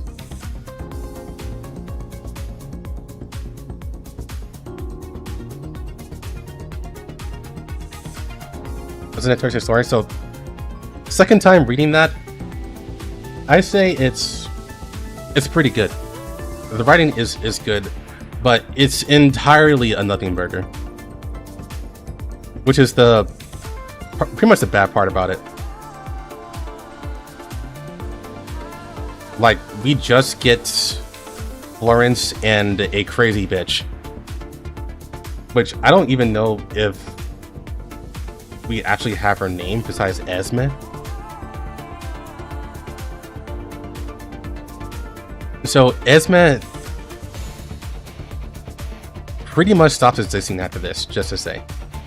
So she either got thrown off the Elmo to die, or she was arrested.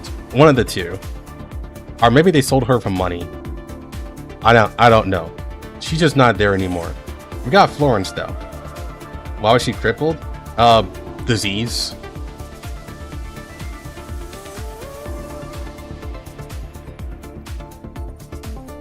Florence is the kind of girl who will inject with a high power aphrodisiac and fuck you for 3 days straight. Yes, she is, but probably more than 3 days, to be honest.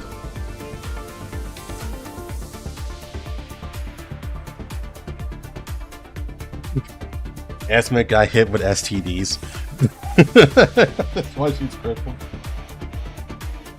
Oh man, the commander was fucking unhinged. Like, Esmond was like, I didn't ask for your opinion. And the commander's like, well, get up and stop me, cripple. Get up and stop. Like, holy shit.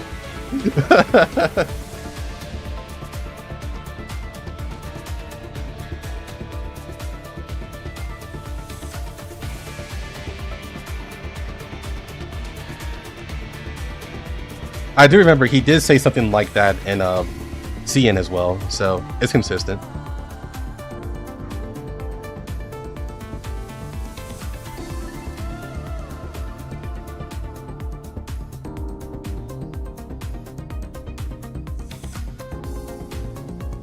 Yeah, if he did something bad, then the commander he turns it up to 11. Doesn't matter if you're hot or not. He has plenty of hot women around him.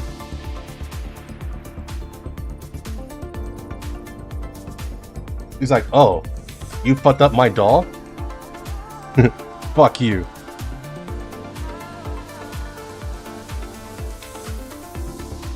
Yeah, basically.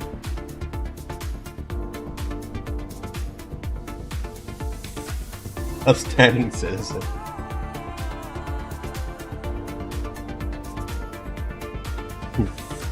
Like, I have a harem. What do you have, Esme? A wheelchair, that's what.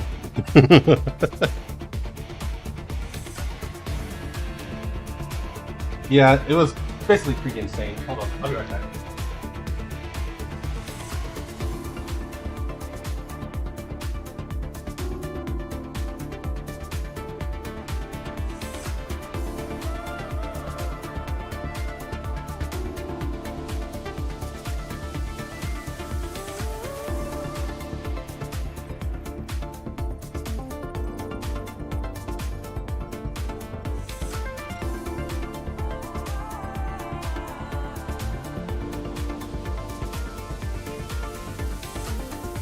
Yeah. Overall, as a standalone event, it's okay. It's a good way to introduce Florence. Oh, actually, reintroduce Florence.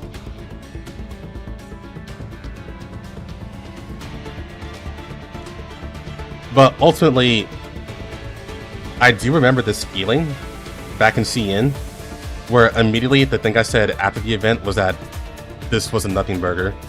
Like, it was a nice story, but nothing happened of importance.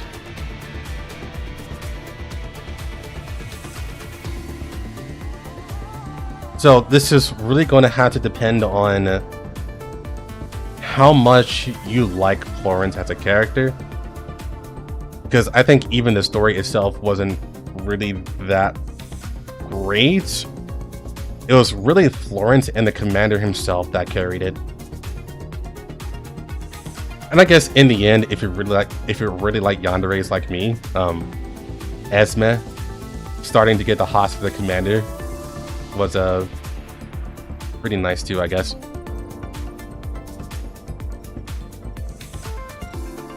He was like, how about you stay with me and everyone else can leave? I'll have fun with just you.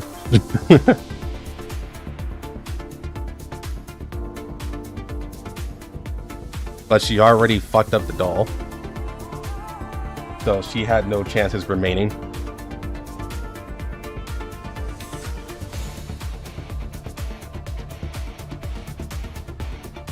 I like them more in PNC. Yeah, I think she's more unhinged in PNC, yeah.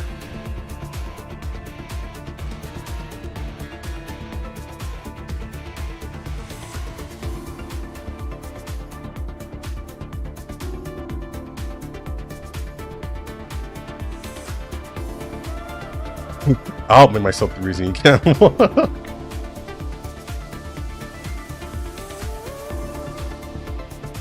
When is Global going to celebrate to CN? I talked about this before, but going by the pace we are at right now, we should be reaching there by June next year, if not the end of the year, depending on if they make the main events 2 months instead of 1.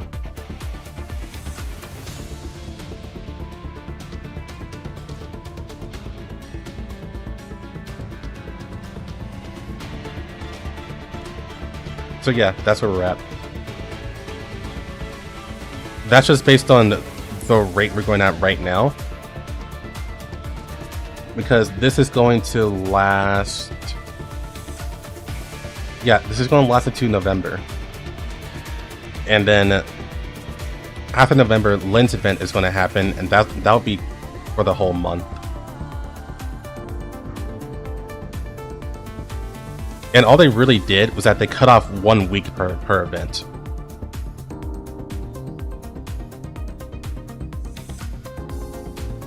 So if Deep Oblivion is 1 month instead of 2,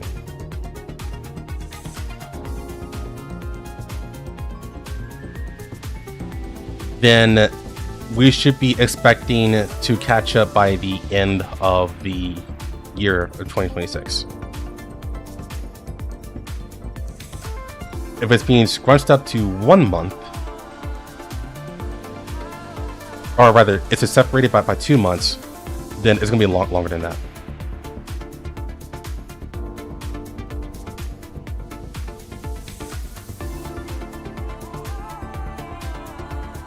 So yeah, if you're planning on if you're already playing a CN and you're planning on dropping CN soon, don't. It's going to take a long time.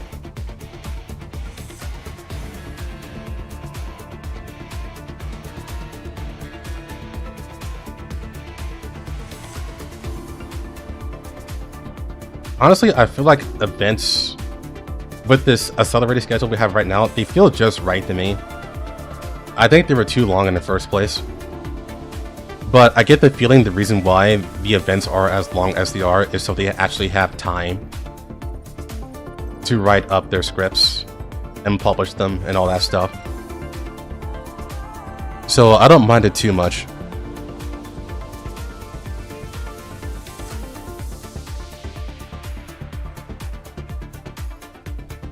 But yeah, tomorrow is we do Florence's Oath. But then after that, we're going to have to end stream. So we'll start at 10 o'clock. Yeah. I can only do it for like 3 hours. 3 hours is basically all I have until it's time to for me to go. For now, I'm going to hop stream and do things around the house to clean up. That way my guests won't walk into a pigsty.